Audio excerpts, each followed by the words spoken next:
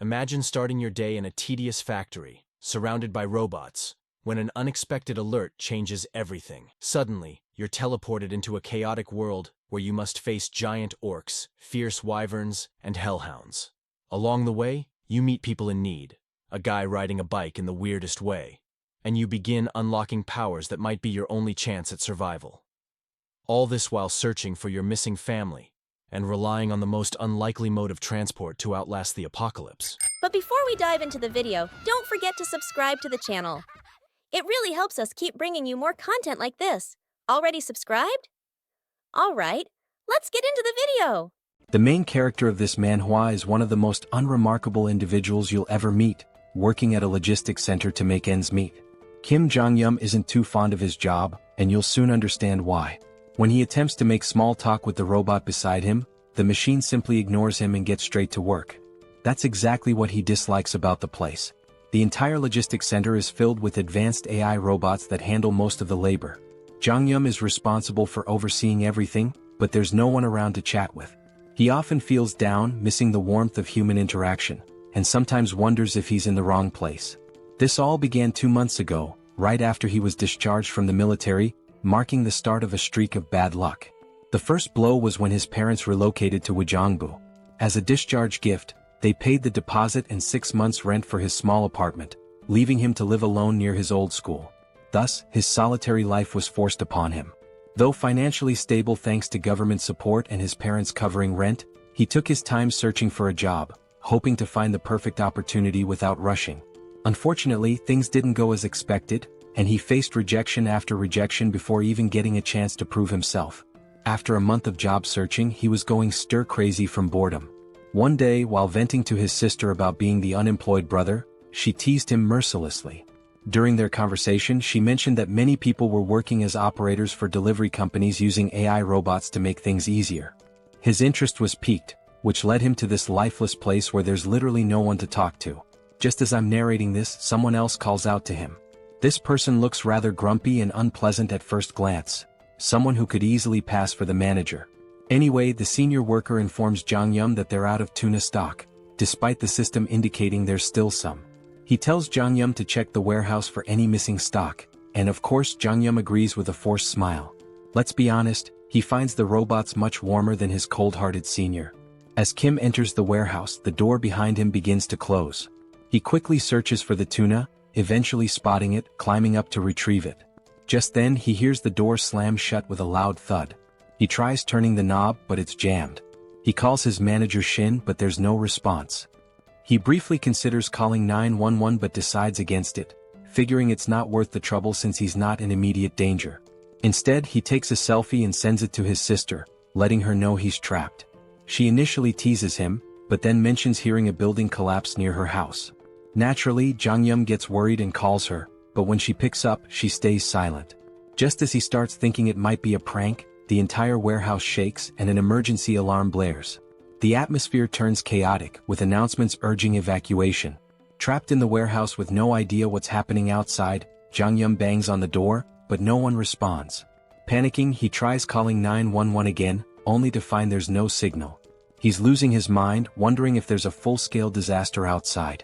Suddenly, he hears something pounding on the door from the other side, each hit leaving massive dents in the steel door like it's made of cardboard. Trembling, he backs away from the door, instinctively knowing things have gone terribly wrong, and if he makes a noise, he's done for. Sweating, he drops to his knees, relieved when the pounding stops, though the noise and screams outside still terrify him. 3 days pass and he's still trapped inside, surviving on whatever food is available. With no one searching for him, he's convinced something catastrophic has happened. He wonders if there's a war going on and feels almost grateful to be stuck inside, thinking he might be safer here. The alarm, which used to blare constantly, has been silent since yesterday, giving him a bit of peace. However, with his phone's battery running low, he's unsure how long he can last. This might be his final note to the outside world, praying someone finds him soon and keeps his family safe. Just when he thought it couldn't get worse, a system window pops up, notifying him that he's been selected and should check his awakened abilities. At first, Jong-yum thinks he's hallucinating, but then another window appears, revealing he's gained his own personal subspace for storing items. He starts to wonder if there's some kind of drug in the tuna cans he's been eating for the last 3 days. Another digital notification pops up, informing him that a target has been designated and asking if he wants to store it. Without hesitation he confirms, and suddenly he feels himself falling, landing hard on the ground outside. Scrambling to his feet, he looks around only to find everything in ruins, debris and wreckage everywhere. He spots his senior lying dead nearby. As system windows keep flashing, our protagonist is too busy vomiting after seeing his senior's lifeless body. The system then announces that a suitable operating system has been found for him and is now being installed. Suddenly he hears footsteps approaching from behind, casting a huge shadow over him, and he's almost certain this shadow isn't human. As the scene zooms out, we see a monstrous orc-like creature with sharp fangs and a massive blood-covered body. Jong-yun starts sweating profusely, trying to calm himself, hoping his worst fears aren't true. He convinces himself that the loud roar he heard 3 days ago might have come from a gorilla or a bear. Still, he doesn't dare look back and instead sprints away as fast as he can, running for his life. Panic rises as he realizes he's being hunted by a literal monster. In his frantic escape, he even steps on someone's entrails. He has no clue why an orc-like creature is here or why it's after him, but one thing is clear: he has to get away. Suddenly, a system window pops up, announcing that synchronization is complete and asking if he wants to enter the subspace. Without a second thought, Jong-yun says yes, just as the monster's hand swings at him. He leaps into the portal, leaving the monster trapped on the other side, groaning in frustration. Jong-yun is confused, wondering why the creature can't follow him. A floating drone appears, explaining that nothing can enter his subspace without his permission, as he is the master of it. The drone further clarifies that the subspace is completely under his control. Shocked, Jong-yun feels a strange sense of déjà vu seeing the drone talk to him. Looking around, he realizes he's back in the PAX Fulfillment Center warehouse, but now it's part of his new subspace. The place is filled with the same robots as before. The system then informs him that as he's entered the subspace for the first time, he will be rewarded with a mana stone. The stone materializes in his hand, but before he can figure out what it does, the monster outside begins pounding on the portal again, startling him. He momentarily forgets he's being hunted by a monstrous beast and asks the system if it's sure the creature can't get in. The system reassures him that nothing can enter without his consent. A new system window appears, informing him that the PAX Fulfillment Center is a 5-story facility with a total area of 10,000 pyeong, approximately 33,000 square meters, and contains everything necessary for improving customers' lives. It can ship products at speeds of 60 kilometers per hour, with a maximum shipment size of 2 meters. Jong-yun is just as baffled as anyone would be by all this information. The system adds to his confusion by stating there are only 2 minutes left until maintenance. Jong-yun, still disoriented, asks if the facility will shut down after 2 minutes. The drone confirms this and explains that he can use the mana stone to power the facility and maintain operations within the subspace. With 1 mana stone he can keep the facility running for 24 hours. Impressed by its efficiency, Jong-yun listens as the drone explains that when the PAX Center was stored in the subspace, its energy system was modified to run on mana stones. Jong-yun, still skeptical, asks if this is even real or just some sci-fi nonsense. Suddenly, the facility's lights shut off, and the drone begins flashing warnings. The PX system explains that the power has been cut, and if energy isn't restored, PX fresh products, items like fresh vegetables, meat and pre-prepared meals, could begin to spoil. Jong-yun realizes that in a chaotic world like this, where outside is a war zone, food is essential for survival. The power outage in the freezers and refrigerators could be a huge problem. He asks the drone if the mana stone can really replace electricity. The drone confirms this, so Jong-yun inquires how he can get more mana stones. The drone replies that mana stones can be obtained from creatures of other worlds. Clearly, Jong-yun isn't thrilled at the idea of confronting a muscle-bound monster that could easily tear him apart. He tells the drone to use the mana stone for now, then rushes into the facility to gather weapons. Inside he grabs as many weapons as he can, but a system window flashes their prices. With limited resources, he's worried he might run out of stock if he throws everything at the monster too quickly. He's also unsure whether these blades can even pierce the monster's thick skin. He figures that wounding the monster slowly rather than trying to kill it outright might be a smarter strategy. Since the creature can't enter his subspace, there's no rush to finish it off in one go. He'll focus on injuring it little by little, ensuring he doesn't waste resources or run out of weapons too quickly. Jong-yun hurls an axe at the monster, but it only grazes its body, which only enrages the creature further. With his original plan failing and aware that his weapon supply is limited, he decides to give the heavy axe another try, hoping it will have a more noticeable effect this time. He asks the system how many axes are left in stock, and to his surprise, he's told there are 15 remaining. He was expecting far fewer, so the number takes him off guard. He quickly checks the location of these axes, and upon reaching the storage area, he's shocked to discover that the axes are duplicating infinitely. The system explains that the items are produced through a process that allows them to be duplicated endlessly. While they can be damaged or altered, they cannot be fully depleted. This revelation leaves Jong-yun stunned. If the system is right, he has an endless supply of weapons at his disposal. Surprisingly, the system confirms this. With this newfound knowledge, Jong-yun feels relieved, knowing he no longer needs to worry about running out of weapons. He can throw as many as he wants at the monster without fear of exhausting his stock. He realizes that his shoulders will probably give out before the monster does, but at least he has a seemingly unlimited arsenal. The system then reveals another useful detail. He doesn't even have to throw the weapons himself. He can automate the process, shipping items from the subspace to the outside world. The system clarifies that shipping can only occur every 30 seconds, but this speed can be increased by leveling up his skills. Jong-yun quickly asks how to launch the weapons, and the system tells him he only needs to think of the registered item and say ship to have it automatically sent out. As soon as the system explains this, Jong-yun says ship, and an axe hurtles through the air at incredible speed, slamming into the monster's grotesque face and bringing it down instantly.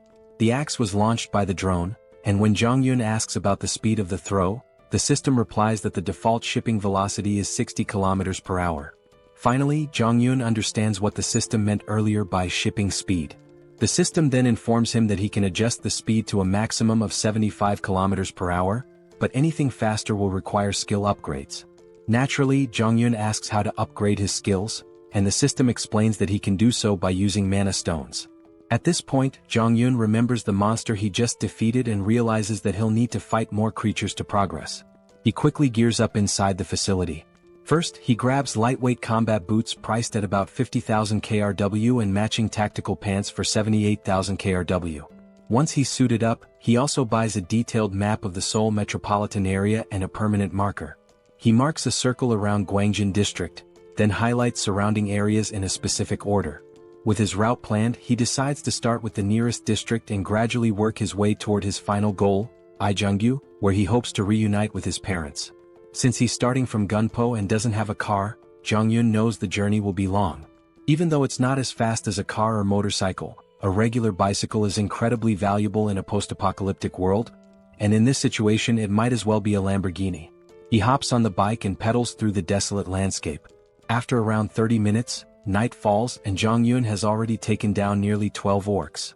He reveals that he's learned a valuable lesson from defeating them, but before he can explain, a new monster appears and tries to attack him. Jong-yun quickly retreats to his subspace, leaving the creature outside. While the monster is stuck, he uses the shipment ability again to launch an axe at high speed. Unfortunately, the axe only hits the monster's shoulder, wounding it but not finishing it off.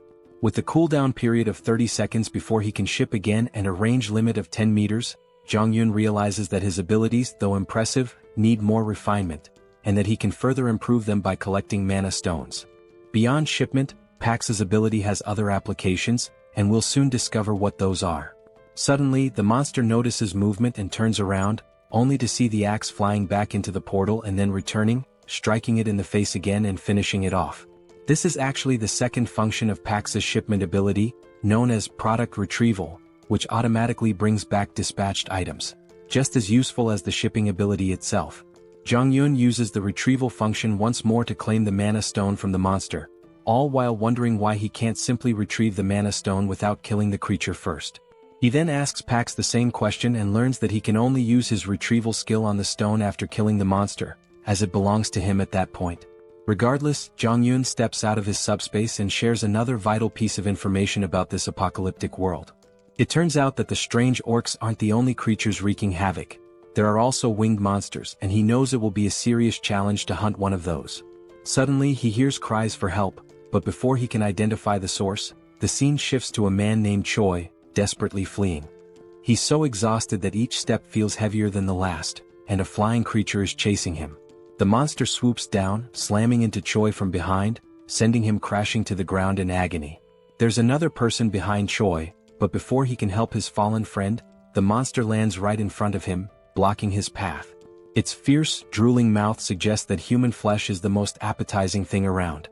However, strangely, the monster doesn't attack the man standing before it. Instead, it fixes its gaze on Choi, who is writhing in pain on the ground. The man, confused as to why the monster is ignoring him, realizes it has been targeting Choi all along, likely because he seems like an easier victim. He feels helpless, unsure of what to do with only a small knife in hand, doubting whether it could even distract the monster. Just then, the sound of a bicycle bell rings through the air, and not surprisingly, it's our boy speeding toward them, though these two have no idea who or what is approaching. Before they can process what's happening, they witness the monster that was hunting them get struck by a projectile, sending it sliding across the ground from the force of the impact. The creature was felled by a single axe throw, leaving both men in stunned disbelief. Jong-yun quickly checks if they are okay, but they're still in shock, their mouths agape as they try to understand how someone on a bicycle managed to defeat a flying wyvern with just an axe. They immediately ask Jong-yun if he's a soldier, bowing their heads in gratitude for saving their lives. Jong-yun, glad they're safe, points to his uniform in response to their question. He explains that he's an employee of PAX FC, and they notice he's wearing the company's gear. This revelation shocks them even more, as they had assumed he was a trained soldier, given his impressive skills and presence. Even though he's not a soldier, his abilities are so extraordinary that if they hadn't seen it themselves, they wouldn't have believed someone could take down a wyvern with just an axe throw while riding a bicycle. Jong-yun is surprised to find out that these people are already familiar with the concept of abilities. One of them confirms this, mentioning that he himself has an awakened ability, though it's just a simple driving skill, which he hasn't had much chance to use under the circumstances. Choi then laughs, admitting that he's a bit jealous because he hasn't awakened any ability of his own. Jong-yun asks if there are more survivors nearby, and Choi explains that there aren't. They're currently in Block C, which houses a logistics center where many people gathered, but unfortunately so did the monsters. Most of the people were attacked, killed, or devoured, leaving only around 10 to 15 survivors who are now hiding in the underground terminal of Block E. He goes on to explain that they were searching for a drivable road and trying to collect essential supplies when the monster attacked them. The other man suggests that instead of continuing to talk there, Jong-yun should accompany them to their living quarters on the 4th basement floor. He assures him that the monsters have never breached that area, so they can sleep peacefully there, and even offer some snacks. Jong-yun considers the offer, clearly interested in seeing the vehicles they mentioned, as he's in desperate need of information about working transportation. Eventually he agrees to join them, though he remains cautious, unsure whether he can fully trust them. As they begin to walk away, we take one last glance at the dead monster lying on the ground. At that moment, Jong-yun discreetly retrieves the mana stone from the creature's body and slips it into his subspace, relieved that the two men don't know about his ability. This way he has an escape plan in case things go wrong. He can always retreat into his subspace if necessary. A while later they arrive at the basement, where they encounter a man who has just taken down an orc on his own. Choi rushes over to his friend, asking if everything is alright and what happened. The orc slayer assures him that all is well, explaining that the orc must have wandered in by accident. Fortunately, it hadn't spotted them, so they were able to take it out easily. No one was injured, but now they're less confident that the place is truly safe. Jong-yun meanwhile feels a surge of fear, realizing how perilous this area truly is. His thoughts are interrupted when the orc slayer asks who he is. Choi explains that Jong-yun is the one who saved them from the wyvern and used to work for PAX FC. He also mentions that Jong-yun is quite powerful, having taken down the wyvern with an axe throw from a distance. Everyone is both amazed and curious about what kind of abilities he might possess. At that moment, a woman rushes toward him, absolutely ecstatic that he saved Yongsu and Byung-kal.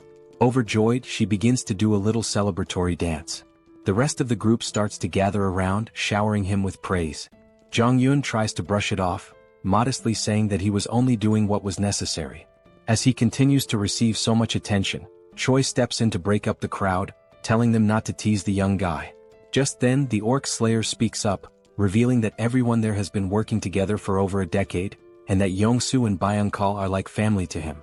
He expresses his deep gratitude for saving them and introduces himself as Lee Jin-mak, the center manager of Daehoon Express Terminal. He even bows respectfully to thank Jong-yun for saving his two friends. After the introductions, Jin-mak gives Jong-yun a quick overview of the place. He explains that while they can't guarantee total safety, it's far more comfortable than being outside.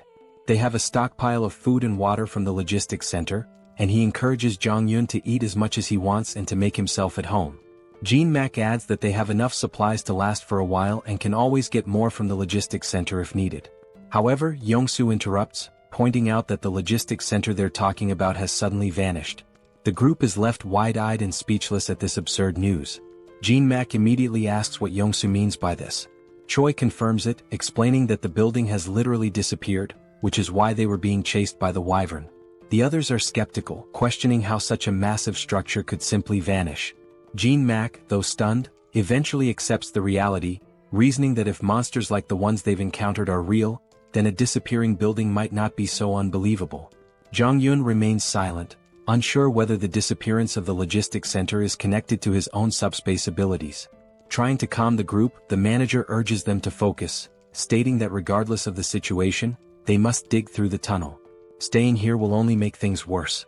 He encourages everyone to stay strong, saying that their time has just come a little earlier than expected and that they need to start heading into the tunnel as soon as possible. The woman from before, now fired up, tries to rally the group, reminding them that even without the logistics center, they must keep moving forward and force their way through. Jong-yun turns to the manager, asking what forcing their way through actually means. The manager explains that everyone has homes elsewhere, and vehicles are essential for getting around. But with the roads blocked, they need to find a way through. Jong-yun's interest peaks at the mention of vehicles, and he asks for more details. The manager confirms they do have working vehicles but says all the roads are blocked. A golf course obstructs the north, containers block the east, and the southern Yangdong Expressway is completely destroyed. The only remaining exit is the tunnel to the west, but unfortunately, a group of wyverns has taken control of it. Up until now, they've survived by scavenging supplies from the logistics center, but now they have no choice but to push through. The manager then tells Jong-yun that he doesn't have to go through the tunnel since the blocked roads only affect vehicles, and there are other ways to escape on foot or by bicycle. Jong-yun, however, insists that he also needs a vehicle, believing it's best to take the tunnel route. The manager doesn't argue further and tells him he's welcome to join them if he's up for it. Jong-yun grins and says he'd be happy to work with them. He also thinks to himself that it's better to keep his abilities hidden for now. While the group seems nice, he knows they've been struggling to survive, and they might not be entirely forthcoming about their situation. Jong-yun understands their need for secrecy and plans to stay cautious as well. He then turns to the manager, saying he wants to check out the situation at the tunnel and the wyverns. He claims he's planning to scout ahead, but in reality he's eager to use his abilities to wipe out the monsters and collect more mana stones. The scene briefly flashes back to when Jong-yun defeated several monsters and saved up 5 magic stones. With these stones, he's now able to reduce the cooldown on his shipping ability to just 5 seconds. That's when he sees 3 new shipping abilities. The first is Precise Delivery, which locks onto a target and guarantees a hit. The second is Simultaneous Delivery, allowing him to send 2 items at once. The third is Automatic Delivery, which lets him deliver designated items automatically, with adjustable timing. While these abilities sound amazing, each costs 10 stones and Jong-yun can't wait to try them out, though he's still unsure about the exact function of automatic delivery.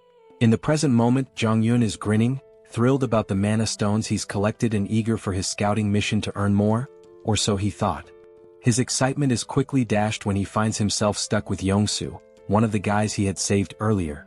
When Jong-yun asks why he's tagging along, Yong-soo replies that it's too dangerous to go outside alone.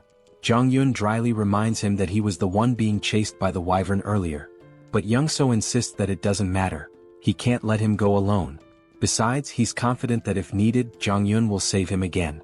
Jong-yun recalls that Yong-soo mentioned he had awakened a driver's ability, so he asks if Yong-soo can see a message window or something similar. Yong-soo replies that he hasn't seen any window, but he feels deep down that he's awakened some sort of ability. It just hasn't fully developed yet. This answer isn't exactly comforting to Jong-yun, who starts feeling more concerned. As night falls, they zoom down the road on their bike at crazy speeds. Jong-yun is sweating in fear as he watches Yong-soo steer the bike with one leg while trying to maintain balance. When Jong-yun asks why he's driving like that, Yong-soo explains that the road is full of cars and it's hard to see. Suddenly, Yong-soo spots a wyvern ahead. Jong-yun quickly tells him to stop because he can't see anything. It seems like the monster has finally noticed them, and as it stares menacingly, Yong-soo nervously asks what they should do. Just then, a projectile strikes the wyvern, taking it down in one shot, leaving Young-so utterly shocked. Meanwhile, Jong-yun calmly tells him to focus and not look back. While speaking, he discreetly retrieves the mana stone and stashes it in his subspace. Finally, Young-so notices the tunnel up ahead and slams on the brakes. Before Jong-yun can ask why he stopped in the middle of the road, the answer becomes clear. They see a horde of monsters crawling around the area. Young-so is absolutely terrified, and Jong-yun wouldn't be surprised if Young-so had already panicked beyond measure. As one of the monsters starts advancing toward them, Young-so is convinced their time is up. Even with the electric bikes, there's no way they can outrun so many wyverns. Just as Young-so braces for the worst, Jong-yun realizes he has no choice but to use his subspace ability. He quickly pulls up his system and dumps his mana stones to reduce the cooldown from 30 seconds to just 5 seconds. Confused, Young-so asks what Jong-yun is doing, but he doesn't explain. Meanwhile, the monster roars and every nearby creature starts converging on them. In the nick of time, Jong-yun shouts, "Ship!" and a projectile drops, taking out the monster and saving Young-so. Looking back, still panicking, Young-so's eyes widen as he spots a portal behind them. After defeating the monster, Jong-yun quickly grabs the stones and tells Young-so to stay close. It's the only way he can protect him. Young-so agrees, though he remains completely clueless about what's happening or why there's a logistics center behind them. Just then, more monsters appear, but Jong-yun swiftly deals with one using his axes. As more monsters prepare to attack, Young-so panics and stumbles back, eventually falling into Jong-yun's subspace. The monster crashes into the subspace barrier, while Young-so falls to the ground in shock. The monster regains itself and charges again, but Jong-yun slips into his subspace just in time. The creature slams into the barrier once more before being taken down by another axe. Young-so watches in awe, unsure what to be more impressed by, the logistics center or the flying axes, but he's certain of one thing. To Jong-yun, these monsters are nothing more than nuisances, and this tunnel is just a minor obstacle he can clear without breaking a sweat. Young-so reflects on how everyone back at the base was relying on the delivery vehicle for safety and food transport, and how the tunnel was part of their escape route. Even if they made it through, monsters still lurked outside. But for Jong-yun, things are different. He only needs the vehicle for transportation since he can handle any threat with ease. Young-so even begins to feel a tinge of jealousy, thinking how with an ability like Jong-yun's, he could reunite with his family much faster. He wonders why Jong-yun needs a vehicle in the first place. Suddenly they notice the monsters starting to retreat. Jong-yun is intrigued, noting that these creatures are smarter than expected since they're fleeing rather than rushing into danger. As Jong-yun collects the mana stones, Young-so spots a blue stone hovering in the air and asks what it is. Jong-yun, surprised, asks if he's never seen a mana stone before. Young-so admits he hasn't, so Jong-yun explains that he uses them to boost his abilities. Young-so finally understands and wonders if he'll ever get a chance to use one himself. This clears up why Young-so didn't bother extracting the mana stone from the orc earlier. Young-so points out that with abilities like Jong-yun's, he could easily clear the entire tunnel on his own. Jong-yun replies that he didn't come here intending to clear the tunnel. He just wanted to check it out. If it seemed manageable, he'd sneak through quietly and not show off his powers. Young-so apologizes for tagging along, but Jong-yun reassures him that it's fine. He didn't know the way to the tunnel anyway, so if he had come alone, he wouldn't have made it this far. He then suggests they head back since the wyvern has retreated, but it could return soon. At that moment, Young-so asks how far Jong-yun plans to travel that he feels the need for a vehicle. Jong-yun explains that he's trying to reach his family, with his final destination being Wajongbu, near the Gangnam district. This revelation surprises Young-so because his own destination is along the same route. He shares that he's heading to Indaequan, which is on the way, and asks if it would be too much trouble to let him tag along until then. Jong-yun hesitates, unsure how to respond, but Young-so continues, admitting that even if he makes it through the tunnel, he's not confident about reaching home safely. His driving ability isn't much help in combat, but since Jong-yun can fend off monsters, he might have a better chance of reuniting with his family. Young-so then promises to help Jong-yun get to Gangnam faster than anyone else and swears he won't be a burden. He even offers to provide food along the way. Jong-yun starts to see some merit in this partnership. Young-so's driving skills are impressive, and more importantly, with him around, his secret abilities might stay hidden. It's a mutually beneficial arrangement since Jong-yun fears that if word got out about his powers, people might try to use or even eliminate him, though that might be overthinking. Still, better safe than sorry. Ultimately, Jong-yun agrees to let Young-so come along, and Young-so beams with excitement like a child in a candy store. Jong-yun then informs him that he'll handle clearing the tunnel, but emphasizes that Young-so should keep his abilities a secret and make sure others don't interfere. Young-so eagerly agrees, vowing to make sure everyone cooperates and stays out of the way. However, things don't go as planned. Young-so, in his excitement, ends up telling everyone that Jong-yun will clear the tunnel using his awakened abilities. All they need to do is wait outside until he's finished. Jong-yun is left in disbelief, realizing that Young-so just spilled the secret. The others are stunned by the news and eager to watch Jong-yun in action, while Young-so proudly explains. Meanwhile, Jong-yun curses his bad luck, knowing he's now stuck in a difficult situation. In the end, Jong-yun steps forward and announces that by the next morning, he'll have the tunnel cleared so everyone can leave. In his mind, helping them seems like the best option, especially since they still have food, which should keep things calm for now. However, once the supplies run out, chaos might ensue, so it's smart to clear the tunnel and ensure everyone's safety. Just then, the manager approaches Jong-yun, stating he won't pry into his abilities or ask questions about them. Instead, the manager expresses respect for Jong-yun's decision to help everyone. He offers some food from their reserves as thanks, which surprises Jong-yun. This level of generosity feels overwhelming. The manager explains that because Jong-yun risked his life scouting the tunnel, the least they can offer is a bit of food. Now that he's clearing the tunnel for them, they feel like they can't repay him enough. They apologize, saying that all they can offer is their gratitude. Jong-yun insists that he did it for his own reasons and that they don't need to go to such lengths. He tells them to keep the food for their families, but Young-so steps in, telling Jong-yun to accept it, reminding him that he also has a family to think about. At that moment, Jong-yun sees how eager everyone is to reunite with their loved ones, which fills him with a sense of sadness. He doesn't want to let them down. The next morning arrives, and when they reach the tunnel entrance, Jong-yun instructs everyone to stay back. He begins pedaling into the tunnel, determined to clear it out and return. As he gets closer, he spots the monsters ahead. But before the scene shifts to his battle, it flashes back to his childhood. We see a young Jong-yun with a sore eye from a fight with his sister. He complains to his father, leading to another argument with his sister, which ends with them brawling in front of their dad. That's when his father comments on how close they seem, reflecting on how he was an only child and always envied the bond between siblings. He tells them that, despite their fighting, they'll eventually realize how precious family is. Suddenly, their mother bursts into the room, sparking a lively argument between the parents. Jong-yun feels a warm sense of family in that moment. The scene transitions back to the previous night, where Jong-yun, seeing how excited everyone was about reuniting with their families, reflects on his own family memories. He knows they're relying on him to clear the path. They spend the night filled with hope and anticipation, waiting for Jong-yun to ensure their safety. After midnight, as everyone sleeps, Young-so wakes up to use the bathroom. Noticing that Jong-yun is missing, Young-seo heads outside and asks the patrolling guards if they've seen him. They tell him that Jong-yun mentioned stepping out for some fresh air a while ago. Curious, Young-seo walks further ahead, scanning the area, and eventually spots Jong-yun. He quickly asks why Jong-yun can't just go to sleep, to which Jong-yun replies that he can't sleep there.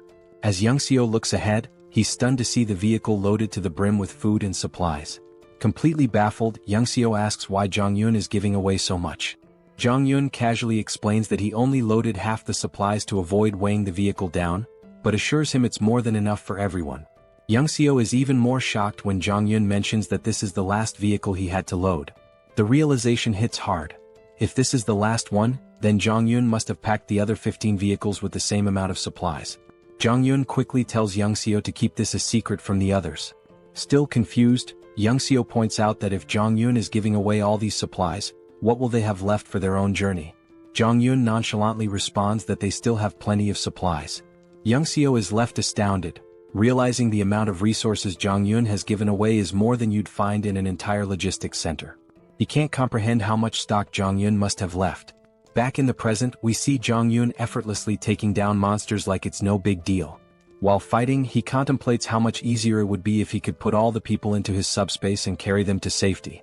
Unfortunately, his system informs him that with his current subspace level, it's impossible. However, if he reaches subspace level 2, he could carry up to 20 people. To level up, he needs at least 100 mana stones. After mentally counting, Jong-yun notes there are about 40 monsters left, with a few fleeing. The numbers aren't enough for him to level up here. He realizes he'll need to find another way to gain experience, especially since he wants to eventually bring his family into the subspace. Suddenly, Jong-yun notices something strange among the fleeing monsters. A closer inspection reveals a stronger, more imposing version of a wyvern, clearly some kind of boss-level monster.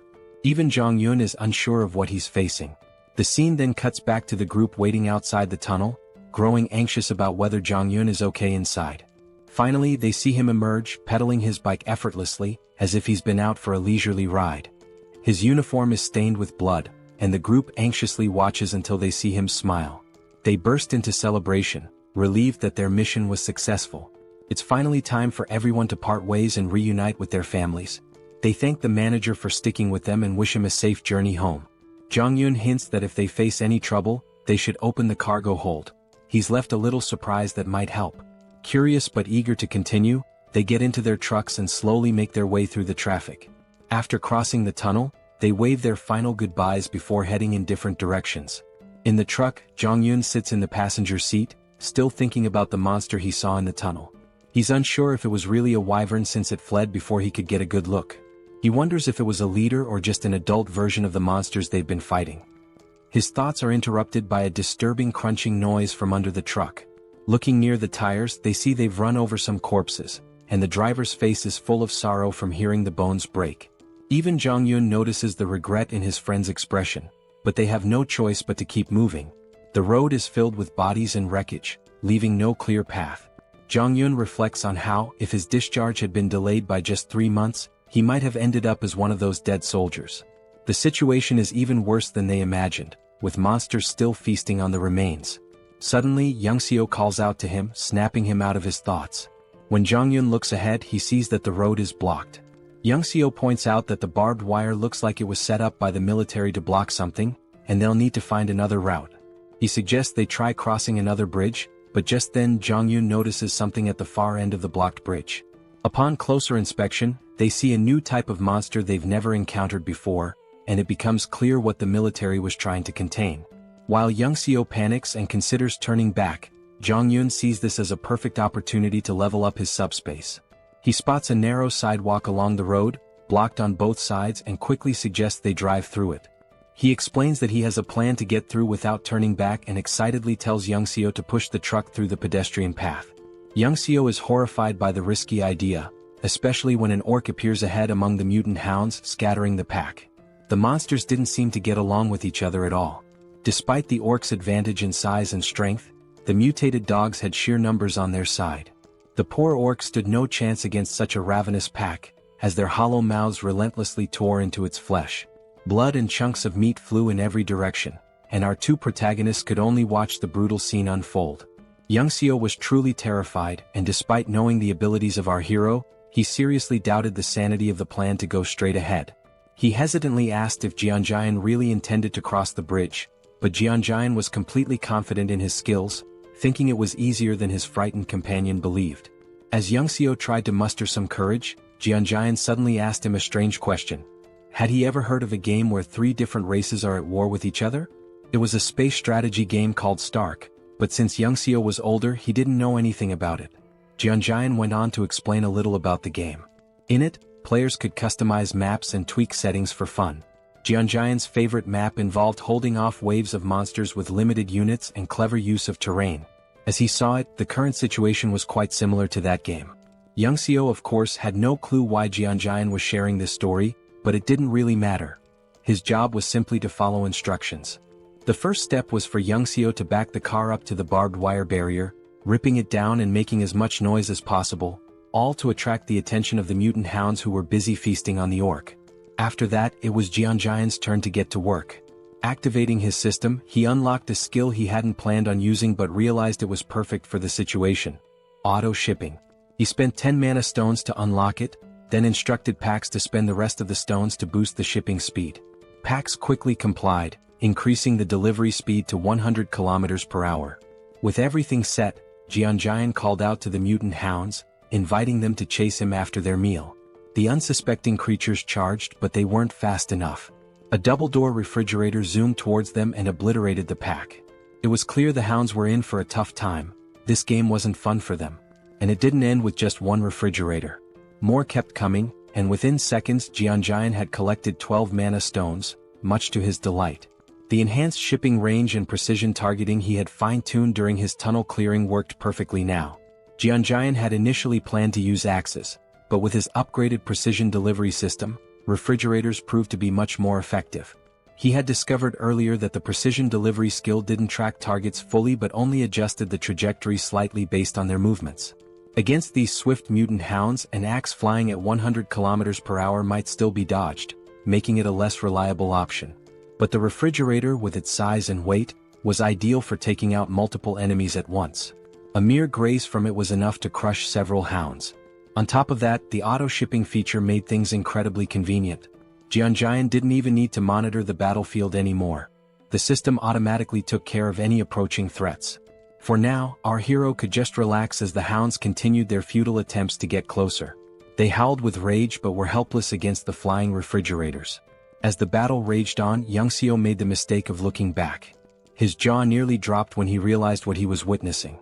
He had thought Jianjian could only throw axes, but what he saw was beyond his wildest imagination. Refrigerators flying through the air, one after another, every 2 seconds.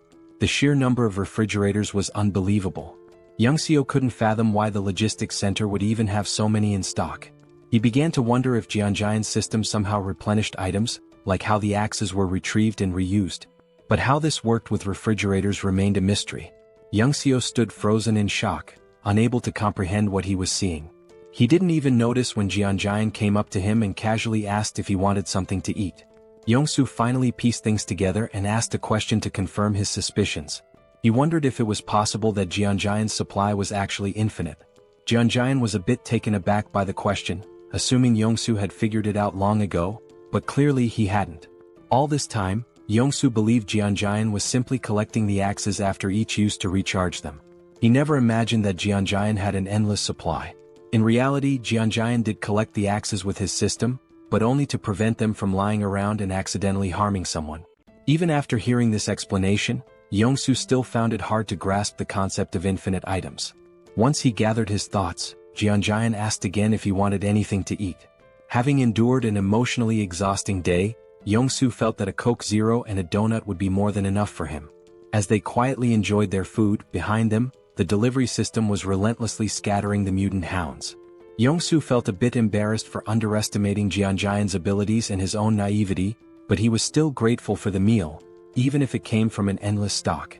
Jianjian was happy to share and thanked Yongsoo for trusting him from the start. He told Yongsoo that if he ever needed anything he should just ask since he had almost everything in stock. However, Yongsoo wasn't keen on overusing someone else's generosity. Jianjian had already done enough by clearing the path of monsters and helping him get home faster. Once they crossed the bridge, it would only take an hour for Yongsoo to reach his house. Jianjian was glad to hear his friend would soon be reunited with his family, though he could sense Yongsoo's worry about what might be waiting for him there. Yongsoo hoped his family was safe, and Jianjian understood the concern all too well. He was worried about his own parents and sisters as well.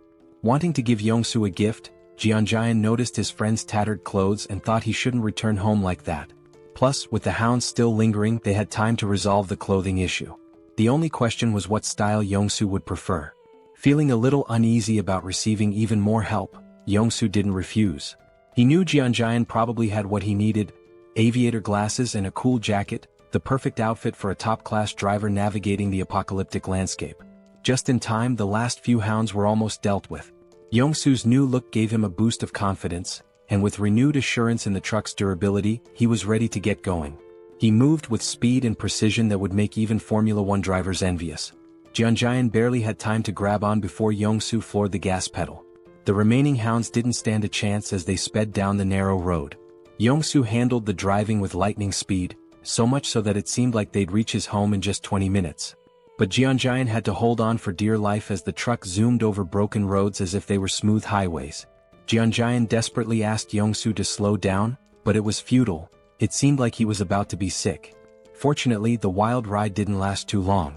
They finally arrived at Yongsoo's destination, or rather what was left of it. His home was now nothing more than a ruin. Yongsoo stands in front of his house, looking out at the wrecked buildings through the window. The destruction is overwhelming, and he tries to reassure himself that these buildings were just old. That's why they crumbled. But deep down, Yongsoo's hands are shaking. He's right at his own doorstep, frozen with fear, dreading what might be inside. The thought haunts him: what if his family isn't there? What if he opens the door to find their lifeless bodies? The fear feels suffocating. He keeps repeating that they're safe, that when he opens the door, everything will be okay. But his hands won't move. He's paralyzed, unable to turn the handle. Kim, standing behind him, watches, understanding exactly what Youngso is feeling. He had driven like a maniac, covering a journey that would normally take an hour in just 20 minutes, fueled by the hope of reuniting with his family. It shows just how desperate he was to get here. But now, standing before the door with the potential of finding something horrifying, Youngso can't bring himself to move. He knows that if he finds death behind that door, it might destroy him too. Sensing this, Kim steps forward, places a supportive hand on Youngso's shoulder, and offers to open the door for him. Youngso freezes, frustration and fear etched on his face.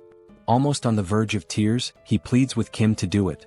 Kim, understanding the fear of facing one's worst nightmare, steps up to the door. If he were in Youngso's position, he'd be scared too, wanting someone else to open it for him. Turning back to reassure Youngso one last time, Kim tells him he's about to open the door. But before Kim's hand reaches the handle, the door opens from the inside. Both Kim and Youngso freeze in shock. Youngso's eyes widen as he sees his wife and daughter standing there. His wife calls his name softly, her voice warm, and his daughter shouts, "Daddy?" Youngso's wife starts crying, and soon he's breaking down too. She runs to him, and the three embrace tightly as if they'll never let go. It's a deeply emotional moment. Kim, standing a short distance away, watches quietly, giving them space. Through tears, Youngso asks his wife how she knew to open the door. She explains that she heard voices outside and saw him through the peephole, which is why she opened it. His daughter, still crying, blurts out, "Dad, I hate you. Why did you make me wait so long? I was so scared." After a while, Youngso's wife notices Kim standing in the background and asks, "Who's this?" Only then does Youngso remember Kim's presence. But before he can respond, Kim's vision blurs and suddenly he collapses. Youngso shouts for him, but Kim can't hear anything. His body is shutting down, and after 3 or 4 days without proper sleep, exhaustion finally overtakes him. Darkness envelopes him and he slips into a dream. In the dream he's struck, but not by a fist, by a pillow.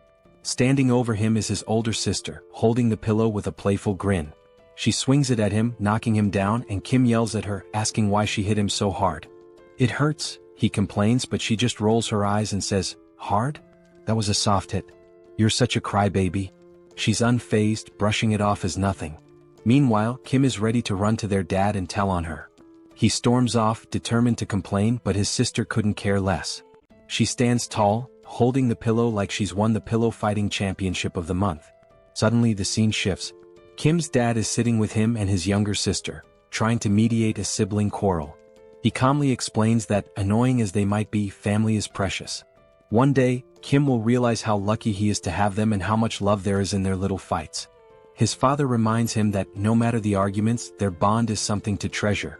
Just then, Kim's mom storms into the room, scolding his dad for not helping with dinner when she asked. She's frustrated, telling him she needed help, but there he is, just lounging around. The scene cuts to the whole family at the dinner table, enjoying delicious food, laughing and sharing stories. As they eat, Kim's mom eyes his older sister, Soil, suspiciously and asks if she's got a crush on someone, noticing how she's always on her phone. Looking nervous, Soil explains that she's just texting her friends non-stop. It's just how things are nowadays. From the outside, their family is filled with pure joy and warmth. Kim's dad, unable to resist, talks about how Soil is interested in boxing, suggesting she check out a sports club at the local middle school. With a smirk, Soil admits that the boxing club is the real reason she chose that school. Kim's ears perk up at the mention of middle school. Fast forward a year, and we see Kim attending the same middle school as Soil. He's excited, ready to make new friends and have fun, but things don't go quite as he had planned. Instead of finding new friends, Kim ends up being bullied daily by the older students. They beat him, mock him, and Kim, who tends to be sensitive, doesn't fight back. He endures the blows day after day. But then one day someone steps in. Soil, his fierce older sister, storms in like a force of nature. With an intense, threatening look, she grabs one of the bullies by the hand and breaks it with a single punch. Kim feels relief seeing his sister, his rescuer, but that relief is short-lived. Frustrated by her brother's weakness, Soil declares that his training starts now. And so, Kim's grueling training under his ruthless sister begins. It's brutal, but it pays off. Soon, no bully dares to approach Kim again. For a while, life seems to settle down. Kim makes friends, enjoys himself, and coasts through middle school. But time flies, and one day his younger sister lands a job at a nursing school, catching both Kim and Soil by surprise while Kim is lounging on his PS5, barely keeping up. Then, a moment arrives that flips his life upside down. Kim's dad walks in and tells him the time has come. Kim doesn't understand at first, but when it sinks in, it hits hard. It's time for him to enlist in the military. The family worries, though Kim tries to put on a brave face.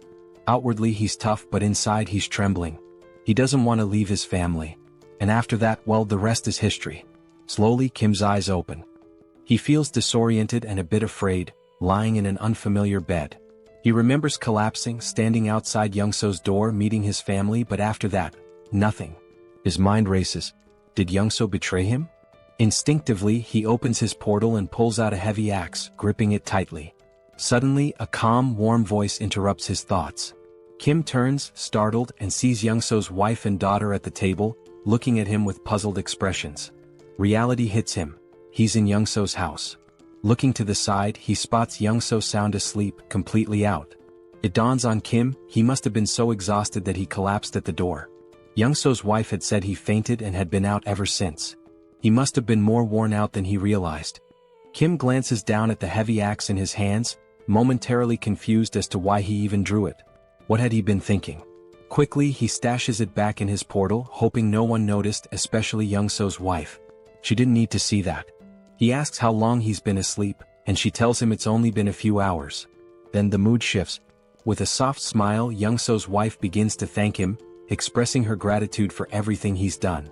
Kim can feel the weight of her words, how he saved Youngso's life and brought him home safely. The gratitude in her eyes and her slight bow make him feel uneasy. Kim isn't used to this, feeling awkward and a little nervous, wanting to brush it off as no big deal. He thinks about how Youngso had helped him too. It hadn't all been on him.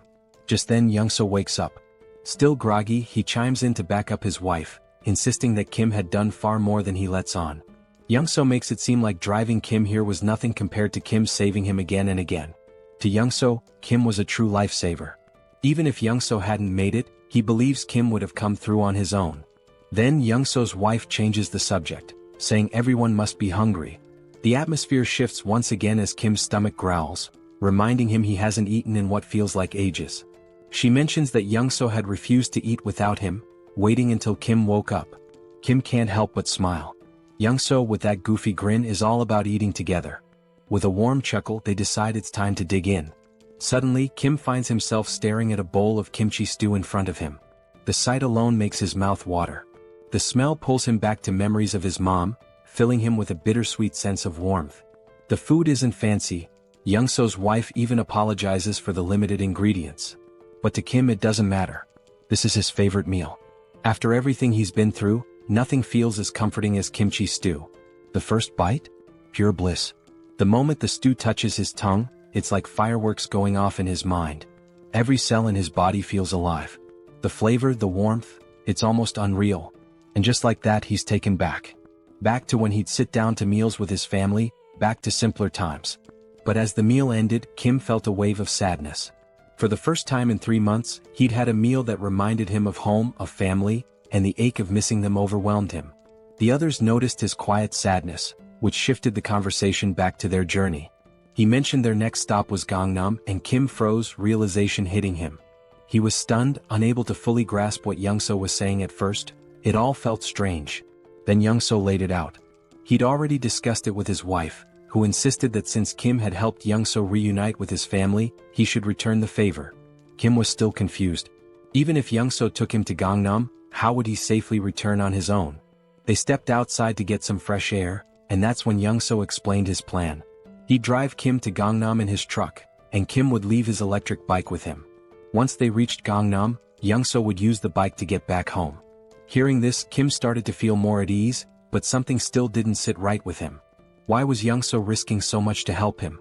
Sure, Youngso was an amazing driver, and with the bike he could avoid most threats. But Youngso didn't have any fighting skills, so if he encountered a large monster, it'd be over. With a truck full of supplies and his family safe, why was he risking it all? Unable to shake his doubts, Kim finally asked the question that had been weighing on him. Why was Youngso putting himself on the line for him? Youngso smiled knowingly, like he'd expected the question. Then he revealed his reason. Why had Kim helped him in the first place? Kim hadn't asked for anything in return or demanded any favors. He just helped. Without Kim, Youngso wouldn't have survived that tunnel. Now, he wanted to return the favor because they were in the same boat. Kim might have special powers, but that didn't make his life any less challenging. Youngso understood what it felt like to be desperate, clinging to the hope that his family was safe somewhere. That's why he'd risked the tunnel, and now he wanted Kim to feel that same happiness of reuniting with loved ones. With a sly grin, Youngso reassured Kim that he wouldn't take unnecessary risks. He was confident his driving skills would get him out of any tough spots, so Kim didn't need to worry. Then Kim had a flashback to when he first set out for the tunnel and saw a car with keys inside. Youngso could have left the group behind, but he didn't. He stayed and helped. That's when Kim realized Youngso wasn't about to leave him. He just didn't want to admit how far he'd go to help. Kim smiled and agreed, but with one condition.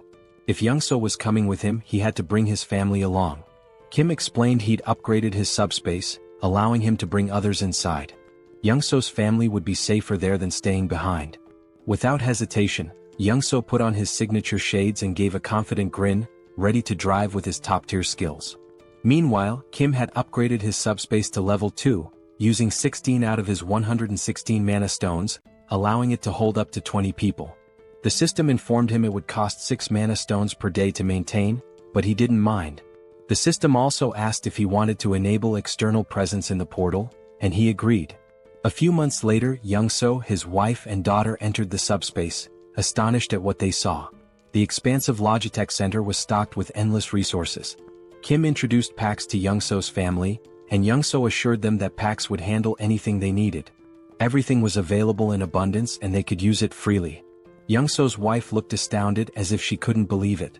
Kim told them he had some tasks to attend to and encouraged them to enjoy the place for now.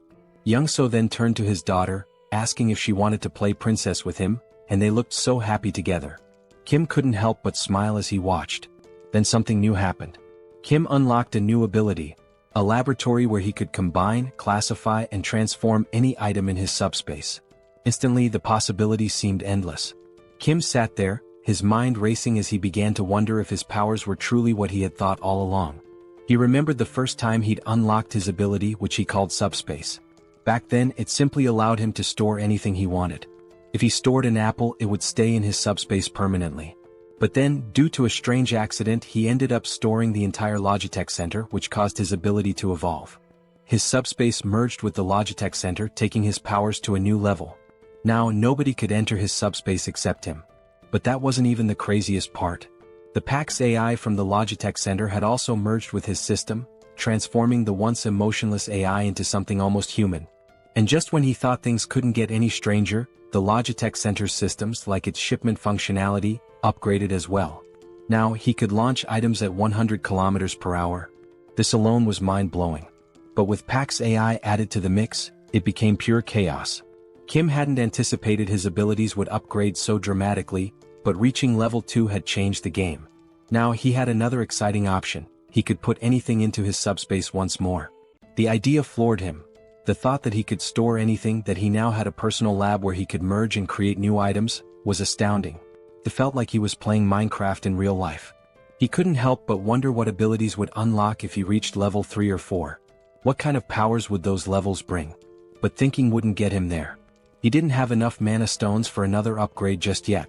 So for now, he focused on deciding the next thing he'd add to his subspace. Last time, it had been the Logitech Center, which turned out to be a blessing.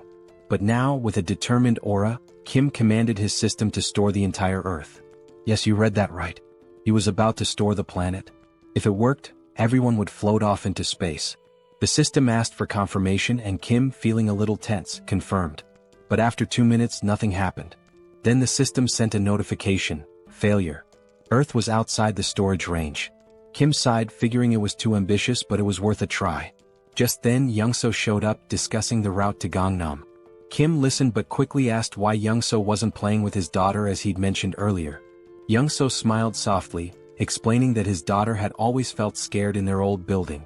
But here in this new place she finally felt safe, and that's why she'd been able to fall asleep. It was all thanks to Kim. Youngso expressed his gratitude, but Kim, ever modest, reminded him that he'd been a huge help too. Without Youngso's driving skills, he wouldn't have made it this far. In his mind they were even. But Young-so, with a serious tone, insisted he'd do whatever he could to support Kim. The scene shifted, and there they were, Young-so in full driving mode wearing his signature shades and Kim feeling the tension in the air. Something felt wrong. Young-so, smiling, casually remarked that driving was his one true skill, and he was confident no one could match his speed. He told Kim to buckle up because things were about to get intense. Kim knew exactly what was coming and braced himself. Then it happened. Young-so floored it and the truck surged forward like a rocket. In no time they had covered a massive distance. But everywhere they looked was pure destruction. The ground was torn apart, buildings in ruins.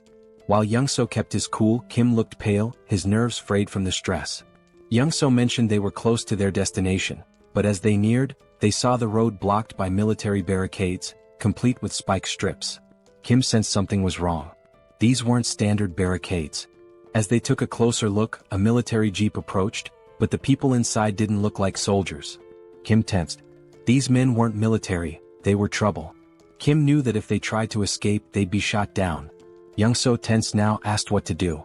Kim opened his portal, telling Young-so to get in, and assured him he'd handle it. Without hesitation, Young-so slipped into the portal, leaving Kim to face whatever came next. Kim stepped out of the truck as three men approached, guns in hand, strutting like they owned the place. One of them, all muscle and little brains, ordered Kim out of the truck. Kim, barely holding back a smirk, stared them down with a cold glare. Without a word he got out. They opened the truck's cargo and were stunned to find it packed with food. Their eyes lit up like they'd just hit the jackpot. They turned to Kim asking if the food was his. Kim, as calm as ever, nodded. But the musclehead stepped forward, puffed up with arrogance, and declared that the food wasn't Kim's anymore. Now it was theirs. Kim knew these clowns were far from military, they were just greedy thugs after his supplies. The musclehead tried to look intimidating as he questioned Kim about where he got all this stuff. Kim played dumb, pretending to be a clueless delivery guy and claimed he worked at the Logitech Center. But they didn't buy it and pressed him on where the center was located. Calmly, Kim explained that even if he told them, they'd never make it there. The roads were blocked and monsters were everywhere. He himself had barely made it out, just trying to survive. The musclehead looked unimpressed, glaring at Kim and asking how much more loot was left at the center. Kim, staying in character, replied that the food in the truck was only a small part of what was stored there. One of the others glanced at his watch, muttering that it was almost time. Kim was puzzled. What was the rush? Before he could figure it out, wham! The musclehead punched him hard in the stomach and Kim crashed to the ground, wind knocked out of him. Before he could catch his breath, the bulky guy behind them clamped a cloth over Kim's face, knocking him out cold. When Kim woke up, he was tied to a chair in a dim room. His vision was still blurry, but he could see the bulky thug sitting on a makeshift commander's throne. Nearby, a body lay on the ground, a pool of blood spreading around it. Clearly a dead soldier. Kim quickly pieced it together. These guys had taken over the military base. The bulky guy started talking, bragging about how they'd wiped out the military and made themselves the new rulers here. Apparently they'd been fighting Vibrants, monsters that swooped in every day at 6 p.m. The military had tried to fend them off with guns but couldn't keep up, so they'd recruited people like him and his crew. When the military was overrun, the gang had taken control, and now the bulky thug was the self-proclaimed commander. He made it clear that Kim was only alive because he needed him. Kim's task? To head back to the Logitech Center with some of the gang and raid it for more supplies. If he succeeded, maybe they'd let him join their group for protection. Kim was beyond annoyed. He was done with these lowlifes. Standing there, he decided what to do next. It struck him. This military base would make a perfect addition to his subspace. Without hesitating, he commanded Pax to store the entire Joint Commander Communication Headquarters in his subspace. The thug didn't even notice what was happening. He just sat there, confused as the entire base vanished around him. 1 second it was there, the next, poof, it was gone. He was left in his chair, now in the middle of nowhere, utterly clueless. By the time the thug realized what had happened, it was too late. Kim had already disappeared into his portal, leaving the thug sitting alone in the wasteland with nothing but his chair. At least Kim left him something to sit on. Around him, the thug's crew was completely baffled.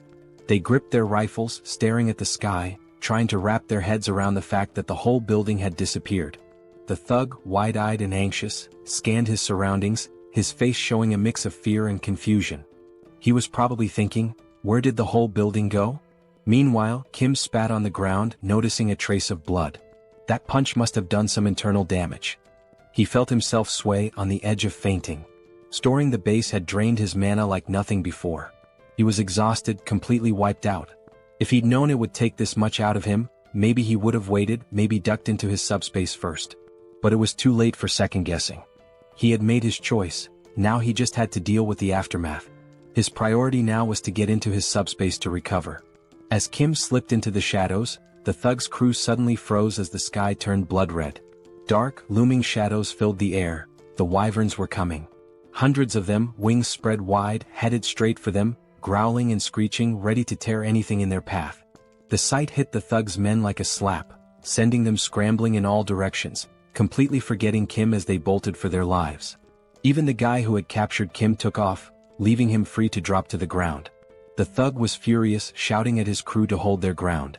He yelled that their rifles could still take out the smaller wyverns, vowing to handle the largest one himself. But his men weren't listening, they were too busy running. Rage twisted his face as he cursed them, calling them traitors. Then bam! The ground shook. Something huge landed behind him, shaking the earth. He turned slowly, terror contorting his face, only to see a massive wyvern towering over him. This one wasn't like the others. It stands a solid 20 feet tall, with black scales gleaming under the blood-red sky, and its piercing yellow eyes locked on him with deadly focus. This wyvern is 20 times larger than any he's ever encountered, a real monster brought to life. Amidst the chaos, we see Kim slipping into his subspace, bringing along an injured soldier. The system pings asking if Kim wants to allow the outsider in. Kim nods, weary but resolute, and both are let inside. Kim feels exhaustion pulling him down even further, and he knows he's just seconds from passing out. His mind races, he barely managed to sneak himself and the soldier in, and he realizes he'll have to be careful with these aftereffects. Storing something as massive as a whole base during such a critical moment might be risky next time. The black-scaled wyvern is still looming behind, its fierce gaze fixed directly on him, making Kim wonder why it's so intensely focused on him. Meanwhile, Pighead stands confidently before the wyvern, boasting about his new physical enhancement power, bragging he can shatter boulders with a single punch. Without hesitation, he swings at the wyvern, but to the enormous creature, it's nothing more than a mosquito's tickle. The wyvern doesn't even react. Suddenly, a bone-crunching sound fills the air. Kim, dreading what's happening, turns around slowly to see Pighead's fate, eyes widening in shock. With a single chomp, the wyvern swallows Pighead whole. Just like that, he's gone. Young-soo rushes over to Kim, checking if he's okay. Kim assures him, though he's clearly drained, his energy barely hanging on. He managed to bring the injured soldier along, who looks worse for wear. Kim and Young-soo gently lay the soldier on a bed, relieved to see he's mostly unharmed, with just a few scratches. But the man is severely malnourished. Kim recalls Pighead's rant about taking over the military base while struggling with food shortages, which must have left the soldier without proper nutrition for weeks. Young-soo then mentions something strange happening in Kim's subspace. An enormous structure has appeared, and not just any structure, it looks like an entire city. He leads Kim to a vantage point and Kim's jaw drops. He thought he'd stored just the military base, but somehow he transported the whole base city into his subspace. His mind races, he hadn't realized the extent of his power. He'd only commanded the system to store the base, but without specifying a building, it interpreted it as the entire city. Young-soo is equally stunned, staring in awe at this impossible sight. Kim realizes he needs to explore the military base thoroughly. Young-soo agrees to watch over the soldier and let Kim know when he wakes. Kim hops into his Mercedes and begins driving through the military base city, his mind buzzing with possibilities. Weapons, ammo, gas masks, military vehicles, even tanks. It's the ultimate jackpot for surviving the apocalypse, but there's a catch. Unlike the Logitech Center, where PAX handles everything and can send supplies directly, this sprawling city means he'll have to locate and retrieve each item himself. As he drives, Kim starts to grasp just how huge this place really is, realizing he has a massive job ahead of him to map out every corner. If he'd known it was this vast, he might have stored all the weaponry and supplies directly in his subspace. Now he's planning his next move. Once he identifies the locations, he'll send Young-soo to retrieve ammo and weapons, while he prepares to strike from his portal. Then a crucial thought hits him: supplies here aren't endless. Unlike the Logitech Center's infinite stock, resources from the base could run out. No more limitless bullets or grenades for reckless use. As he's lost in thought, Pax suddenly appears, casually correcting him. Pax explains that the base isn't an ordinary storage area. It's been fully integrated into the Logitech system format. Kim's jaw drops as Pax continues, revealing that since the military base has merged with his subspace, he can now command it just like the Logitech center. Kim can hardly believe it, but Pax confirms that the base is synchronized. He'll have unlimited access to its supplies, vehicles, and equipment, just like in the Logitech center. This changes everything. Kim can barely comprehend it. His mind races through the possibilities, his face a mixture of shock, wonder, and pure excitement. He asks Pax for double confirmation. Are they really talking about endless rifles, ammo, grenades, everything? Pax nods, and it's like Kim's entire reality has flipped upside down. This isn't just groundbreaking, it's downright game-changing. Still buzzing with excitement, Kim needs more details. He asks Pax how long synchronization will take. Pax admits it's a massive job with only 0.81% done so far, so there's no clear timeline. But Pax offers a solution. If Kim prioritizes specific items, Pax can sync those first, making them immediately accessible. Without hesitation, Kim lists his essentials. Rifles, ammo, grenades, vehicles, and fuel, the lifeline for surviving this apocalypse. Kim smirks, knowing that with these at his fingertips, there's nothing out there he can't face. Pax informs him that the synchronization will be ready in just 10 minutes. After that, he'll have unlimited access to all the weapons, vehicles, and supplies he needs to go full throttle. Feeling a surge of confidence, Kim asks Pax if there's a security system, something to ensure no one touches the base without his direct approval. Pax confirms with a simple, yes. Satisfied, Kim tells him to lock everything down immediately. Kim thinks about it for a moment, not that he doesn't trust Young-soo and his family, but he's unsure about this soldier they saved. Standing by his portal, he realizes he now holds power over food, vehicles, and weapons in his hands, hoping the outside isn't as chaotic as he suspects. But outside it's a nightmare. The wyverns are on a rampage, tearing through Pighead and his lackeys one by one. Kim understands that the chaos outside won't settle down anytime soon. Back inside, he and Young-soo prepare for battle. Young-soo dons his old boss uniform, looking every bit the part, and Kim grips his M416 rifle, locking and loading. In front of them is a massive crate filled with endless ammo. Young-soo, with a hint of nostalgia, remarks it's been years since he held a gun and never thought he'd be back in action. Kim reassures him. He's duplicated thousands of rounds, each box loaded with 10,000 bullets. Young-soo doesn't need to worry about running out or jams. Kim throws Young-soo a little challenge, asking if he still remembers how to shoot. Smirking, Young-soo picks up his own M416, telling Kim he's about to show him just how skilled he was back in the day. He takes aim, exhales, and fires. Every shot hits its mark, taking down wyverns one after another. Headshot after headshot, Young-soo drops over 50 wyverns in record time. After half an hour, his gun is red hot, smoke thick in the air. When the haze clears, the floor is littered with wyvern bodies. Adrenaline still pumping, Young-soo admits he hasn't enjoyed himself this much in years. He thinks they've cleared them all and are ready to move on. But Kim's face is tense. He has a nagging feeling. Kim warns Young-soo, saying not all the wyverns are dead. Young-soo looks around, confused. Every wyvern he can see is down. But Kim mentions a massive black-scaled wyvern he saw earlier, unique and ominous. Young-soo is skeptical, but then the scene shifts, revealing the creature Kim described. Hidden in the shadows behind Kim's portal, the black dragon waits, silent but fierce, as though it knows Kim and his team are inside and is simply waiting for the right moment to strike. Young-soo peers outside, squinting but sees nothing. He wonders if Kim is just being paranoid. Then Kim shares an idea. What if these massive creatures are lying in wait, hidden and ready to pounce the second they step outside? From what he observed, that black wyvern seemed too smart for comfort. Young-soo agrees, noting that in this post-apocalyptic world, caution isn't just smart, it's survival 101. Then Young-soo has an idea. Could a remote-controlled car serve as bait? Would that huge beast chase a small moving target? They decide to give it a try. The scene shifts, showing both men with remote-controlled cars, each with a humanoid doll mounted on top. With a deep breath, they count to 3 and send the cars forward. The dolls roll out of the portal, looking like humans stepping into the danger zone. In an instant, a massive wyvern swoops down, claws piercing the doll's torso and ripping it apart. Young-soo's jaw drops in disbelief. He can't believe the wyvern was actually lurking back there. His eyes widen in terror as he watches the beast tear the doll apart, its massive teeth glinting in the light, each one nearly the size of Young-soo himself. In the next instant, the wyvern turns, its glowing eyes fixed on the portal. Without hesitation, it lunges forward, trying to force its way inside. Kim's heart skips a beat. He shouts for Young-soo to start firing. Together, they unleash every round of ammo they have on the beast. For 15 solid minutes, they pour bullets into it, the room filling with thick smoke. They think maybe they've taken it down. But as the smoke clears, those glowing eyes remain fixed on them. The wyvern, undeterred, shoves its head closer, drool dripping as it tries to devour the portal itself. Young-soo and Kim stumble back, horrified. They can see every detail of the wyvern's mouth, its deadly teeth just inches away.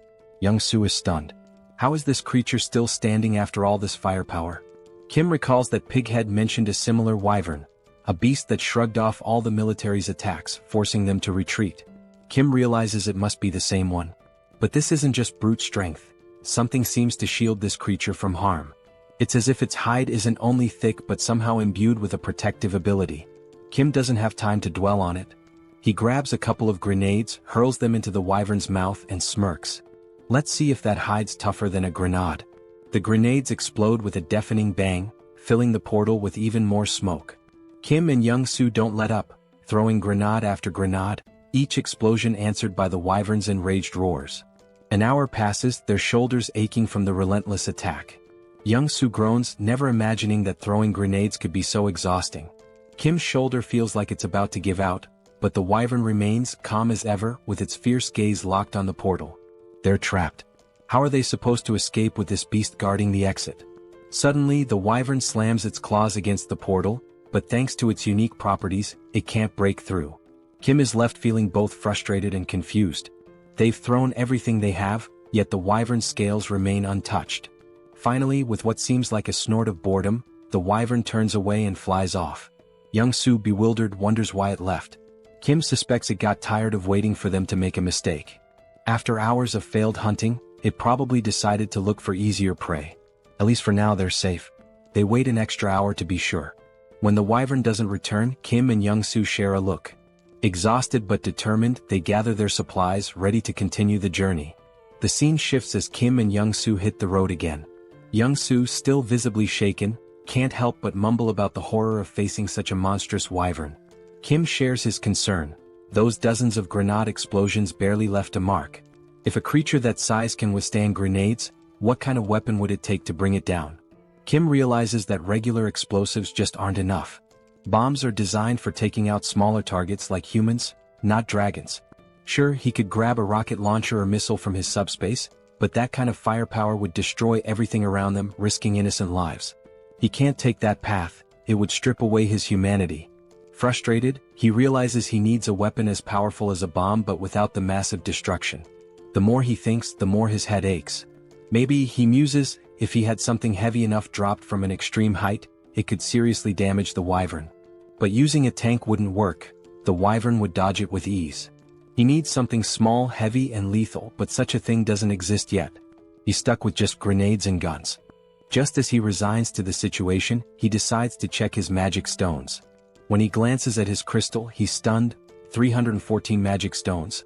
How did he get so many? He recalls killing dozens of orcs and goblins and barely gathering 50 stones, but perhaps wyverns yield more. With this many stones, Kim gets an idea. He'll upgrade his abilities. He invests 100 stones into his subspace, expanding its range to an impressive 50 meters. Now he can transport 4 items per second, making this skill incredibly powerful. With 189 stones remaining, there's one thing he hasn't tested yet: his pocket dimension lab. It was something he'd unlocked with his last upgrade but never got around to testing. Now, with curiosity piqued, Kim decides to activate it. He channels 50 magic stones into it and suddenly, his pocket dimension lab comes to life. According to the description, this is a space where he can combine or separate anything he desires. A spark of excitement lights up his eyes. Maybe he can create something unique, something that will give him the advantage he's been looking for. Kim turns to Young-soo, telling him he has something important to investigate and that he should hang out in the subspace for a while. Young-soo pauses, then grins, saying they're almost in Gangnam. He points out that there's no sign of any monsters, so he'd rather keep driving while Kim checks out the subspace. Kim, still worried, asks if Young-soo is sure it's safe. Ever the problem solver, Young-soo suggests that if Kim's that concerned, He can go into his portal while Young-soo continues driving the Mercedes. He's noticed that as long as he's driving, the portal stays with them. Intrigued, Kim ducks into his portal and sure enough, as Young-soo drives, Kim realizes he's moving right along with him. Impressed, Kim agrees to the plan, though he still feels a bit tense. He steps into his newly unlocked pocket dimension to explore. Inside, everything is vast, white and empty. He wanders around, testing the space, when his system chimes in, explaining the capabilities. He can combine or separate objects here. He can merge multiple items, regardless of their type, or break them down into components. Kim's mind races. This could change everything. Could he, for example, merge a rifle with its magazine to create an endless ammo feed so he wouldn't need to reload? Pax confirms that this idea is completely possible. Then Kim wonders if he could pull a grenade safety pin while storing it, so it would explode the moment he sends it out. Pax confirms again. Eager to test it, Kim has Pax remove the pin and create a new item, costing him 15 magic stones. He's fascinated by the result, but he knows a single grenade won't be enough for the wyvern. He needs something far more powerful. A smirk forms as Kim begins crafting a secret weapon. Meanwhile, Young-soo encounters a massive barricade, a wall of stacked cars blocking the road like some post-apocalyptic obstacle. He wonders who would create such a barrier. At that moment, Kim steps out from his subspace and asks how much longer to Gangnam. Young-soo explains that there's no monster trouble, but someone's blocked the road entirely with cars. He suggests they'll need a detour. Kim stops him. No detour is needed. He's got a new weapon to clear the way. Just as Young-soo is about to ask what he means, metal plates, each weighing 20 kilograms, start flying like bullets, slamming into the cars at incredible speed and scattering them like toys. Young-soo watches in shock. It's a stack of plates fused together, flying at 150 kilometers per second, creating a barrage of 500 kilograms that obliterates anything in its path. He's awestruck, yelling, "What on earth did you make?" The scene shifts to a group guarding the road from atop a building, watching for any monsters. They're armed with whatever they could find, mostly household tools. A middle-aged man, nervous and bewildered, wonders how that wall of cars collapsed so fast. Another, equally baffled, mentions how the wall withstood multiple monster attacks. It shouldn't have fallen like that. Then, through the smoke, they see a jeep charging forward, picking up speed until it stops right in front of their building. The men grab their weapons, a wooden stick among them, and stare, stunned. Who are these people? Soldiers, they assume, since they're arriving in a military jeep. Slowly, the black-tinted window of the car rolls down, and Kim smiles up at them, asking kindly, "Is Nurse Kim Jui here?" The scene shifts again, moving into a flashback. Kim's second sister, the middle child, gives him a flying kick so powerful he nearly faints. She huffs in frustration, while Jui, the eldest sister, calmly studies, telling her siblings to quiet down since she's preparing for an exam. Kim and his other sister are stunned, mouths wide open. The middle sister, concerned, asks Jui if she's feeling okay, wondering why she's suddenly so intense about studying. Jui snaps, asking if it's really that shocking for her to study hard. Kim, dead serious, turns to the middle sister. "Yeah, she definitely doesn't look well. We should call Mom. She's lost it." Jui's frustration erupts as she starts shouting, asking if they'll ever let her study in peace. Kim explains that Jui, who is 8 years older than him, only started taking her studies seriously when he was around 7. Since she'd never sat still for more than 30 minutes before, her sudden shift had the whole family on edge. With big worried eyes, Kim and his other sister drag their mom over to Jui, pointing out that their big sister has completely lost her mind. Even their mom looks concerned. Jui can't believe it. Her own family doesn't think she's capable of doing anything with her life. Frustrated, Jui finally reveals her secret. Proudly, she holds up a medical textbook and declares her dream: she's going to be a doctor. She announces, "Even if the world ends tomorrow, today I'll still help those in need." Her face glows with pride, her eyes shining with determination. The whole family is stunned. They just stare at her, speechless. Kim and his other sister turn to their mom, whispering that Jui's condition is getting worse. Maybe she needs a mental hospital ASAP. The house erupts into a family brawl, everyone yelling, laughing, the whole scene chaotic. Days pass, and they assume Jui's passion will fade like a teenage phase, and that her ambition to be a doctor will pass. But no, her grades soar. She skyrockets through high school, and before anyone realizes it, she's accepted into the top nursing school she applied to. Her dad, mom, Kim, and her other sister are shocked. Juri, who once couldn't sit still for 30 minutes, has achieved the unthinkable. In the present, Jui stands frozen in shock, staring at Kim, who's come back to find her. It's all real, her journey, her family, her dream, and now this reunion. Tears start streaming down Jui's face, her cheeks red with emotion. Kim stands before her, his eyes filling with tears too, overwhelmed. Barely able to speak, Jui, still sobbing, asks Kim how he made it this far and if he's hurt. Kim, equally emotional, tries to reassure her, saying he's fine, nothing happened. Young-soo, watching from behind, smiles warmly, whispering to himself, grateful that Kim's sister is safe. Kim and Jui finally embrace, holding each other tightly, letting the weight of the world fall away, if only for a moment. Once they calm down, Kim wipes his tears and introduces Young-soo, explaining how much he helped him get here safely. Young-soo bows respectfully, introducing himself, and Jui, deeply grateful, introduces herself as Kim's older sister, thanking Young-soo for protecting her little brother in this apocalyptic nightmare. With a small, mischievous smile, Jui suddenly reaches into her pocket and tells Kim she has something for him, figuring he hasn't eaten well in all this chaos. She hands him a chocolate bar, but Kim stops her, saying, "I'm really full, sis. Actually, I've got enough chocolate to last me a lifetime." Then, Kim's expression turns serious as he explains that he has a critically injured patient. Jui's face shifts to concern, and she asks where the patient is, insisting they bring him to her immediately. But Kim explains that the patient isn't in the car. He's in Kim's subspace. Jui's jaw drops, her eyes wide with shock. "Kim, you have an ability too?"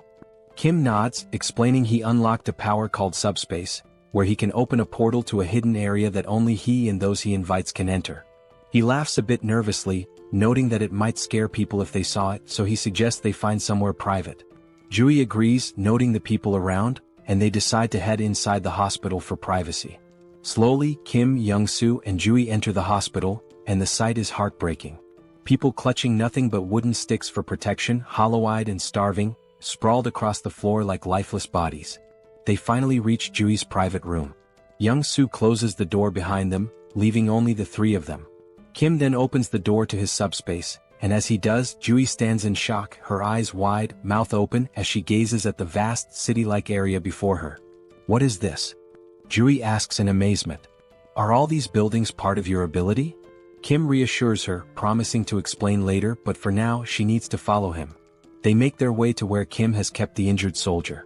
Jui rushes to his side and begins examining him. Kim, still anxious, asks, "What do you think, Jui? Will he make it?" Jui, dead serious, asks how long he's been like this. Kim explains he's not sure, but it couldn't have been too long since he found him on the way there. He suspects the man was beaten and tortured. With a solemn expression, she tells Kim that this man may not survive much longer. Upon hearing this, both Kim and Young-soo freeze, fear visible in their eyes. They had been holding on to hope that the man could be saved. Desperate, Kim asks, "Is it really that bad?" Jui's tone then shifts. She smiles and explains that under normal circumstances, his chances would be slim. But then, her hands begin to glow with a green aura, and she grins confidently. "Isn't it cool?" she says, "I've awakened as a healer." She places her glowing hands on the soldier's chest, the green light spreading over his body. She warns them that her skill level is still low, so a full recovery is unlikely, but he won't die. After 5 minutes, Jui finishes the healing. The soldier's wounds close and his breathing stabilizes. Jui explains that while it's not a complete recovery, the essentials are taken care of. He's severely malnourished and will need food and rest to regain strength. Suddenly, Kim says, "Sis, even with the world ending, you're still treating patients. Just like you said you would." Jui, caught off guard and slightly embarrassed, laughs nervously. "Why bring that up now?" But Kim, undeterred, repeats her words from childhood. "Even if the world ends tomorrow, I'll still treat the sick today." Blushing, Jui shouts, "I should have disciplined you like sister number 2 did when you were little." And just like that, they're bickering again. Once the playful quarrel dies down, Jui turns serious. "Now, explain everything. What's been going on?" Kim takes his time and goes into detail, telling the entire story, how he got trapped in the storehouse, how he sent messages to Jui and sister number 2, and how the network system went down. He recounts unlocking his subspace ability, accidentally storing the Logitech Center, and merging with Pax AI. He talks about meeting Young-soo and their journey here. While Kim is telling the story, Jui is devouring a meal as if she hasn't eaten in days. Kim sighs, annoyed, and asks, "Are you even listening, Jui?" With her mouth full, Jui nods and says, "Of course I'm listening." Kim challenges her, "Alright, what did I just say?" Juri, clearly distracted, fumbles and gives a brief summary missing most of the important details. Kim groans but lets it slide, chuckling a little. It turns out the delicious meal was prepared by Young-soo's wife, who introduces herself to Juri. Juri smiles warmly and says, "Nice to meet you, I already love you." They all laugh together. Young-soo's wife offers more food, saying, "If you're still hungry, there's plenty more in the fridge. Just ask." She also tells Kim that she's prepared a bed for him in the first-floor staff room with supplies, suggesting he rest there. Kim tries to thank her, insisting she didn't need to go through so much trouble, but she smiles and replies, "With everything you've done for us, it's the least I could do." Juri, still curious, turns to Kim and asks, "How did Young-soo and his wife get into your subspace?" Kim, exasperated, groans, "I literally just told you this whole story, Juri." But Juri shrugs, so Kim sighs and begins the story again. Afterward, Kim starts explaining his future plans. He sums it up, saying he's going to bring his entire family into his subspace.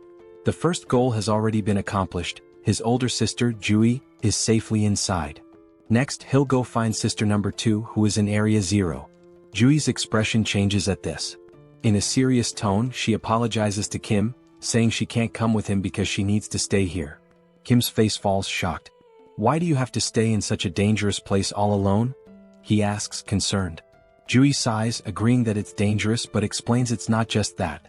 There are other patients, and while other nurses can help, she stops mid-sentence as the scene shifts. In another building, a shadowy figure watches through a window at Kim and Jui's building. He notes that 2 people arrived in a military jeep, and his guards reported a loud crash from the car wall outside. The wall was broken by a jeep, he wonders. Puzzled, he speculates that they might be special forces, but an unknown voice interrupts, suggesting that one of them is Jui's younger brother. The man's face is revealed, ugly and intimidating. His companion, sounding hopeful, remarks that if one of them is Jui's brother, they might not be hostile, just in need of food and shelter. With control over the food supply, they could leverage Kim if necessary. But the ugly man's expression turns serious as he smirks and says, "Do you really think those 2 are stronger than you?" Just then, a towering 7-foot muscular figure steps forward from the shadows. His body is covered in veins and has a lifeless, vacant look, almost like a living corpse. The muscular man reassures his boss that it's unlikely anyone is stronger than him. The boss instructs him to greet Jui and her brother warmly, feigning kindness, while also making sure to fix the broken car wall. The muscular man nods, explaining that he has doubled the wall's height, ensuring it will be impossible to break through again. The scene shifts back to Kim and Jui, where Jui starts telling Kim about the department head, Jean. She reveals that Jean has an awakened ability, allowing him to control minds and poison people. Kim's expression turns serious as he listens intently. Jui continues, saying that Jean has somehow gained control over most of the awakened people in the area, and they are now guarding the food and monostone supplies. Because of this, the people in Jui's building are starving. She confesses that she's been secretly stealing monostones, trying to strengthen her own ability to potentially cure those who are poisoned or mind-controlled. She explains that she plans to stay behind to help these people while Kim goes to rescue their parents. But Kim firmly says no. Juri, frustrated, begins to explain that the people here have no food or water and will starve if something isn't done. Kim interrupts her with an annoyed tone, asking, "Did you even listen to my entire story?" Juri looks puzzled as Kim, arms crossed and eyes closed, coolly points out, "The main weapon Jean has is control over food, right?" Juri nods. With a sly grin, Kim says, "Then solving this problem is a piece of cake for me." He tells Jui to watch his incredible ability in action. Jui winces, muttering that it seems like Kim's middle school phase is back, but before she can finish her sentence, her jaw drops. From Kim's subspace, stacks of meat, vegetables, water and other food supplies come pouring down from above, filling the room to the brim, leaving Jui and the others in stunned silence. At this point, Kim has just uncovered the ultimate infinite food glitch. Jean Sung-hak received an urgent report about Jian's younger brother bringing in a supply of food, but he remained unimpressed. The messenger emphasized that the quantity was remarkably large, but the man stayed indifferent. With just 2 individuals in a single military vehicle, he doubted their capacity to transport such an amount.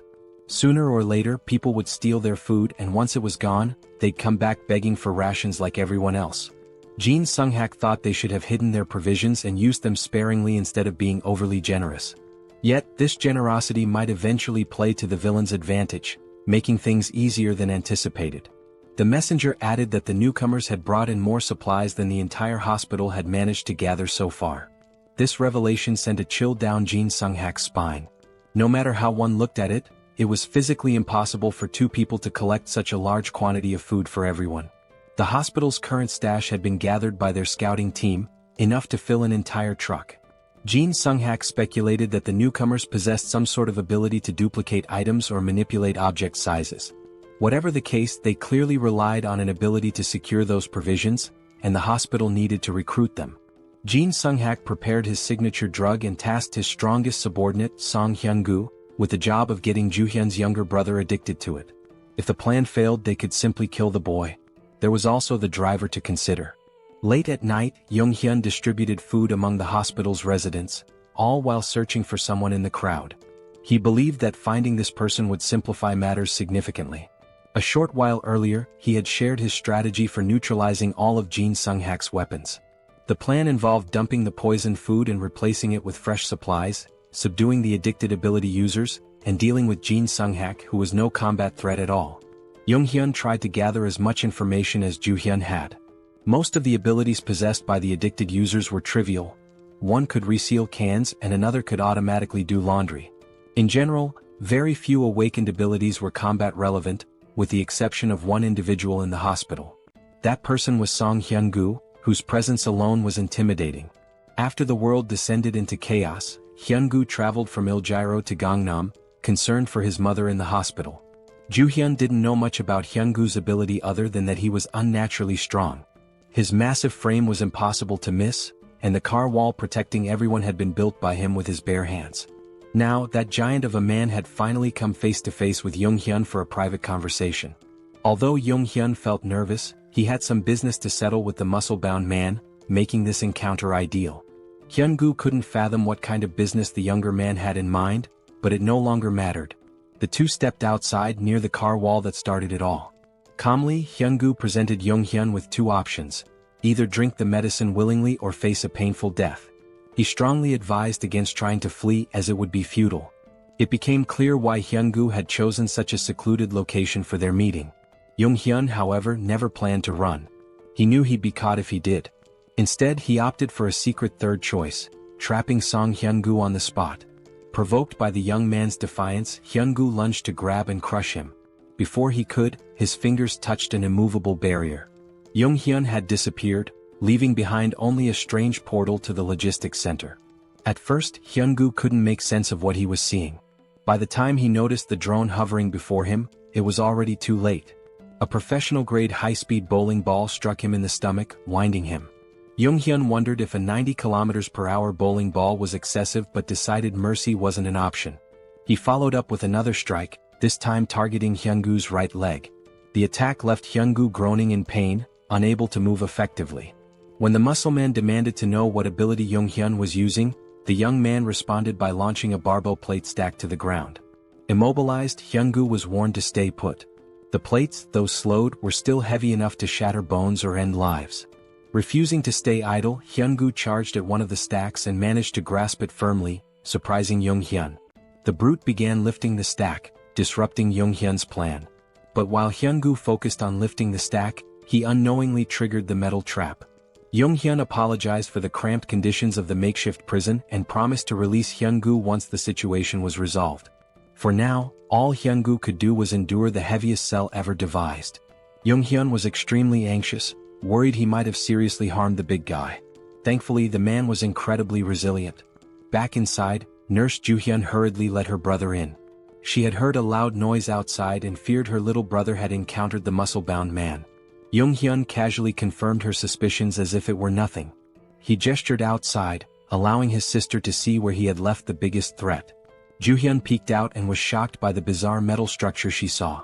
Jung-hyun calmly explained that Song Hyun-gu was now his temporary prisoner. With the most dangerous obstacle neutralized, they only needed to wait for Yang-soo to arrive. Right on cue, the East's best driver made his appearance. However, as Yang-soo came into view, the siblings froze. Yang-soo was limping, holding his head in pain, drenched in sweat, and complaining of an intense pounding headache. The symptoms were eerily similar to those of poisoning. It seemed the enemy had gotten to him somehow. Yang-soo's last memory was handing out food to survivors and receiving some words of gratitude. Ju-hyun noticed a tiny puncture wound on his finger, a likely delivery method for the poison. The culprit must have pricked him while pretending to thank him. For now, Yang-soo needed rest and confinement in the subspace. He would have to be isolated for a while. Jung-hyun hadn't anticipated this turn of events. He felt responsible for failing to protect his friend. Without knowing how the poison worked, the situation could become even more complicated. Finding Jin Sung-hak quickly was now their top priority to secure a cure. They prepared the break room in Sector 1 as a confinement space, blocking all windows and doors just in case. However, before Yang-soo could step into the portal, the system detected and blocked an unidentified energy from entering. Since subspace was an independent domain, external energy connections were impossible. Yang-soo, confused, looked to Jung-hyun for answers. Miraculously, the pounding headache disappeared as soon as he placed a finger into the portal. To test this further, they decided to try the method on the most prominent poison victim, Song Hyun-gu. Jung-hyun opened a portal beneath the muscle man's feet, pulling him into the subspace against his will. Once inside, the poison in Hyun-gu's system was neutralized. Afterward, Jung-hyun removed his access, returning him to the real world. When Hyun-gu reappeared, his complexion was healthier, and his expression showed clarity as if he had awoken from a deep slumber. The poison had been completely eradicated.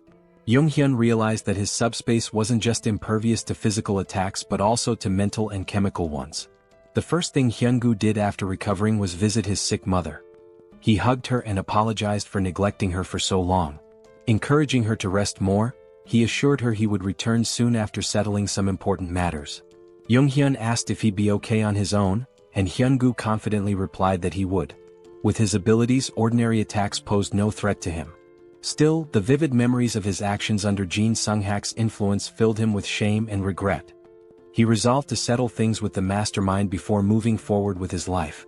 Hyun-gu promised to deal with real cancer in the hospital swiftly. Meanwhile, Jin Sung-hak received notice of losing contact with one of his underlings. He was startled. He suspected the worst, and his fears were confirmed when the last person he wanted to see entered his office. Song Hyun-gu, muscles bulging, held himself back from immediately tearing Jin Sung-hak apart. Although Jin Sung-hak didn't understand how their connection was severed, he smiled smugly and begged for mercy. Hyun-gu responded by slamming his arm into the villain's head, silencing him for good. While Hyun-gu went to finish business upstairs, Jung-hyun and his team discussed how to cleanse the remaining survivors of their poison addiction. Since they couldn't identify everyone who was affected, the safest approach was to let everyone pass through the portal. Even those struggling to move could simply touch it with a finger to be cured. Though it would be exhausting, it was the only foolproof solution. However, as they prepared for a long night, something unexpected happened. Survivors all over the hospital suddenly began acting as if a weight had been lifted off their shoulders. One by one, those afflicted were inexplicably cured. They realized they had been out of their minds and regained their senses. The group was bewildered until Song Hyun-gu arrived, clearing up the mystery. His clothes and hands were smeared with blood, a clear indication of the method he used to resolve his unfinished business. He bowed his head, expressing gratitude to Jung-yum for saving everyone in the hospital. Jung-yum, in turn, thanked the big man for removing the root of their troubles. He also apologized for earlier throwing bowling balls with excessive force. Thankfully, Hyun-gu's resilience meant he only ended up with a few light bruises, his bones miraculously unharmed. Since the apocalypse began, Hyun-gu had encountered many monsters and strange occurrences, but seeing those plates descend from the sky to trap him was truly surreal. Even monsters paled in comparison to the sheer power of Jung-yum's abilities. When Hyun-gu asked if he planned to stay at the hospital, Jung-yum seemed surprised. The big man admitted it might be selfish to ask for more after all Jung-yum had done, but the hospital would undoubtedly be safer with him around. Jung-yum explained he was still on a mission to find the rest of his family and would have to leave soon. Understanding this, Hyun-gu didn't push further and wished him success in reuniting with his loved ones. This brought up the topic of family, and since Hyun-gu came from Iljiro, it was a good chance to ask about the situation in the city. Hyun-gu was startled to hear that the group planned to head there, warning that it was now impossible to reach. Several hours later, as dawn broke over the hospital, the survivors awoke to a brighter future. Not only had Jung-yum ensured they had enough food to last for a long time, but he had also supplied them with essential items like clothing and tools. Former enemies parted ways as allies, with Hyungu shaking Yoongyum's hand and promising to repay his kindness someday. With that, the group departed the hospital, heading toward Iljiro. Mr. Yong-soo, now fully recovered, drove with his usual expertise. He brought up the wall around Iljiro that Hyungu had mentioned, theorizing it might be a product of someone's ability. If so, Yoongyum hoped to establish communication with whoever created it. Otherwise, breaking through might be their only option. The previous night, Hyungu had explained what he saw while leaving Iljiro. He described the wall growing out of the ground like a tooth emerging, eventually reaching the height of a typical skyscraper. This meant ground travel was nearly impossible. Hyungu also mentioned something peculiar about the monsters in Iljiro. Unlike those in Gangnam, the city was infested with undead creatures, skeletons that reanimated even after being destroyed. Walking corpses were a common sight there. Despite Iljiro's challenges, Yoongyum wasn't worried about his sister, Seol, who was trapped inside. He believed she could handle herself, even without awakening any special powers. While inside his subspace, Yoongyum received a call from Ju-yeon, who had finally agreed to join them after the hospital was freed of poison. When he lazily asked why she was calling, Big Sis immediately scolded him to adjust his tone. She informed him that the soldier they had rescued had regained consciousness. Yoongyum quickly entered the subspace, where the soldier sincerely thanked him for saving his life. The soldier introduced himself as Colonel Han Hyung-ho of the 50th Intelligence Communications Battalion. Thanks to Ju-yeon's careful treatment, he had made a full recovery. Looking around, the colonel seemed confused. He could see the military command center outside but found the rest of the surroundings unfamiliar. There shouldn't have been any buildings in that area, let alone a logistics center. Yoongyum explained they were currently inside the staff lounge of the PAX FC Logistics Center within his subspace. Outside, they were in Gangnam, heading toward Hanam Bridge. The colonel struggled to process this information until Ju-yeon simplified it. They were inside the kid's ability, situated in Gangnam. Upon learning this, the colonel humbly requested to be dropped off on the road. Yoongyum assured him they meant no harm and only wished to help. The colonel acknowledged this as the group had saved him from near death, but he couldn't share the details of his mission, which was to reach the Joint Chiefs of Staff as soon as possible. Recognizing the national importance of the mission, Yoongyum called PAX for assistance. Instead of simply letting the colonel go, he handed him banana milk and a sandwich, insisting he eat before explaining more about his mission. Despite his hunger, the colonel resisted at first. But when Yoongyum presented a feast of pizza, waffles, chicken, and other delicacies, the colonel couldn't hold back. As he ate, he began to reveal classified information. It all started when creatures from the other world appeared simultaneously across the globe. These entities included more than just monsters. There were insects, animals, plants, and even geographical features like mountains suddenly emerging. They attacked indiscriminately, targeting humans, animals, and even each other. They showed no mercy to anyone or anything. With the appearance of these monsters, the government began enlisting individuals known as the Awakened to form a specialized unit. These recruits, wielding their extraordinary abilities, were highly effective against the creatures. Colonel Han's unit was stationed near Gwacheon and Anyang, where they maintained a relatively stable situation. Everything was under control until that beast appeared. He witnessed his men being massacred and devoured by a massive wyvern. Their weapons, guns, grenades, and even heavy artillery were completely useless against the creature. They repeatedly called for reinforcements from nearby military units, but everyone else was overwhelmed by their own battles against other formidable monsters. Strangely, they were able to communicate with Gwacheon and Anyang during the battles, yet no reports or updates ever came from command. Ultimately, Colonel Han made the tough decision to retreat to avoid complete annihilation by the wyverns. Their destination became the National Communication Command. As the monsters relentlessly hunted the remaining members of his unit, more comrades fell. When they reached a city, they attempted to recruit additional awakened individuals to strengthen their numbers. After many days of exhausting travel, they finally arrived at the base camp, only to find it deserted as expected. The reason for the abandonment became evident soon after. While searching the command center, they discovered suspicious documents containing references to a coup. It appeared a rebellion was unfolding. Colonel Han made every effort to reach the Joint Chiefs of Staff, but the relentless wyvern trapped them at the base. To make matters worse, the awakened recruits turned against them, killing the remaining soldiers and taking over. These rogue awakened individuals were the same ones eventually devoured by the wyverns. Colonel Han suspected the First Corps was deliberately sabotaging government attempts to regroup, with their commander likely siding with the rebellion. In the midst of the apocalypse, even a coup felt oddly unsurprising. Since Yoongyum's group was heading toward Yeoljiro, he assured the colonel they'd drop him off when they crossed the Han River Bridge. The colonel expressed his gratitude while continuing to savor the gourmet meal in front of him. Yoongyum instructed Yongsu to increase their speed slightly, though not to maximum, given the time-sensitive situation. As the colonel pondered, he realized the young man had likely encountered the wyvern at the military base as well. He was just beginning to wonder how Yoongyum managed to evade such a persistent monster when his eyes widened in shock. A terrifying ogre was furiously pounding on the portal's barrier, desperate to break through. Yet Yoongyum and Yongsu appeared completely unbothered.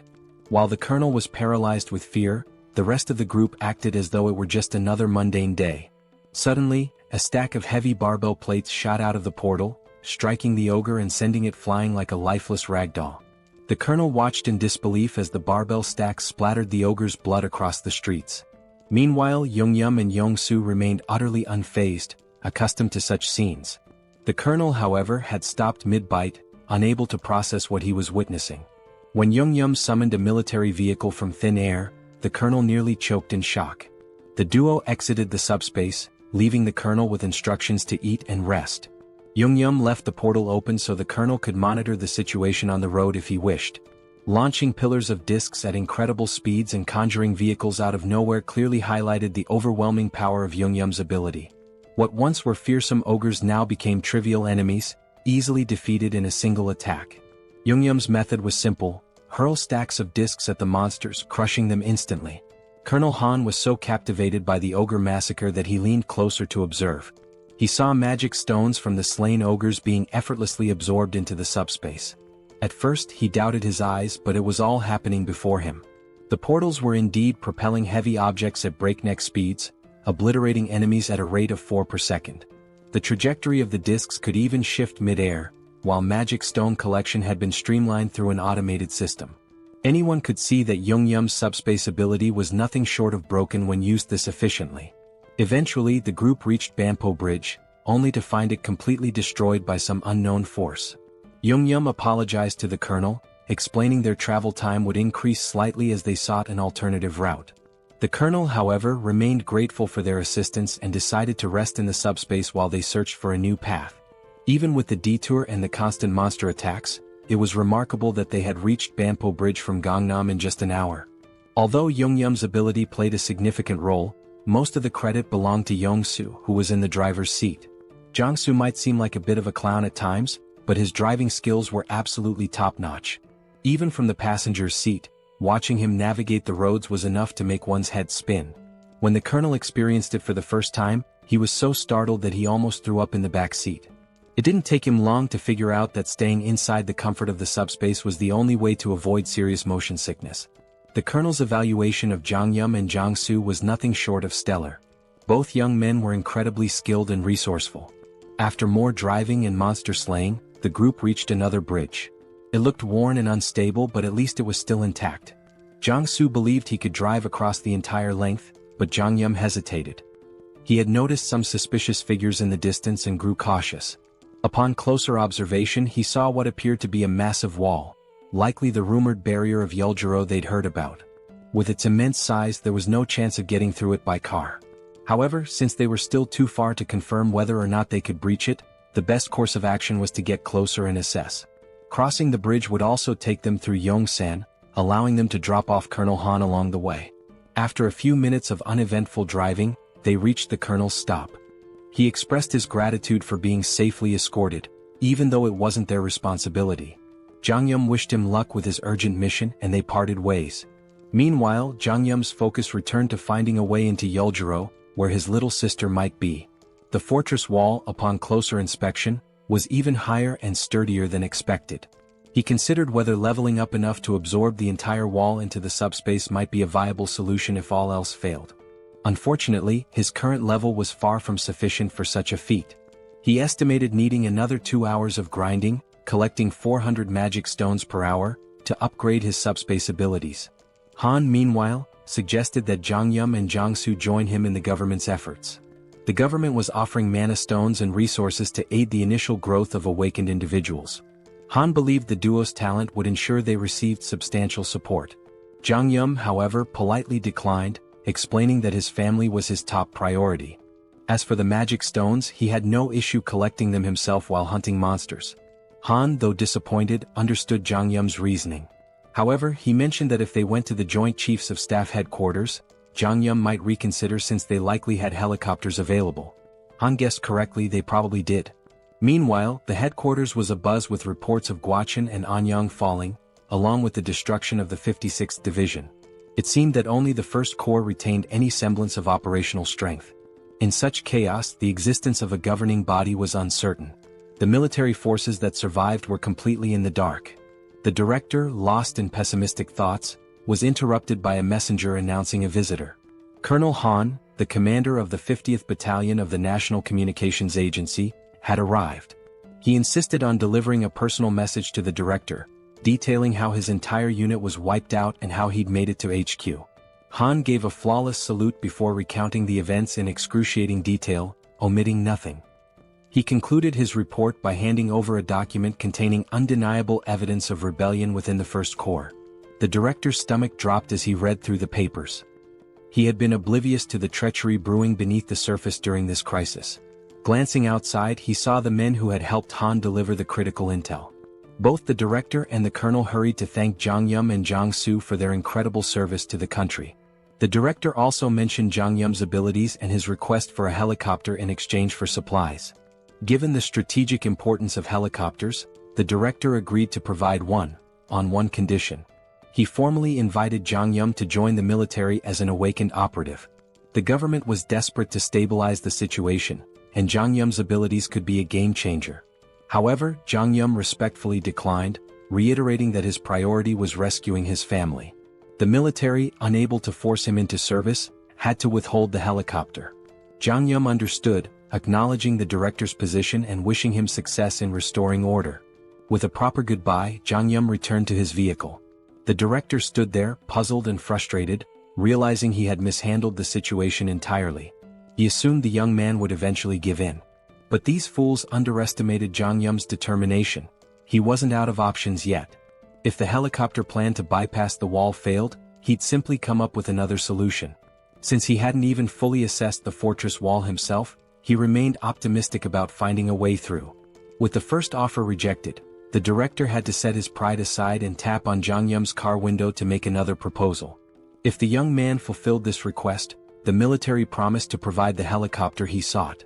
Jang Yum agreed, and soon an entire battalion was mobilized, military vehicles lining up in a single file. Sitting in the vanguard, Jang Yum nonchalantly sipped on a juice box, looking more bored than concerned, as though he weren't about to head into battle. Months earlier, the director had laid out the mission. Seoul Station, once a hub for gathering reserve awakened individuals, still maintained communication with survivors there. The problem was the road to the station, completely clogged by skeletons. These skeletons weren't particularly dangerous in combat but were an immense nuisance. They were numerous, tricky, and almost impossible to permanently destroy without targeting the core located at the base of their last right rib. Failing to crush this core meant they would regenerate endlessly. Jang Yum's task was to clear a path through the skeletal hordes and rescue the stranded awakened individuals. With his flying barbell discs, he made quick work of the mission. For him, it was a straightforward job, but for the soldiers watching his abilities for the first time, it was mind-blowing. The operation they had dreaded for weeks was effortlessly executed by a young man with an unusual power. When they finally reached Seoul Station, the awakened survivors erupted in cheers, overjoyed to see their rescuers. The military swiftly evacuated the survivors into armored vehicles. Once everyone was accounted for, the director gave Jang Yum and Yong Soo the signal to leave. Thanks to Jang Yum's skill, the skeletons posed no significant threat during the escape. For the soldiers, fighting skeletons was grueling, requiring near-perfect precision to hit the cores with their firearms. Jang Yum, however, dispatched them with ease. But there was something the young man hadn't yet encountered, a rare and formidable enemy among the skeletons, the Skeleton Knight. The military had a standing order to avoid the creature at all costs. Engaging it was considered futile as it was deemed indestructible. As usual, Jang Yum opened his portal and sent a barbell disc hurtling toward the enemy. This time, though, it wasn't an ordinary skeleton standing in the middle of the road, it was the Skeleton Knight. The menacing figure stared down the convoy, its piercing gaze fixed on them. To everyone's shock, the creature began speaking in an unfamiliar language. Though unintelligible, it was clear the knight was trying to communicate. Then, it plunged its sword into the ground and pulled out a magic stone, crushing it in its skeletal hand and sprinkling the resulting dust onto the ground. With that, the skeleton knight began speaking human language, introducing itself as Sir Gawain, one of the 12 knights serving the Night King.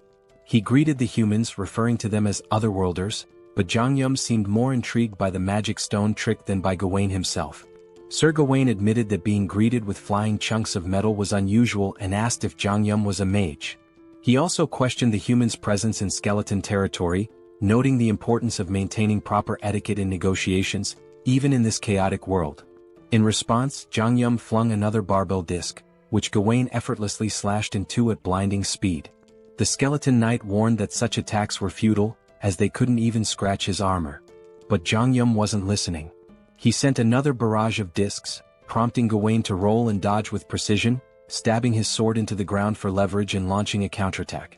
Frustrated, the skeleton knight muttered about the human's preference for violence over diplomacy. Unfazed, Jangyum launched 4 more barbell stacks at the indignant knight, showcasing his resolve to handle the encounter his own way.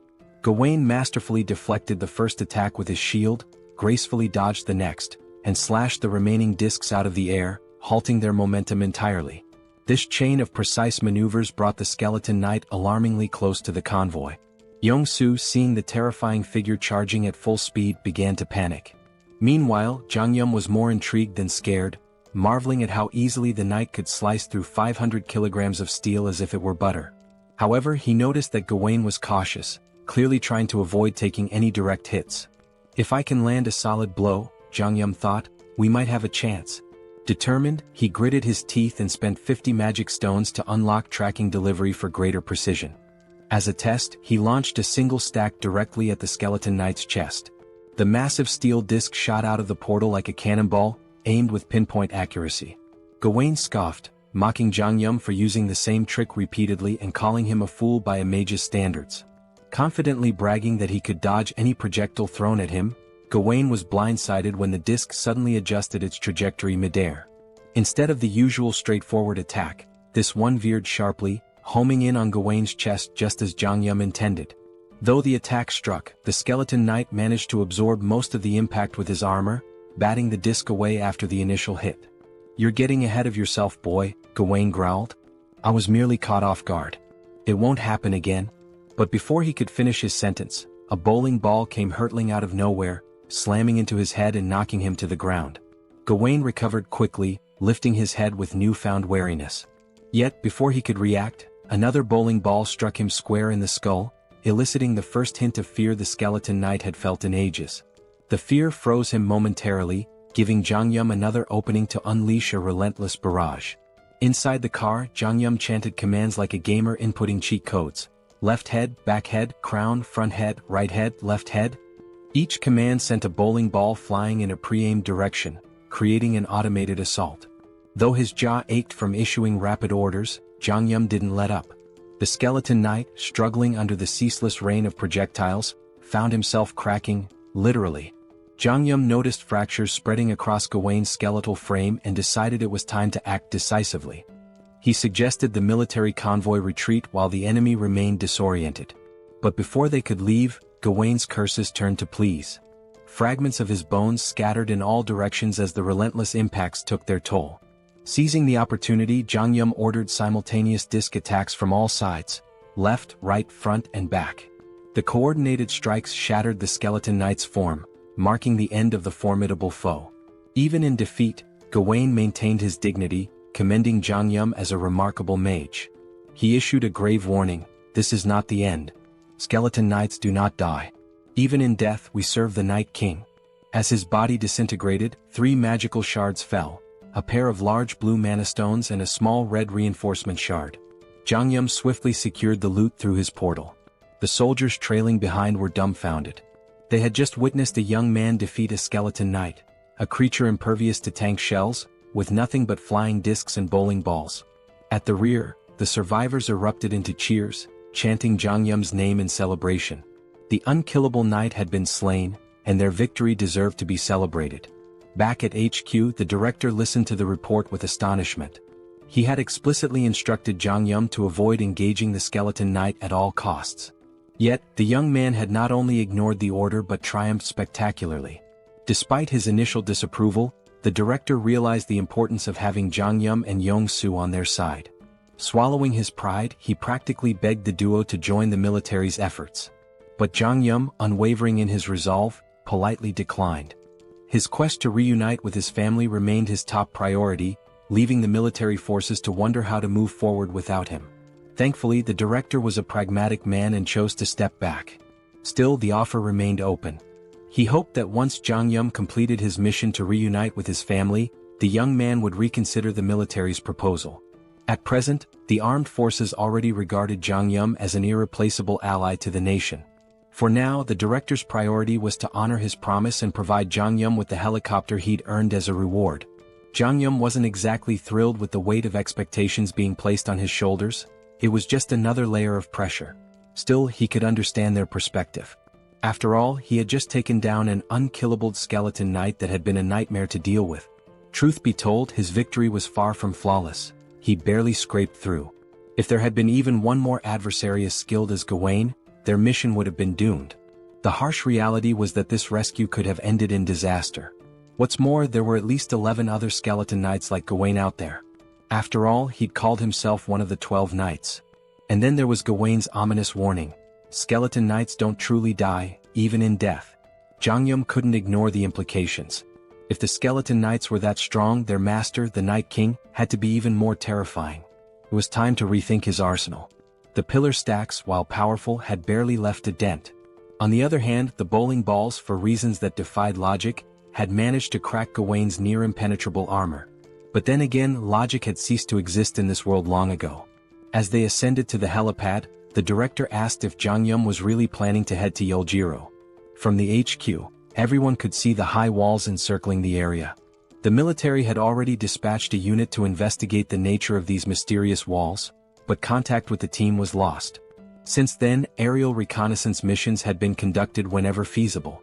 These expeditions confirmed that people were still active inside the walls.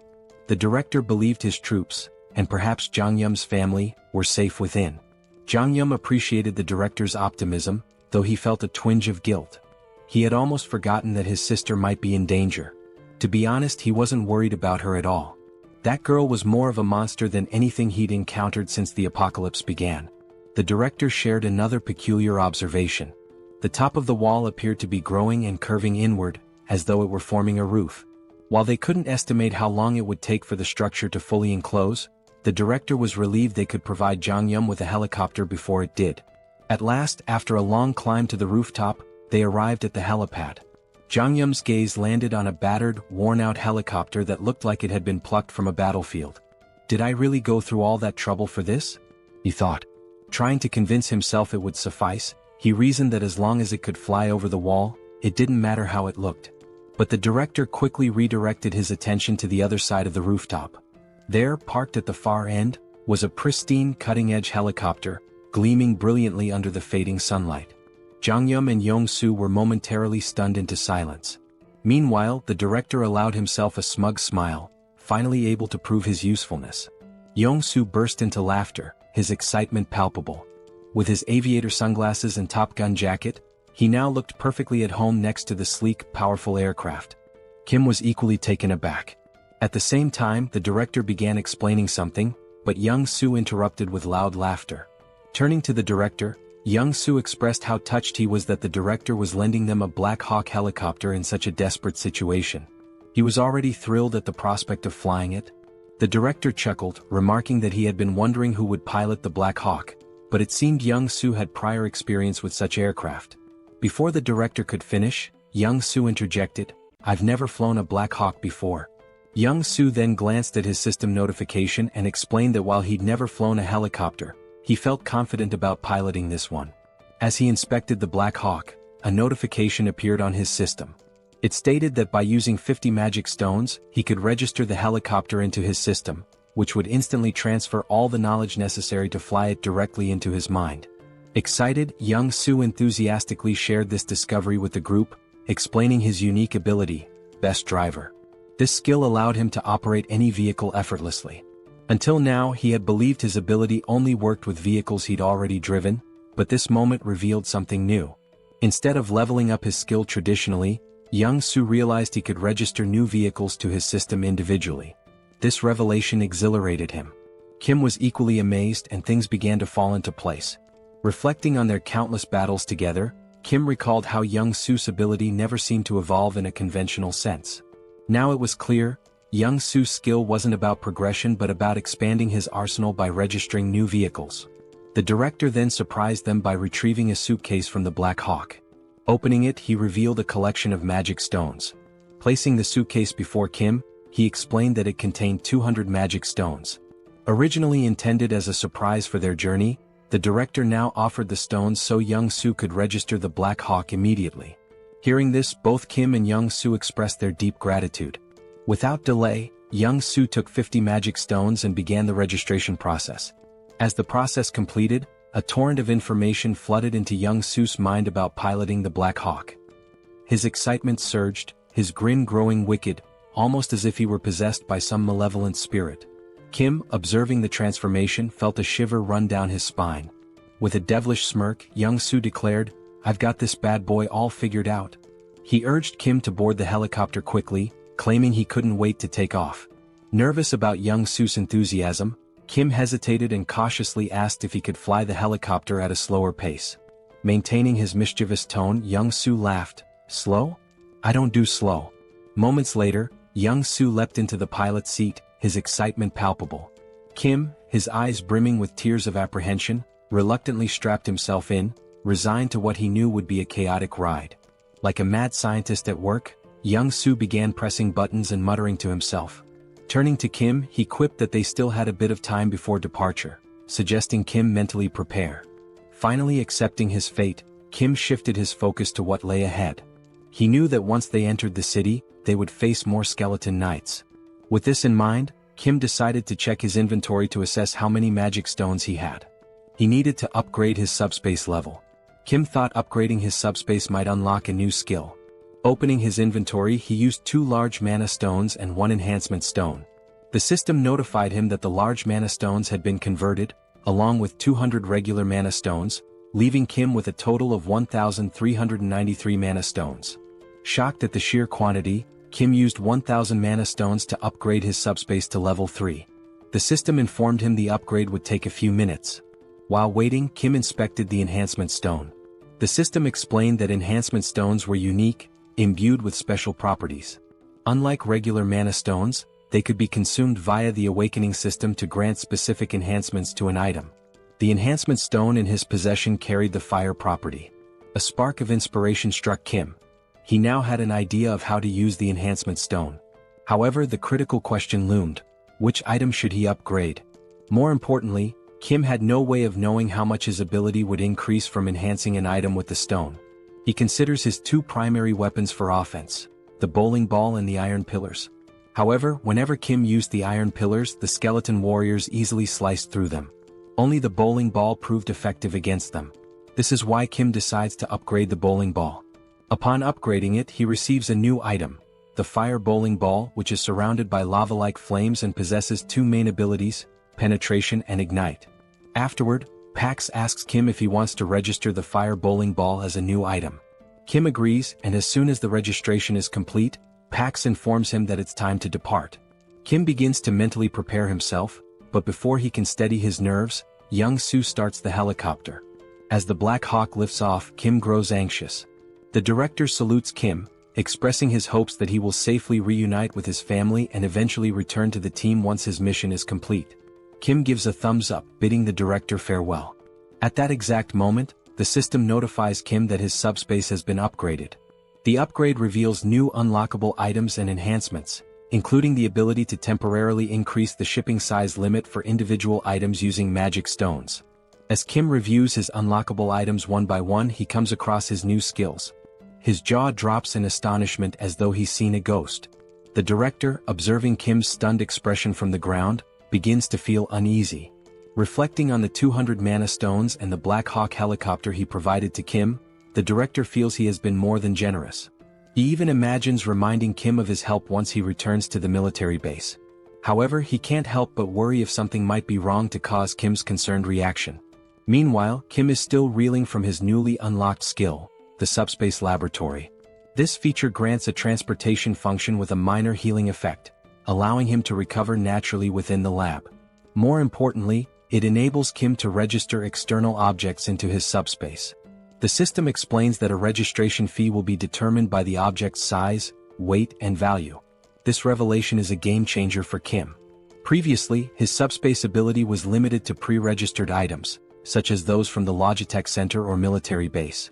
But now, the ability to register external objects offers massive potential. However, the system clarifies that new items must still fit within the two existing categories, Logitech Center or military base. Kim's gaze falls on the Black Hawk helicopter.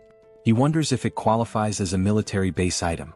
Testing his theory, Kim attempts to register the helicopter into his subspace. The system confirms that the registration will require 107 magic stones. Kim agrees and completes the process. The scene shifts back to the director, who is heading back toward the military base. Suddenly, the sound of the helicopter fills the air again. Turning around, he sees Kim and Young-soo flying back. The director grows anxious, fearing something might be wrong with the Black Hawk. Before he can react further, a large portal opens in front of him. Out of it falls a Black Hawk helicopter. Moments later, a second portal opens and another Black Hawk helicopter emerges. As the two helicopters land before the stunned director, Kim waves at him with a smirk before flying off again. The director stands there speechless. He doesn't understand what just happened.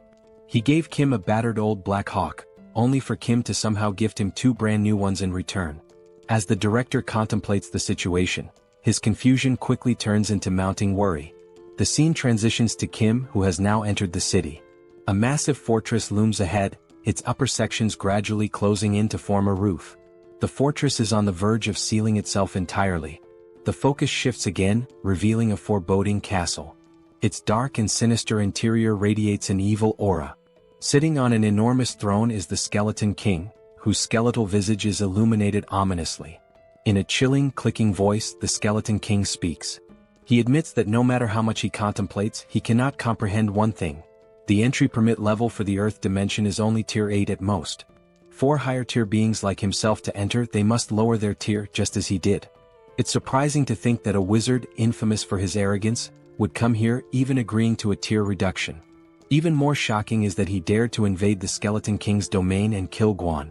The Skeleton King is referring to Kim. We learn that the Skeleton King comes from another dimension, while Earth is classified as an 8-tier dimension. To enter Earth, the Skeleton King had to significantly lower his power, with the ultimate goal of conquering the planet. Now, the Skeleton King believes that Kim, who killed Guan, is also from another dimension.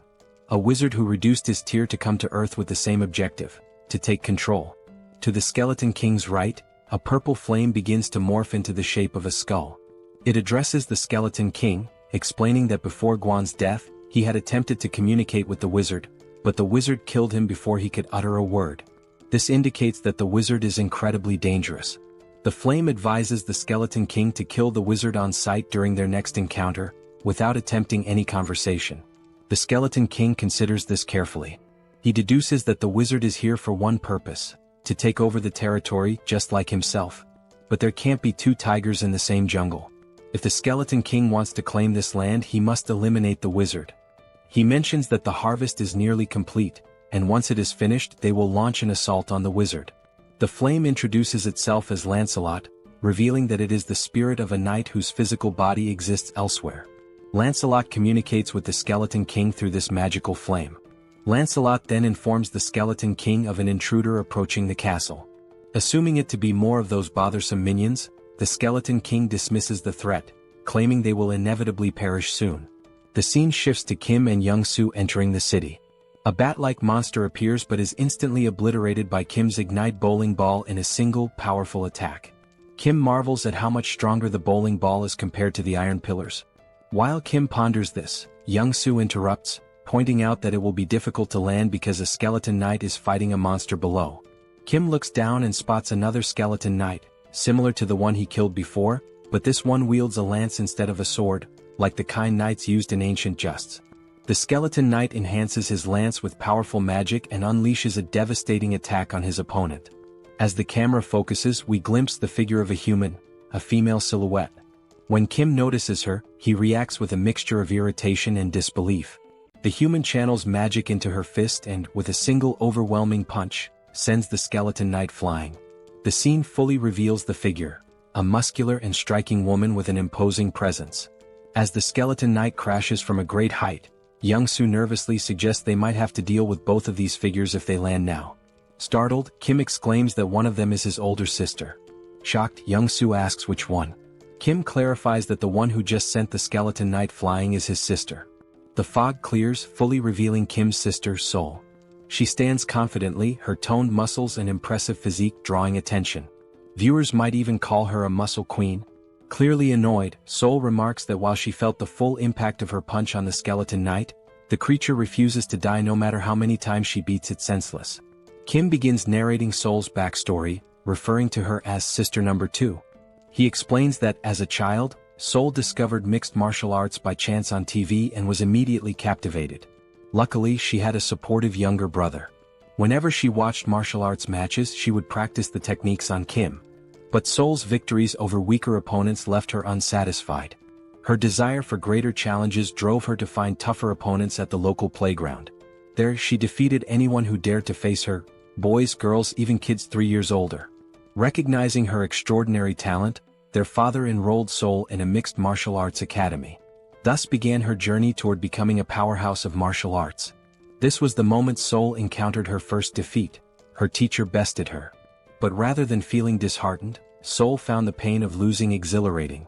At last, she had found a challenge worth her effort. Her new goal became defeating her teacher. Along the way, she achieved victory in multiple jiu-jitsu competitions. By the time she reached 7th grade, she had no equal in the junior division. Her intense passion for training and obsession with fitness drove her to constantly strive for perfection. However, this fixation soon spiraled into a dangerous addiction. Eventually, Sol sustained a serious injury, tearing the cruciate ligaments in both legs. Impatient with the recovery process, she resumed training prematurely, leading to further injuries. The cycle continued, injury, recovery, and relapse, until she finally made her professional fighting debut at the age of 24. Her skill level could have allowed her to debut much earlier, but her stubbornness and repeated setbacks delayed her entry. Despite the late start, Sol became so formidable that she easily ranked among Korea's top 10 fighters. Young-soo, hearing this, is dumbfounded. But Kim reassures him there's no need to be intimidated by Sol, suggesting they land the helicopter slowly. However, Young-soo, still observing Sol from afar, mutters that she looks more like a monster than a human. Meanwhile, the skeleton knight approaches Sol, his sword in hand, and with a rattling voice, questions why his attacks are failing to connect. Sol replies nonchalantly, "Isn't it obvious? Your movements are too slow." The skeleton knight counters, claiming his speed is no less than hers and accusing her of using some incomprehensible trick. Sol chuckles and explains it's not a trick but simply martial arts. She delivers the explanation so casually that it leaves the skeleton knight bewildered. Hearing this, the skeleton knight compliments Sol, remarking that people like her are rare. He suggests that if Sol were to raise her rank, she could become the greatest knight. Sol, however, is unimpressed and confused, muttering about how all this talk of skeletons, knights, and rankings makes no sense. The skeleton knight continues, confessing that he's developed a deep admiration for her. He promises to speak to the Skeleton King to ensure she's the only one spared in the city. But before he can finish, a flaming bowling ball comes hurtling out of nowhere, smashing into him with a deafening crash and shattering his body into fragments. His remains scatter around Sol. Moments later, the fiery bowling ball rolls to a stop at her feet. Sol, puzzled, wonders how this strange bowling ball managed to obliterate the skeleton knight when her martial arts couldn't. As she contemplates this, 2 large mana stones and an enhancement stone emerge from the knight's remains. The stones are swiftly drawn into a mysterious portal, which appears to be controlled by a device resembling a piece of corn. At the same time, a helicopter hovers overhead and slowly descends. Kim steps out with a smirk, greeting Sol with a playful, well, long time no see." He teases her, saying, "As expected, you're still kicking asses, Sister Number 2. Sol stands frozen, mouth agape, stunned to see Kim after all this time. The scene shifts to a table laden with delicious food, fried rice, pizza, burgers, and an assortment of mouth-watering dishes. Joo-hee and Kim sit silently, watching in amazement as Sol devours the food with feral intensity. Unable to contain her curiosity, Juhi asks if Sol uses some special ability to enhance her strength. Between enormous bites of chicken and pizza, Sol casually responds saying Juhi is partly right and partly wrong. Her physical prowess, she explains, is natural and unrelated to the barrier. The barrier's sole purpose, she says, is to shield her from external attacks. She delivers this explanation as if it's no big deal. As Sol continues eating voraciously, Juhi's patience finally snaps. Eat slower, she scolds, warning Sol that she'll choke or get indigestion if she doesn't. Kim, observing the exchange, chuckles and tells Juhi it's futile to argue.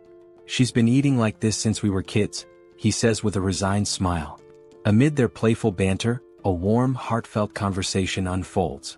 Kim, smiling genuinely, tells his sisters how relieved he is that all three of them awakened survival-related abilities and managed to endure this long. Kim now had just one more task, to find their older brother. As Sol ate, she glanced at Kim with skepticism and asked, "Everything's fine, but seriously, Kim, your ability feels like a cheat code. How are you even capable of all this?" Kim chuckled softly, replying, "It's a long story. I'll explain everything to you later, but for now, just eat and get some rest." He showed Sol how to use the packs to order anything she needed and mentioned that Youngsu's family was safe in the subspace. He suggested Sol take a moment to say hello to them. Sol agreed with a nod but then asked, "Are we leaving this city right now? Are we really going?" Kim rose from his chair and answered, "Yes, we need to leave immediately. The city's ceiling is closing at an alarming rate, and I'm not sure if this fortress can shield the entire city." His tone was grave as he emphasized the urgency, adding that he had to gather as many mana stones as possible before the ceiling fully closed. Looking up at the sky, Kim felt a pang of dread. The ceiling had already sealed shut, plunging the entire area into darkness. Wasting no time, he boarded his Black Hawk, ascended into the sky, and launched 5 blazing fireballs at the fortress walls with all his strength. Yet, despite the ferocity of the attack, the fortress remained unscathed. There wasn't even a scratch. A sinking feeling washed over Kim. Not even a dent, he thought. He contemplated his options. Should he take the entire city into his subspace? The thought seemed tempting but reckless. He reminded himself that moving such a massive structure into his subspace could have unpredictable consequences. Kim had already exhausted his remaining mana stones, expanding his portal's radius to 19.76 meters, just large enough to fit the Black Hawk. Now he had no resources left.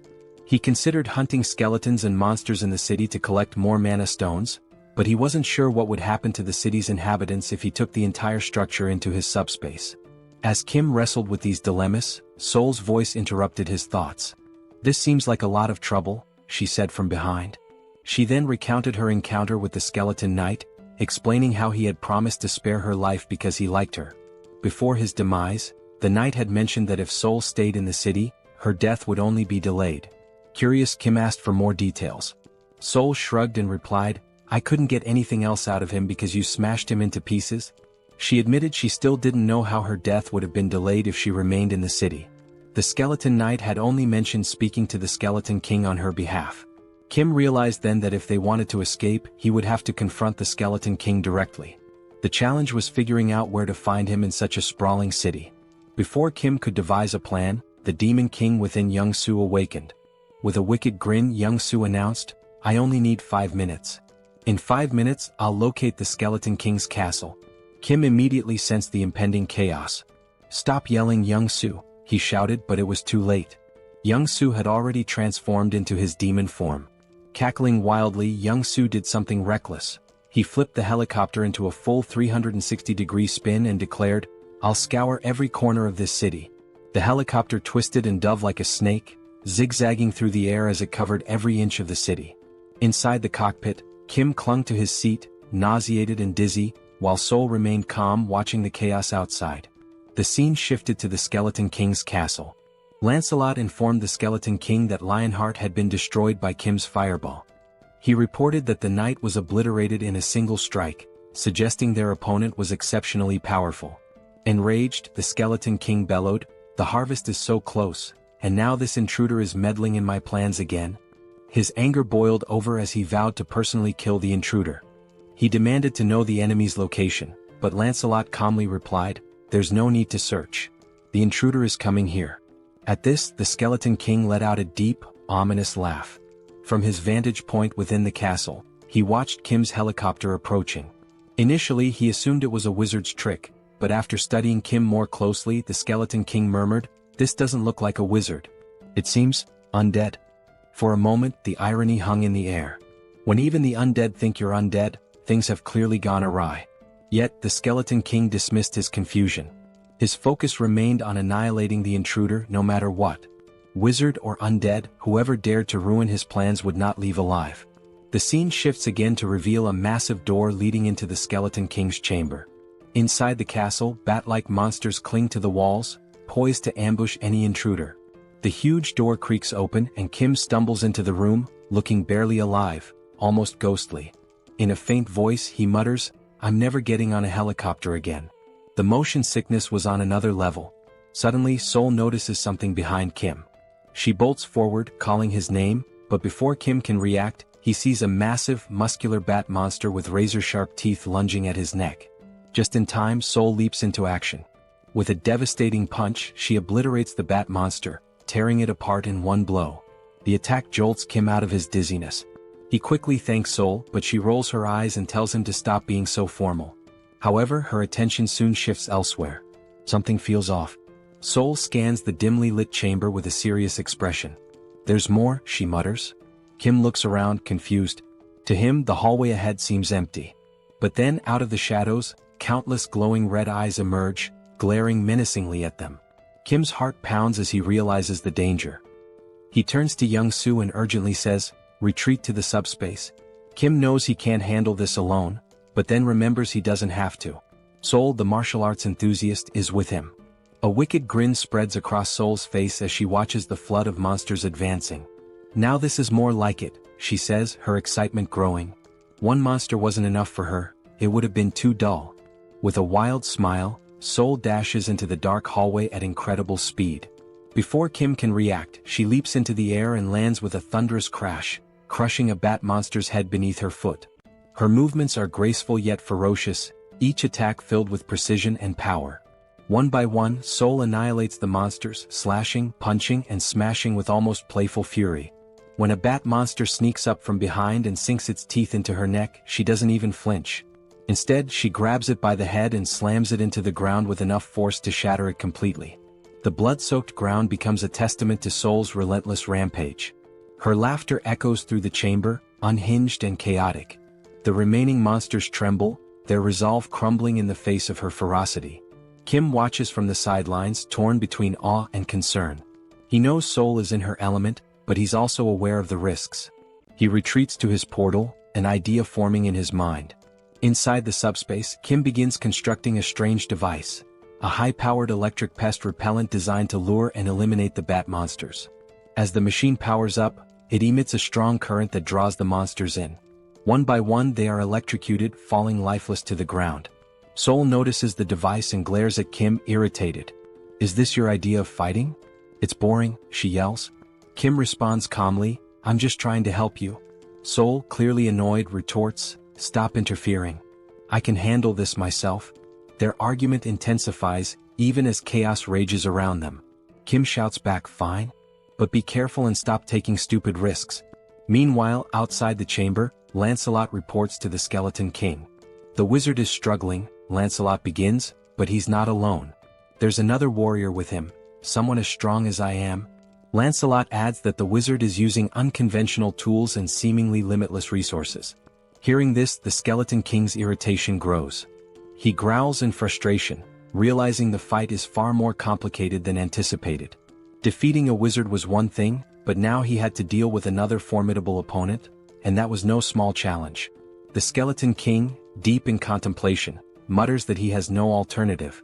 Lancelot warns him, however, that summoning additional power might provoke the wrath of the Chamber of Commerce. Ignoring the warning, the Skeleton King insists he has no choice. After all, the wizard is at least an 8th-tier rank, the same as himself.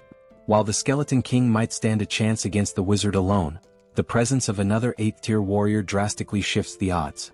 He knows he cannot triumph by himself and resolves to summon Lancelot.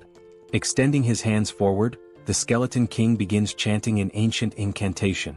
The holographic image of Lancelot's skull vanishes, replaced by 3 reinforced stones instead of the usual one. He rotates the stones around the projection of Lancelot's skull as a surge of mana gathers, signaling the powerful summoning ritual. Meanwhile, in the team SUBSPACE, electric appliances and tangled copper wires are scattered everywhere. The group is hard at work constructing a new weapon. Wrapping thick copper wire around an aluminum rod, they create the electric repellent bat, a semi-rare grade weapon crafted specifically for Soul. Holding the new weapon, Soul's face lights up with excitement. The bat, infused with an electrified ability, delivers double damage to enemies. Soul twirls the bat skillfully, testing its weight and power, clearly thrilled by its potential. As they exit the SUBSPACE, she thanks Kim, teasingly calling his crafting skills a scammer's ability for how effortlessly he can produce items. She remarks that the electric bat will be perfect for dealing with the monsters but warns Kim not to interfere in her battle this time. She wants to face the bat monsters alone. As Soul steps out, she begins scratching her neck. Concerned, Kim asks if she's injured. Soul explains that since the bat monster bit her, she hasn't felt any pain, but now there's an itch. She adds that she received a system notification earlier, stating that all impure energy had been expelled from her body. This revelation makes Kim uneasy, wondering if Soul might transform into a vampire. Soul, noticing his worry, jokingly tells him that if she does turn into a vampire, he has to kill her. She wouldn't want to live as a vampire lady. The siblings share a brief, light-hearted moment. The scene shifts back to the Skeleton King, who turns his attention to Kim, his voice laced with sarcasm. He sneers, mocking that the name Arcane must be ashamed of Kim's reckless behavior. The Skeleton King accuses Kim of ruining his plans and causing chaos in his domain. He declares that, regardless of Kim's origins in the arcane dimension, he has no right to meddle in his affairs. With a chilling roar, the Skeleton King vows to fight and kill Kim. Kim and Soul exchange glances, baffled by the king's rant. "This idiot makes no sense," Kim mutters under his breath. The word idiot only enrages the Skeleton King further. Furious, he calls for Lancelot to attack, commanding him to eliminate Kim and Soul immediately. Lancelot finally emerges from the summoning. His presence is nothing short of terrifying. His 4 glowing eyes gleam menacingly, and his massive silver armor radiates power. In his hand, he wields an enormous sword capable of cutting through anything. Soul, seeing Lancelot, grins with excitement. She had grown tired of weak monsters and was ready for a real challenge. She turns to Kim, warning him again, "Don't interfere in this fight. If you do, it won't end well," before charging straight at Lancelot. Before Soul can make her move, Lancelot lunges forward, hurling his sword with lethal precision, aiming to cleave her in half. Reacting quickly, Soul dodges the attack and counters with her electrified bat. The clash sends shockwaves through the room, the force so strong that even Kim feels it from a distance.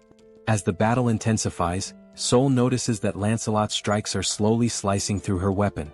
Realizing the danger, she retreats just as Lancelot delivers a devastating blow, splitting the electric bat in two. Soul looks back at Kim and jokes, "My bat wasn't weak, it's just that Lancelot is ridiculously strong." Despite losing her weapon, Soul remains undeterred. Lancelot, now fully revealed, stands as a fearsome and nearly invincible knight. Watching from afar, the Skeleton King boasts about summoning Lancelot, his most powerful knight. Meanwhile, Kim reflects on Soul's words. It's rare for her to acknowledge an opponent's strength, and that fact alone tells him how formidable Lancelot truly is. If Soul acknowledges Lancelot's strength, then he is indeed a formidable and dangerous opponent. Watching Soul, Kim proposes a deal. If she manages to kill Lancelot, would she give him Lancelot's magic stone? Kim argues that he used up all his own magic stones to craft weapons for her, and since Lancelot destroyed those weapons, it's only fair to repay him with the stone. Soul, however, flatly refuses, declaring that whoever lands the killing blow will claim the magic stone. With a confident smirk, she adds that Lancelot won't be able to stop her. Determined to contribute, Kim activates his Ignite bowling ball and hurls 5 fiery high-speed projectiles toward Lancelot. Yet Lancelot remains unfazed, standing casually as if unbothered. Drawing his sword, Lancelot effortlessly slices through all the bowling balls with a single slash. The shattered projectiles ooze a molten, lava-like liquid, but even this does not affect Lancelot. Refusing to give up, Kim launches more bowling balls from different angles, hoping to overwhelm him, but Lancelot cuts through every single one with the ease of slicing tofu. Kim's jaw drops in shock as he watches. He can't believe how effortlessly Lancelot counters his high-speed, magic-infused attacks. While Lancelot focuses on cutting the projectiles, Sol sees an opening. She charges forward and punches Lancelot in the face with all her strength, but to her dismay, it doesn't even cause 1% damage. In retaliation, Lancelot swings his massive sword, narrowly missing Sol's neck as she dodges. She counters with punches to his face and chest, but the strikes are completely ineffective. Kim seizes the moment and launches another Ignite bowling ball, this time aimed directly at Lancelot's head. The impact sends Lancelot flying, but when he rises he remains unscathed, glaring at Kim with glowing, menacing eyes. A growing sense of unease washes over Kim. Something feels terribly wrong. He recalls a similar ominous feeling from his battle with the Black Wyvern. Trusting his instincts, Kim quickly activates his subspace and pulls Sol into it. Furious, Sol demands an explanation for Kim's interference. Kim explains the overwhelming sense of danger he felt. Even after using his most powerful attack, Lancelot emerged unscathed. He compares the situation to previous battles, where his strongest move could split the Skeleton King in half, yet it did nothing against Lancelot. Begrudgingly, Sol admits she cannot defeat Lancelot alone. Outside the subspace, Lancelot wastes no time. In a flash of insane speed, he vanishes from his position and reappears in front of Kim's barrier, slamming his massive sword against it. Kim is genuinely terrified by Lancelot's speed and strength, while even Sol admits the knight is extremely dangerous. If the fight continues, both of them will die. Despite Lancelot's relentless assaults, the barrier holds firm. Kim notices something crucial. Lancelot is standing dangerously close to the barrier. An idea forms in his mind. If he launches his Ignite fireballs at such close range, Lancelot won't have enough time to dodge. Acting quickly, Kim unleashes 5 fireballs at point-blank range. To his horror, Lancelot effortlessly slices through every fireball, even at such proximity. The situation grows more dire. Lancelot isn't just strong, he's unstoppable. Kim is baffled. None of their attacks are effective. He watches in disbelief as Lancelot cuts through every projectile with precision, as if the heavy metal were nothing more than butter. Meanwhile, the Skeleton King observes the battle from afar, finding it dull. With a smug grin, he taunts Kim, mocking how long he plans to cower behind his barrier. He declares that Lancelot is a 7th-tier warrior, immune to all of Kim's abilities. According to the Skeleton King, no matter what Kim tries, he cannot defeat Lancelot. Seated arrogantly on his throne, the Skeleton King begins reminiscing. He reveals that he poured all his resources and wealth into coming to Earth and believed summoning Lancelot was the only way to survive against Kim and Sol. Now, watching their futile efforts, he expresses disappointment. Had he known how weak they truly were, he wouldn't have taken the risk of summoning Lancelot. As the Skeleton King observes, something unusual catches his attention. Kim is no longer using magic. Instead, he's pulling strange, unconventional items from his portal in an endless stream. Realizing this, the Skeleton King's eyes gleam with inspiration as an idea begins to take shape. Meanwhile, Kim is at a complete loss. He checks all of his abilities: Subspace Laboratory, Replicate, Extra-Large Subspace Life Support, but none seem useful in defeating either the Skeleton King or Lancelot. Desperate, Kim resorts to repeatedly throwing Ignite bowling balls at Lancelot, but Lancelot slices through them with ease, leaving Kim genuinely stuck. Suddenly, the Skeleton King bursts into loud laughter. He commands Lancelot to stop attacking, announcing that the 2 individuals in the portal are not wizards, but rather potential allies for his future plans. Obeying the command, Lancelot ceases his assault and steps back toward the Skeleton King. The Skeleton King rises from his throne and approaches Kim's portal. Initially, he had assumed Kim and Sol were wizards, but as he observes Kim more closely, he realizes they are ordinary humans. Even more intriguing, Kim possesses a unique ability. Confused, Kim wonders what the Skeleton King is referring to. With a cunning grin, the Skeleton King begins to explain. He mentions that Kim must have encountered and killed 2 skeleton knights to acquire reinforced stones. These stones, the Skeleton King reveals, can only be produced within Camelot Castle by sacrificing living beings. The Skeleton King elaborates on his original plan: to sacrifice the inhabitants of the nearby city to mass-produce reinforced stones, which he would then use to summon an army of skeleton knights. However, he proposes an alternative: a business partnership with Kim. The Skeleton King suggests that Kim, with his unlimited replication ability, could duplicate the reinforced stones, allowing them to dominate not just Earth, but the entire universe. Kim stands silently processing the offer. As the Skeleton King laughs sinisterly, envisioning his grand scheme, Kim suddenly begins laughing and crying simultaneously, leaving the Skeleton King perplexed. Kim thanks him, explaining that the Skeleton King has unknowingly solved all of Kim's problems. Before the Skeleton King can react, Kim utters 4 decisive words. Pax, put Camelot in subspace. Instantly, the entire Camelot castle vanishes before the Skeleton King's eyes. The Grand Fortress, once the source of his power, shrinks and disappears into Kim's subspace. The Skeleton King and his skeleton knights are left standing outside, bewildered and enraged. Looking around in disbelief, the Skeleton King tries to comprehend what just happened. Meanwhile, the castle reappears in Kim's hands, now reduced to the size of a toy. Sol, observing the shrunken structure, casually remarks how small and insignificant it looks. Overcome with fury, the Skeleton King roars, "How dare you 9th-tier slaves!" He accuses Kim and Sol of destroying his life's work and vows to annihilate them. Enraged, he summons a dark purple orb of energy, brimming with the souls of the dead. The green, ghostly spirits surge toward Kim's portal, attempting to shatter it. Yet as the smoke clears, Kim and Sol remain unharmed. Now calm, Kim begins to think strategically. He recalls the name of the skeleton knight summoned by the Skeleton King, Lancelot. Deciding to take a bold risk, Kim calls out Lancelot's name, attempting to summon him.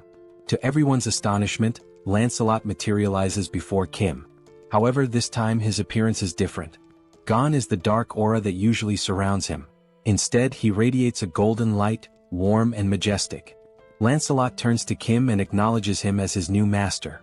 Without hesitation, Kim commands Lancelot to kill the Skeleton King. Obeying immediately, Lancelot draws his sword and, with a single, precise slash, cleaves the Skeleton King cleanly in two. The Skeleton King, unable to react or defend himself, is defeated in an instant. With grace and overwhelming power, Lancelot ends the battle in one swift motion. As soon as Lancelot struck the Skeleton King, the violet core within the Skeleton King was destroyed. It shattered into fragments with a faint explosion.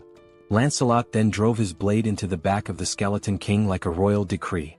We see the Skeleton King's body sprawled before Lancelot, his jagged crown lying discarded at Lancelot's feet, and his dismembered parts scattered across the ground. As the Skeleton King's form faded, a golden mana crystal began to glow.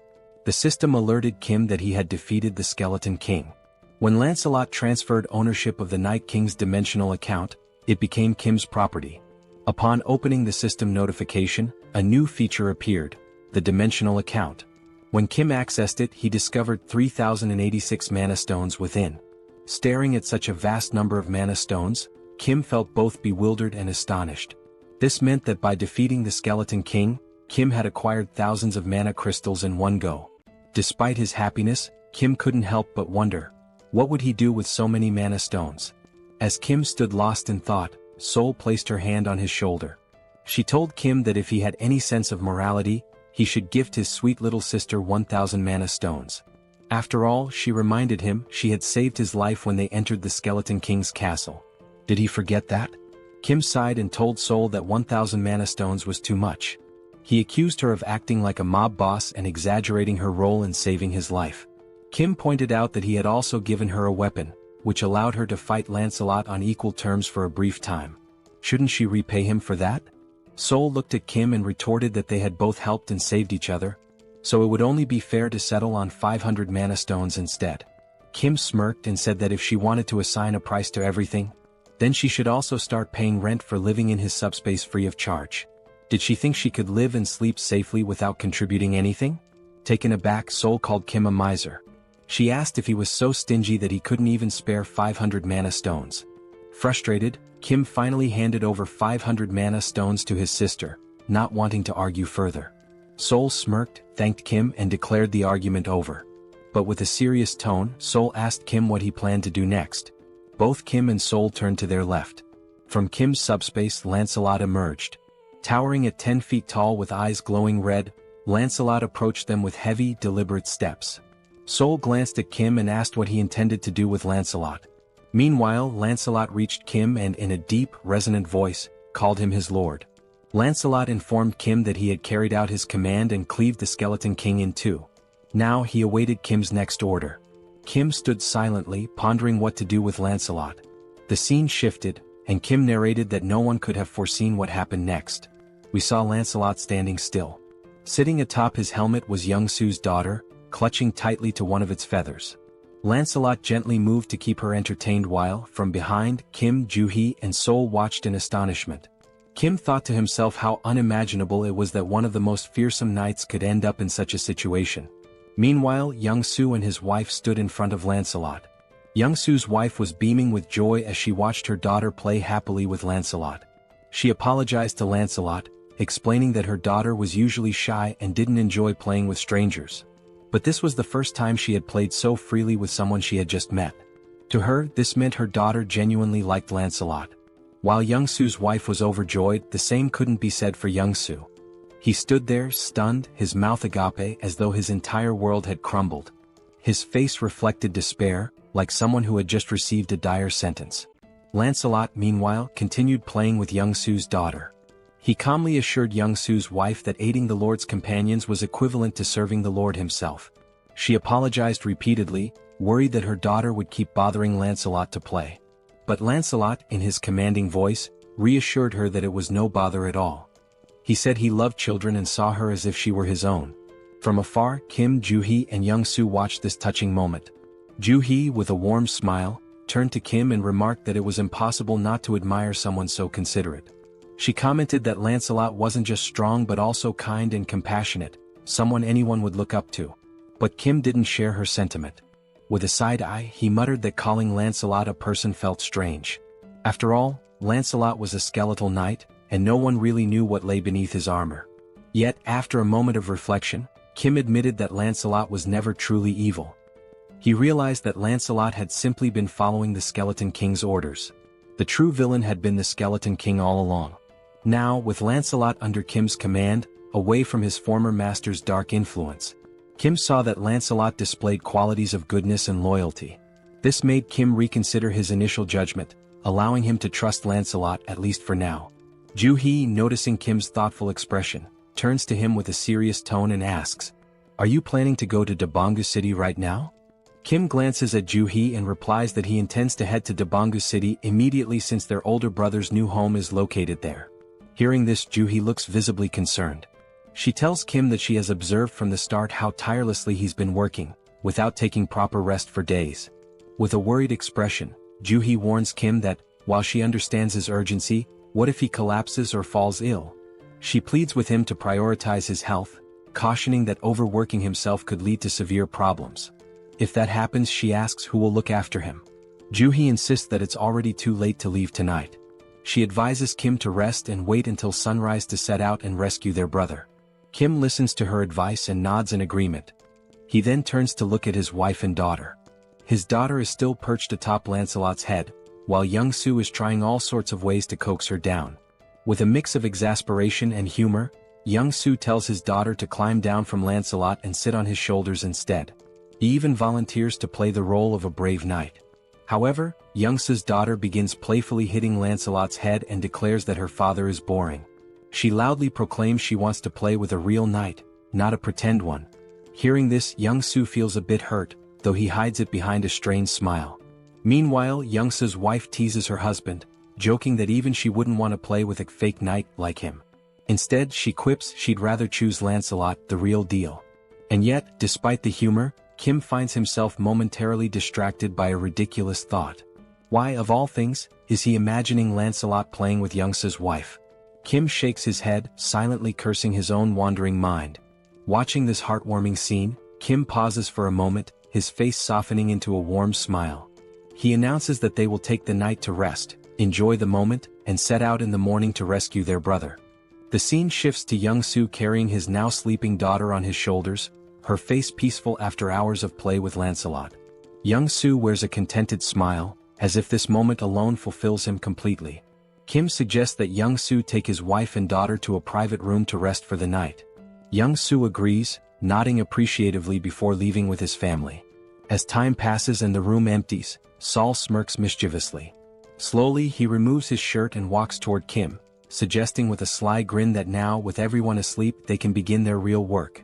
Kim responds with a knowing smile and turns to Lancelot, asking if he needs a place to rest. Kim summons the Camelot Castle, and a miniature version of the castle materializes in his hand. The system notifies Kim that this artifact is a unique grade item known as the Palace of the Cursed Knight. It explains that the castle's size depends on the number of mana stones invested. The system further details its 3 powerful abilities. Blood Sacrifice. By sacrificing livestock, Kim can create reinforcement stones. Summon a Ghost. Using mana crystals, Kim can call forth ghosts from the castle. Knight Investment. By combining ghosts with reinforcement stones, Kim can forge knights as powerful as Lancelot. Kim marvels at the artifact's capabilities, deeming them both overpowered and fascinating. However, he notes that the castle's size scales directly with his investment. For example, 500 mana stones would result in a 500 square foot castle, while 1,000 stones would yield a 1,000 square foot one. After some deliberation, Kim decides on a size sufficient for housing 12 knights, opting for a 300 square foot castle. He invests 300 mana stones, and the Camelot castle grows and expands to its new dimensions. The now enlarged castle stands before Kim, Lancelot, and Saul. As Kim observes the structure, a slight unease creeps in due to its eerie appearance. He turns to Lancelot and asks if the castle's size is adequate for 12 knights like him. Lancelot, with a calm demeanor, responds that he doesn't care about the size as he can adapt to any space. Then, with a wry sense of humor, Lancelot jokes that the castle is as tiny as the Skeleton King's little PP, adding that, compared to Kim's vast subspace, this castle is nothing. Lancelot explains that when Kim summons more skeleton knights in the future, they will reside in his subspace, while Camelot Castle will primarily serve as a summoning hub. Saul meanwhile looks stunned. She realizes how large the Skeleton King's castle must have been, at least 30 times the size of Kim's. This revelation leaves her wondering just how many mana stones the Skeleton King had used to build his massive fortress. Lancelot, overhearing the conversation, confirms that while he doesn't know the precise number, he remembers the Skeleton King using tens of thousands of mana stones to construct Camelot Castle. Hearing this, Saul is even more astonished, realizing the immense effort and resources the Skeleton King devoted to building his massive fortress. Meanwhile, Kim begins to reflect.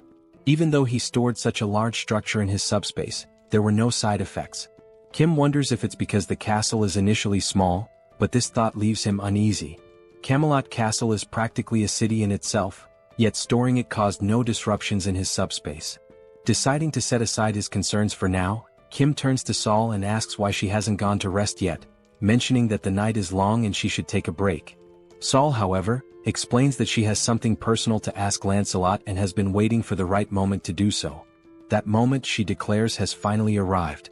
With an eager gleam in her eyes, Saul turns to Lancelot and, striking a confident pose with her hands on her hips, announces her request. She wants to learn his swordsmanship. Saul boldly asks Lancelot to teach her his techniques. Kim, overhearing this, is taken aback. He thinks to himself that if Lancelot agrees to teach Saul, her skills will improve significantly, which would greatly benefit their team in the future. On the other hand, Lancelot looks thrilled. In his deep voice, he responds that he would be delighted to teach her his swordsmanship, but under one condition. Lancelot explains that when Saul used her martial arts against him previously, he found it fascinating. If she wants to learn his swordsmanship, then she must teach him her martial arts in return. It would be an exchange of skills, her martial arts for his swordsmanship. Hearing this, Saul smirks, her expression shifting into one of playful mischief, almost bordering on manic. With a teasing tone, she praises Lancelot for being clever, admitting that her martial arts are indeed impressive. She calls him a little kid and playfully questions whether he could even handle her intense training regimen. Kim, watching this from the sidelines, notes how Saul's excitement peaks whenever the topic of martial arts comes up. She's undeniably a martial arts enthusiast, if not an outright fanatic. Meanwhile, Saul continues to taunt Lancelot, her mischievous smile intact. She suggests they start with a simple sparring session before beginning formal training. The scene shifts to Kim, who, feeling drowsy, starts heading toward his room in Camelot Castle for some rest. Meanwhile, Lancelot and Saul engage in their sparring session. Saul enjoys the match immensely, pushing Lancelot to his limits. By the end, Lancelot earns his place as a true member of their group, fully integrated into their family dynamic. The scene shifts again, this time to Kim and Young-soo observing from Kim's subspace. Both are surprised to see numerous military officers in the vicinity, communicating through walkie-talkies and appearing to scout the area. Confused, Young-soo asks, "Are there other people besides us planning to travel in the morning?" Kim, however, finds the situation suspicious. Just as he is about to voice his concerns, the sound of a helicopter echoes in the sky. Looking up, they spot the aircraft flying toward Kim's subspace. Young Soo, recognizing the helicopter, exclaims, "That helicopter looks very familiar." Kim realizes it too. It's the same helicopter he had stored in his subspace and later handed over to the general. The helicopter lands and the general steps out with an elated expression. Hurrying toward Kim, he greets him warmly, saying, "Hello, Kim."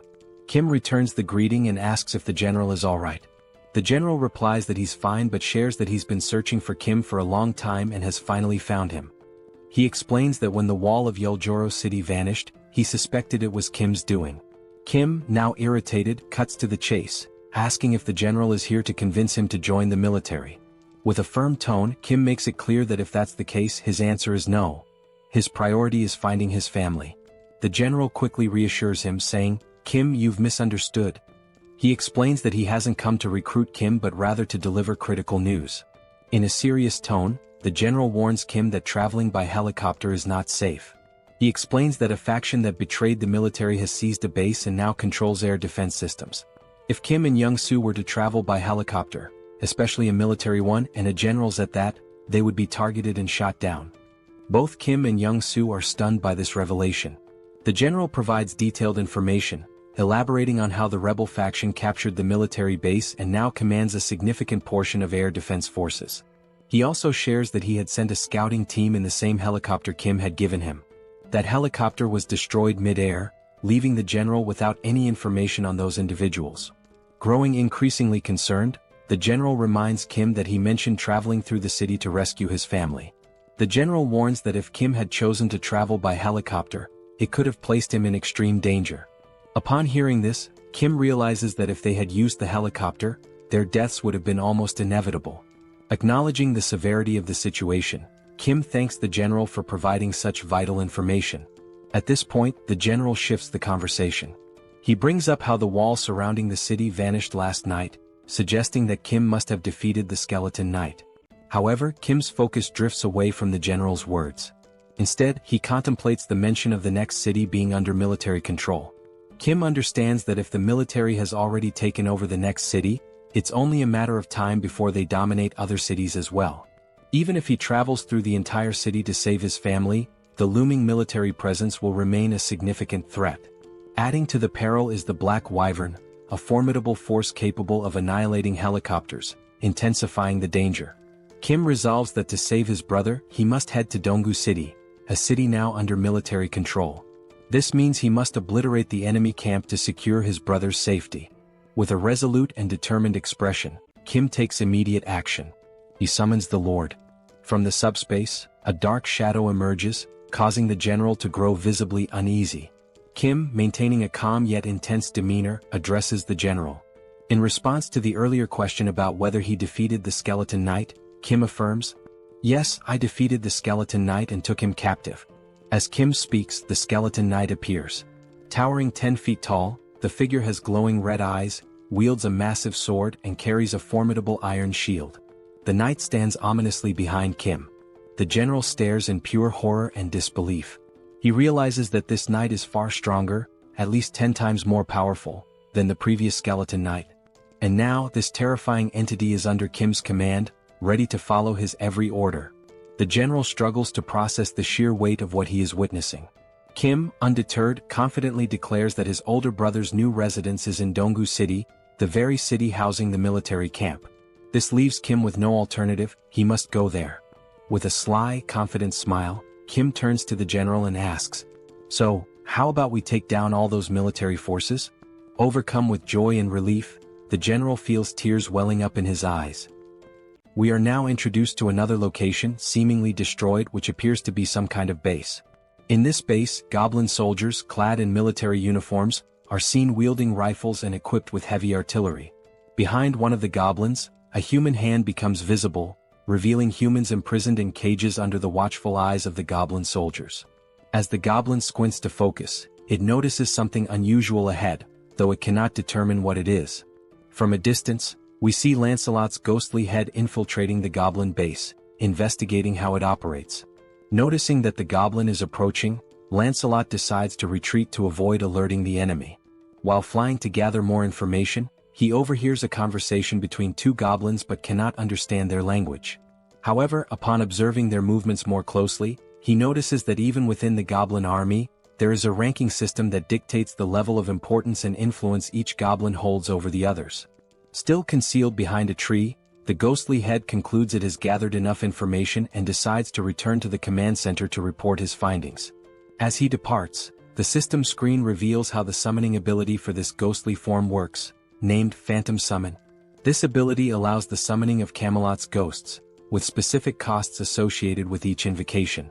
It is also shown that while knights are in their ghostly forms, they cannot physically interact with the environment, but they are also immune to physical interference. Moreover, this ability enables them to pass through walls and even fly freely. Summoning a ghost consumes 1 enhancement stone and 500 magic stones, the same cost as summoning a knight. Although not explicitly stated in the description, once summoned as a ghost or knight, they can switch forms without incurring additional costs. In other words, phantomization can be considered an optimal means of reconnaissance behind enemy lines. A few hours earlier, the general had been outlining the strategy they would use, showing on a map the cities involved and relying on Lancelot to patrol the enemy lines, determining the strength of their forces, the location of anti-aircraft weapons, and other characteristics of the enemy troops. Based on the information gathered, the plan was to devise a strategy to outmaneuver the enemies. However, due to the ghost's limited range, everyone needed to move closer to the enemy lines and pinpoint where government forces were stationed before reconnaissance could begin. Lancelot returned to the Allied base after taking 2 hours and 30 minutes to complete his reconnaissance. While reporting his findings, Kim was shocked to learn that the soldiers had mutated into goblins and had imprisoned over 200 people, referring to them as sacrifices. Additionally, Lancelot shared further details he had overheard. First, the enemy had a total of 9 anti-aircraft weapons. Second, they planned to recruit additional manpower from Bangkok Dong. Third, the brigade commander, a high-ranking officer, was stationed in the eastern wing. Lastly, they mentioned that the world would change when a certain someone arrived. Lancelot confirmed the accuracy of this information, leaving the 4 members listening utterly astonished. The commander remarked that security had indeed been tighter than usual and suspected they were plotting something but hadn't anticipated the capture of civilians. Kim mentioned rumors that some had voluntarily joined the rebel forces but expressed confusion about their motives and the reason for imprisoning civilians. He also questioned who this person capable of changing the world might be. Lancelot's ghost replied that he didn't know who this individual was but speculated that the reason for capturing people was likely to gain repulsive force. He explained that all beings across dimensions have a classification system known as hierarchy. Repulsive force is the power granted by this hierarchy, essentially the right to be protected from lower-ranked beings. The lower the hierarchy number, the stronger the repulsive force, preventing attacks from lower ranks, e.g., a 9th rank attack cannot affect an 8th rank being. However, this is not an absolute rule. At this point, Kim recalled the attack by the skeletal knight. The sister asks if they are sacrificing people to achieve this hierarchy. Lancelot, based on prior information, confirms it, stating that this method is instinctively used by beings with lower intelligence as a shortcut. With a serious expression, he explains that when this method is used in a lower dimensional hierarchy, it signifies that contact has been made, and possibly an agreement, with a higher-ranked being. Intrigued, Kim asks what kind of agreement this could be, but Lancelot admits he doesn't know the specifics. Sol, now furious, says that since they are sacrificing people, they're undoubtedly up to no good and suggests going to the base to eliminate them all. Kim responds that if it were that simple they would have already done it. The colonel adds that these enemies seem extremely dangerous. The colonel also notes that the information provided by Lancelot has been excellent. They now know the positions of the brigade commander and the anti-aircraft cannons, which increases their chances of success.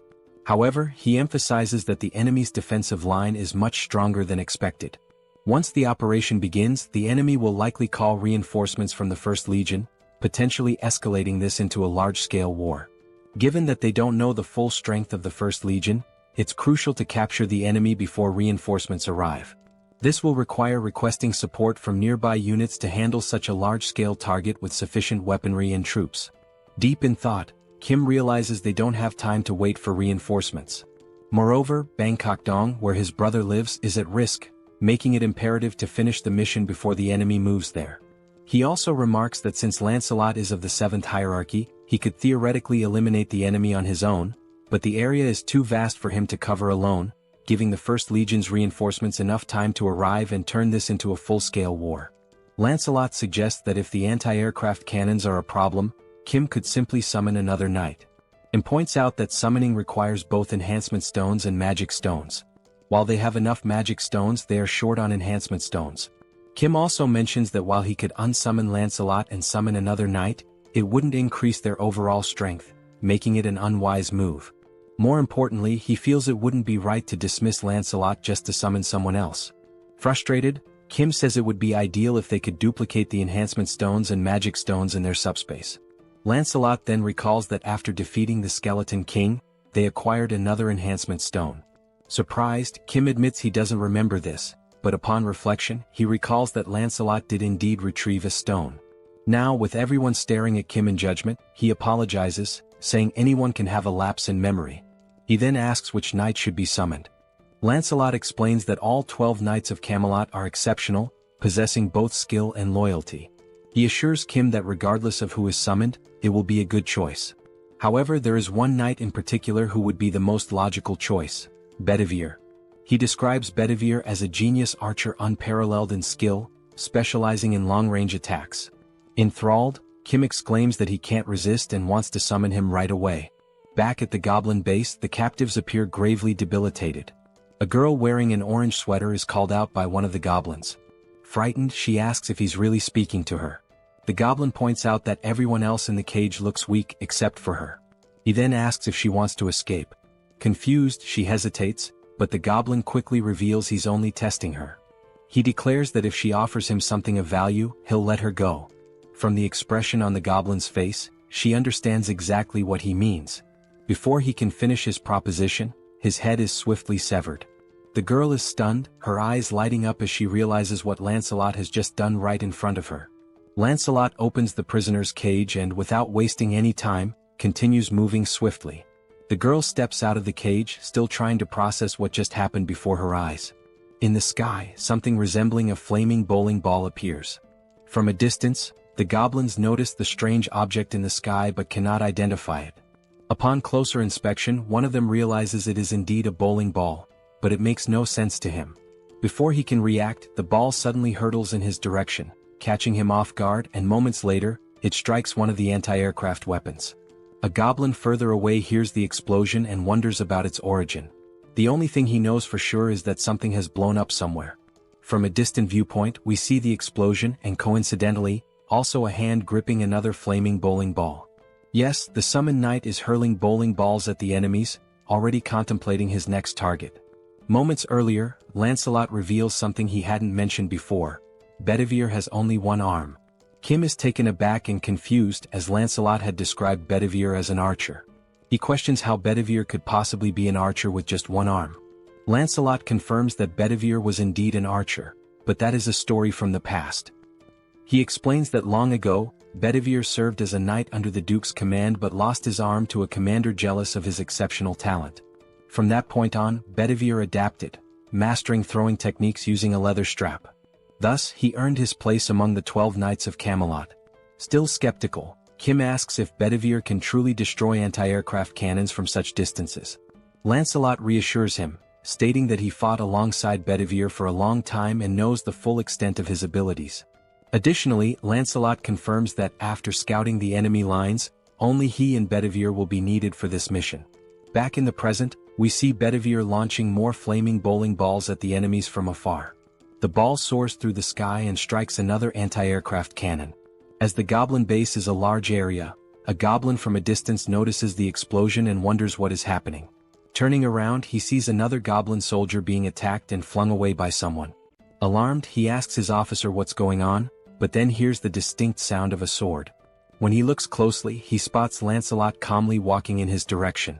The goblin, trembling with fear, stammers that this is a restricted area where unauthorized individuals are not allowed. Lancelot remains silent, continuing his steady approach toward him with an air of calm authority. Meanwhile, we see Kim's system sending him notifications. The first shows he acquired 4 magic stones, bringing his total to 2,686. Shortly after, another notification appears, adding 12 more magic stones, increasing the total to 2,698. Kim, staring at the system screen in surprise, reflects that owning a dimensional account eliminates the need to collect magic stones manually, as they are gathered automatically. Still, he finds it hard to believe how quickly the stones are being accumulated and wonders if this is really correct. Moments later, 3 more notifications pop up, one with 5 more magic stones, another with 8, and yet another with 5, bringing the total to 2,788 magic stones. Young, Sol, and Kim stand idly waiting for a signal to act, and Kim continues to question whether this situation is as it seems. Young reassures him, suggesting he look up at the sky, stating that it is likely the source of the multiple notifications. Above, 2 flaming bowling balls launched by Bedivere collide mid-air, creating a massive explosion that draws everyone's attention to the sky. Amazed by Bedivere's precision, Kim remarks that the knights had mentioned they would signal when all major anti-aircraft artillery had been destroyed. Young adds that it's now clear why Sir Lancelot takes so much pride in the Knights of Camelot. As the group stands in awe, the Colonel comments on the extraordinary combination of Lancelot's tactics and Bedivere's abilities. He notes that if all the knights possess this level of skill, there's absolutely no need for special forces to intervene. Young simply nods in agreement. Kim, still astonished, declares it's time to make their move and execute their part of the plan. He also contemplates the immense power he now wields with all 12 knights, most of whom he hasn't even met yet. As the explosion in the sky subsides, smoke begins to fill the air. The scene shifts to the source of the explosions, Bedivere. He is examining a map and muttering to himself that there's a problem. He notes that he destroyed all the necessary targets and even sent the signal in the sky, but now he can't make sense of the map. The map indicates the locations of the anti-aircraft artillery he had to eliminate, a goblin circled in red, and an arrow pointing somewhere else. However, he cannot figure out where Lancelot told him to go next. Bedivere continues staring at the map, trying to recall the route Lancelot had given him earlier, but he has no idea which direction to take now. He mutters that if there were written instructions, it would be much easier to understand. Shrugging off his frustration, he decides to trust his instincts and proceed. Back to Lancelot, he punches a goblin in the face, causing the creature to cry out in pain.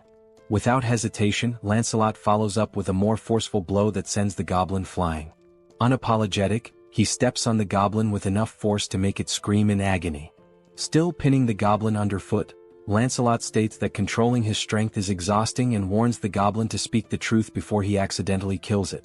He demands to know who informed them about using this shortcut, sacrificing humans to climb the hierarchy. He also presses for their plans and the strength of the First Legion's forces. The goblin chuckles, commenting on how much Lancelot seems to know about their operations. Eventually, the goblin gives in, revealing that the one destined to change the world is named Tonediu. He calls Tonediu a bastard of the 8th class, a giant compared to himself. Lancelot, unfazed, replies that he has never heard of this being and asks what Tonediu wants with the goblins and what exactly his plan entails. Reluctantly, the goblin admits he doesn't know and is promptly kicked by Lancelot, spinning him through the air. Now farther away, the goblin uses the last of his strength to flee. He leaps from a nearby window in a desperate attempt to escape. Upon landing, he finds himself near a group of goblin soldiers patrolling the area. Unfortunately, he lands awkwardly, injuring his foot. The goblin soldiers rush to him, asking if their commander is all right. Wincing in pain, the commander urgently orders them to fetch his bicycle. One goblin obeys and runs to retrieve it while the commander hobbles away slowly on his injured foot. Suddenly, he hears a sound behind him. When he turns to look, he sees Lancelot leaping from the building in pursuit. Calm and determined, Lancelot declares that attempting to flee is futile.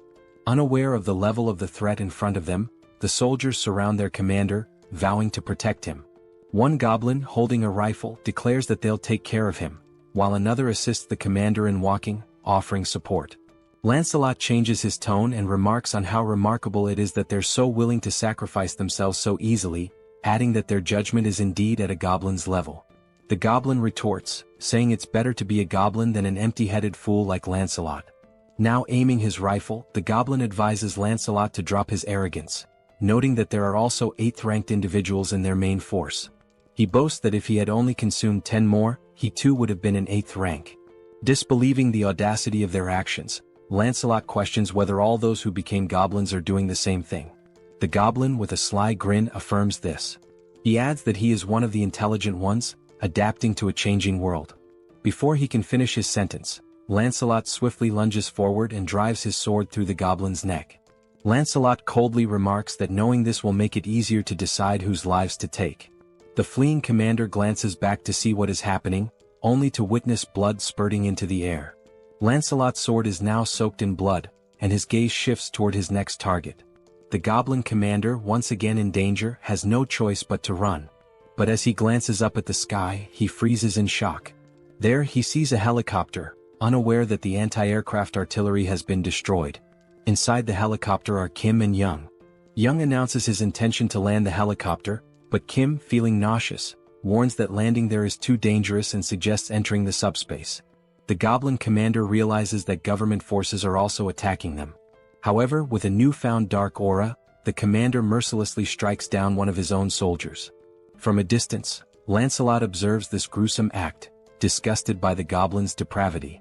Kim descends from the helicopter and runs toward Lancelot, but upon looking to his side, he is horrified by the goblin commander's actions. With the magic stones of the fallen goblin in hand, the commander consumes them. Lancelot curses him, calling him a bastard and accusing him of becoming an 8th rank because of the stones. From behind, we see the goblin commander now transformed into a monstrous figure with long hair. As he turns, his glowing red eyes burn with rage. Kim asks Lancelot if the commander truly abandoned his humanity to become an 8th rank. Lancelot replies that the commander tried to ascend ranks too quickly and dismisses it as nothing more than a cheap trick. Now consumed by fury, the mutated goblin roars and charges forward to attack. Calmly, Kim asks Lancelot about his rank. Lancelot replies that he is 7th ranked but assures Kim there's no need to intervene since Bedivere can handle it with ease. On the rooftop, Bedivere readies his weapon to launch another flaming bowling ball. He comments that he's glad he trusted his instincts and found the correct location. The mutated goblin's blood sprays far and wide. The system notification flashes, showing that Kim has acquired 322 magic stones, bringing the total to 3,542. Moments later, government reinforcements arrive.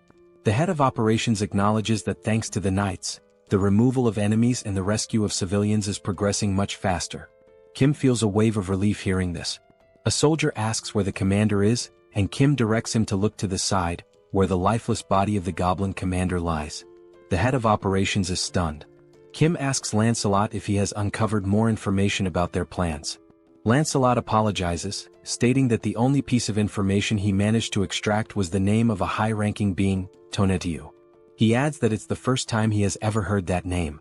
Kim remarks that everything remains a mystery. The head of operations suggests searching the building's documents for clues. Lancelot points to the shattered windows on the 4th floor, explaining that the commander was staying in that room. He notes that there are numerous documents to sort through in that area. The chief of operations thanks them for their service, but Kim quickly interjects, asking if the PX system is capable of storing all the military documents from the building. Pax confirms and immediately begins calculating the number of documents and the cost to process them. The system reveals there are 5,086 documents, with a cost of 120 magic stones. Kim gives the order to proceed. The chief of operations remarks that such measures weren't necessary, but Kim explains that PX will handle it efficiently, and he needs to locate the family as quickly as possible. Soon after, the system alerts him that an unsuitable document has been detected among the military files, labeling it as an incompatible item. Confused, Kim tries to understand what an incompatible item might be. Now holding the document, he attempts to read it. It turns out to be a registration form for dimensional beings. Lancelot clarifies that it's a document capable of increasing someone's rank. Examining the two documents in hand, Kim notes that one is in poor condition. Lancelot explains that the pristine document is the official form, while the damaged one is a shortcut. He further elaborates that the soldiers likely turned into goblins because they failed to register properly using the official method. To add to this, Sir Lancelot explains that registering a dimensional being requires magic stones and a dimensional account. He states that Earth's dimension is still in its early stages of exploration, and no one currently meets these conditions, except for Master Kim, who defeated an 8th rank being possessing a dimensional account. Kim and the Colonel fail to grasp much of what he says, but Lancelot continues, emphasizing that despite the oddity of the document's existence, Kim should register since he meets the requirements. This suggestion catches Kim off guard. However, Lancelot assures him that by completing the official form, Kim will avoid becoming a goblin. He also explains that dimensional being registration is automatically adjusted for each dimension, and the reason Kim can read it in a standard language is that it's the official document. Holding the document, Kim scans the fine print and notes that the process would consume only 1,000 magic stones. Without hesitation, he signs his name on the form. The system announces that the dimensional being registration is complete, leaving Kim with 2,422 magic stones. After signing, the document begins to glow and disintegrates into dust. Jokingly, Kim remarks that he's curious to know where the system wants him to submit the documents. Outside, someone arrives on a motorcycle, calling out to the commander and apologizing for the delay. The individual explains that the holdup was due to something being incredibly heavy to carry. However, upon taking a closer look around, they are baffled by what happened to the goblins in the area. From atop the building, Bedivere watches the scene with curiosity, wondering aloud if the vehicle the goblin is riding might be a horse. Meanwhile, back in the document room after the PX scan, they manage to retrieve not only the contract but also approximately 40,728 pages of military documents. Kim informs the colonel that he remains worried about his family and won't be able to review the documents himself since he's heading out to search for them. He adds that the director of operations will handle the verification and assures the colonel that once he finds his family, he will return to assist the government forces. The colonel thanks him and wishes him good luck. As they leave, Kim tells Lancelot that the plan is to enter without the rebels mistaking them for government troops. However, they learn that Dobongu has been occupied by the rebels, making it too dangerous for Yong-Soo to drive. Kim decides to take the wheel instead. He considers that, for now, it's safer for him and the two knights to travel in unassuming vehicles to avoid drawing attention and being identified as enemies. However, a significant problem arises.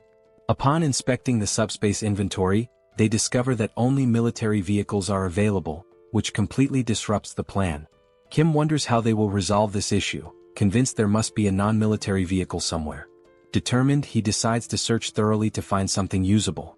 Descending the stairs, he acknowledges that the task will be slow and dangerous but accepts that there is no other option. He also expresses hope that they will locate a drivable vehicle. As they step outside, they are startled by the sound of a roaring engine. Looking ahead, they see Bedivere perched atop the motorcycle previously owned by the goblin. Suffice it to say, he looks incredibly stylish. Stunned, Kim, still processing what he's seen, asks why Bedivere is on a motorcycle.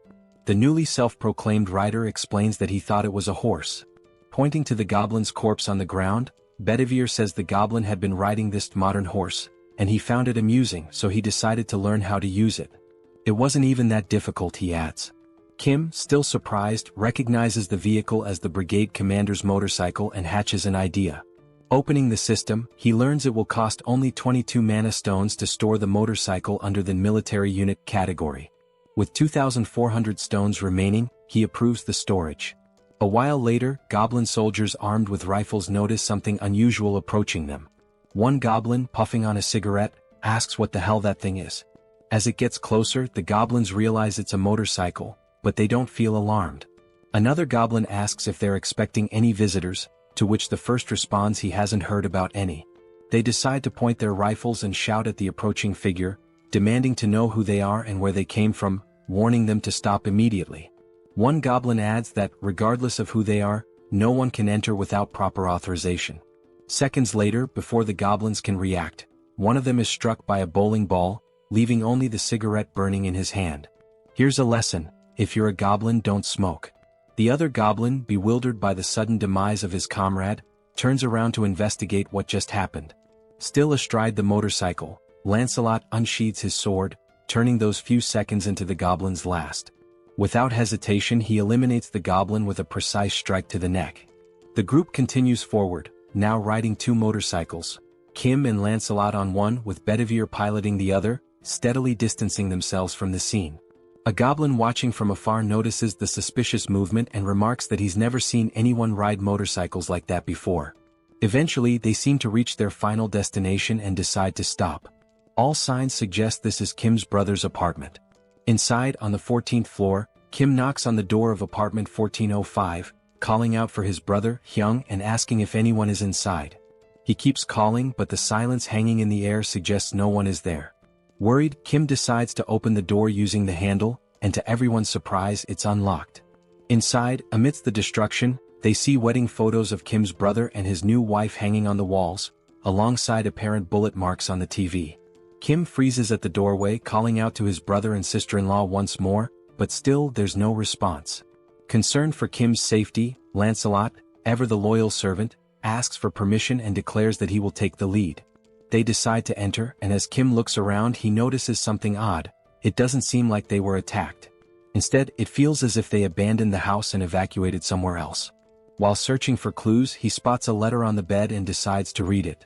The paper contains a message from his brother addressed to Kim or their sisters. It explains that the phones weren't working, so he left the letter in case one of them came looking for him.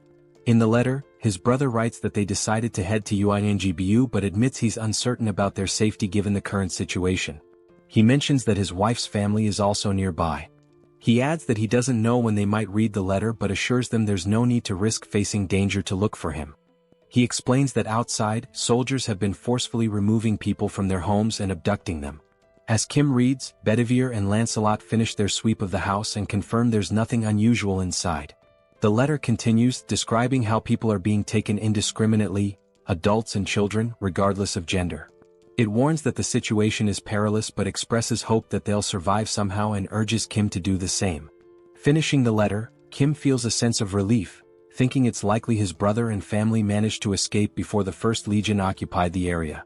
Kim calls Bedivere over, hands him the letter, and orders him to show it to his sisters in the subspace. He wonders when his brother, Hyung, wrote the letter and fears that if the Legion occupied this area, they might soon target where his brother is now. Turning to Lancelot, Kim declares they'll leave immediately, urging haste and stating he'll take the lead this time. Lancelot complies but asks if Kim is alright. Lancelot expresses concern that Kim may have developed a phobia, suggesting he let Lancelot drive. Before they can act, a helicopter suddenly appears outside the window, its turret aimed directly at them. The goblin piloting it reports via radio that he's identified an unknown individual and a skeleton at the location and is preparing to open fire. The turret roars, unleashing a barrage toward the two until its ammunition is depleted. For a moment, it seems like Kim and Lancelot have vanished. As the smoke clears, Kim reappears, grimacing and commenting that the attack hurt more than he expected. With a touch of humor, he confirms the phobia. Somehow, Kim commands Pax to store the Black Hawk helicopter in the warehouse, noting that its maintenance hadn't been completed and its weapons were for demonstration purposes only. The system confirms the operation will consume 141 mana stones. The goblin, utterly shocked, demands to know who they are, bewildered that they survived being hit by the turret.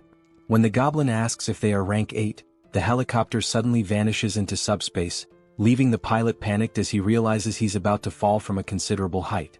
Kim turns to Lancelot, emphasizing that they can't waste any more time. Meanwhile, they hear the goblin scream until it abruptly ends with a splat. Kim reflects on how many rebels they've eliminated along the way but hadn't expected them to have a Black Hawk in their possession. He silently hopes his brother and family are safe. The scene shifts to a group of goblins having a conversation. They discuss how the high priest promised to distribute rewards based on the number of offerings they've collected. It's been several days since then. One goblin mentions there's only one building they haven't managed to destroy and questions if it's really necessary to interfere like this. He adds that another lieutenant's team has already captured 300 offerings. Another goblin scratches his head, admitting it's not easy to take down that building unless you're rank 8. The goblin lieutenant chastises him, saying they should have asked for reinforcements or figured out another way. He criticizes the others for risking their lives to collect more offerings while they lag behind. Declaring he'll handle things personally from now on, the lieutenant tells the goblin to work harder to make up for the delay. The subordinate obeys. Turning to the side, the lieutenant asks another goblin if he heard the instructions and orders him to destroy the building. The monstrous goblin growls furiously but doesn't reply. The mutant goblin charges toward the building, but abruptly halts as he notices strange movement coming his way. Alongside the mutant, all the other goblins in the area stop in their tracks, watching as the figures draw closer. The goblin lieutenant hears shouting but can't make sense of it, bewildered by the approaching shapes. As they get closer, Kim bellows furiously, commanding the filthy goblins to leave immediately, declaring that this is his home. Lancelot, right behind him, unsheathes his sword and prepares to do what he does best. In mere moments, striking a dramatic pose, he wipes out all the goblins before they can even react. Wasting no time, Bedivere hurls a single flaming bowling ball at the mutant goblin, striking its head and defeating it instantly. With the goblins swiftly dealt with, the building in the background comes into full view. The structure bears the name Zhongyang Tool Shop, a clear indication it belongs to Kim's family. Inside, peeking through a hole in the wall, a few people anxiously observe the scene outside. Someone asks if things are truly as bad as they appear. Another voice questions the father, wondering what's going on and why he's hesitating.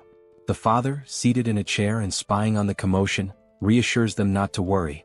He explains that Kim has arrived on a motorcycle, accompanied by skeletons, leaving everyone utterly confused.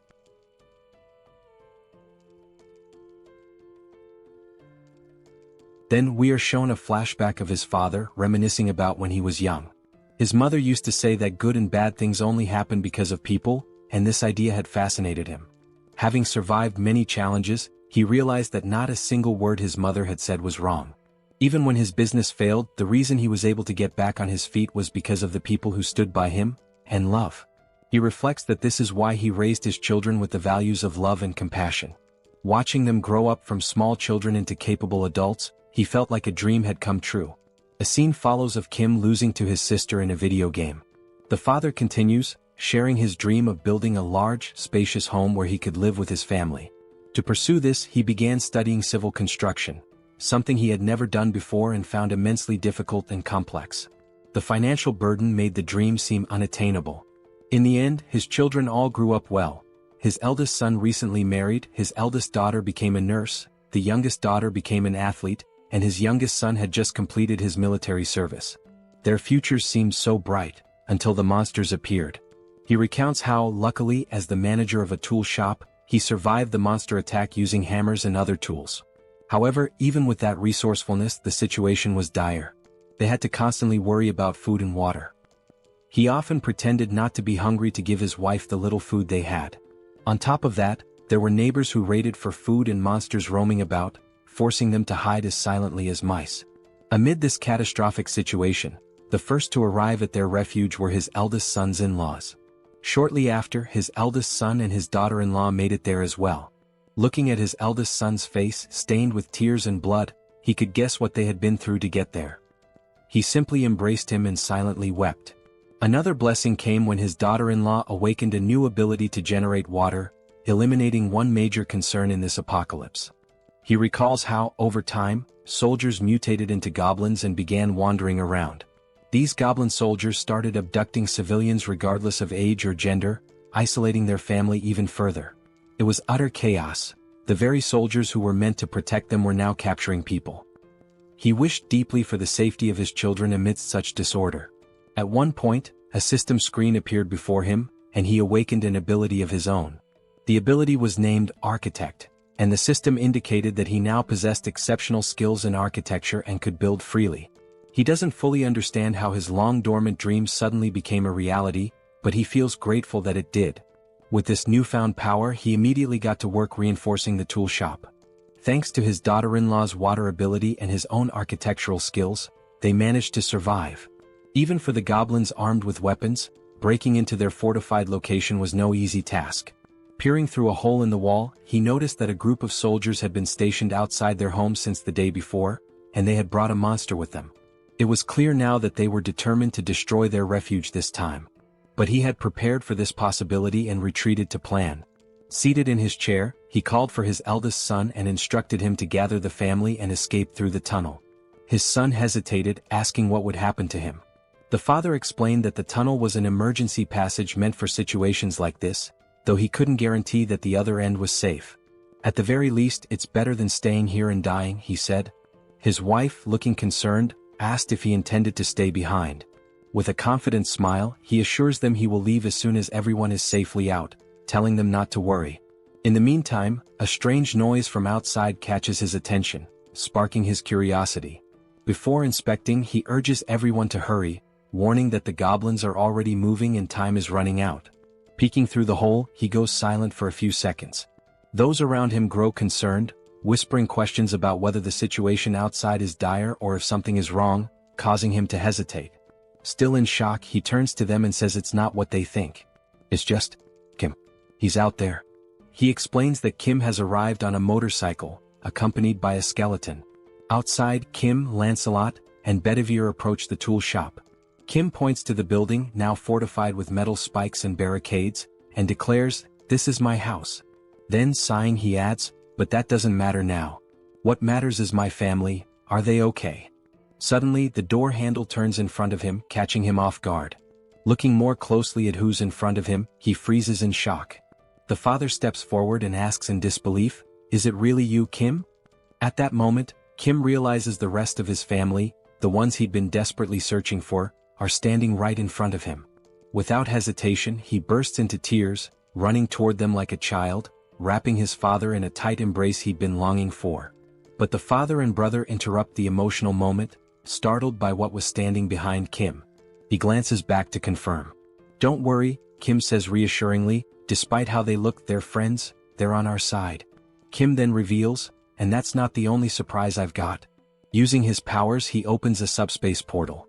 Inside, his two sisters are safe and enjoying a hearty meal. Seeing them eating brings tears of relief and joy.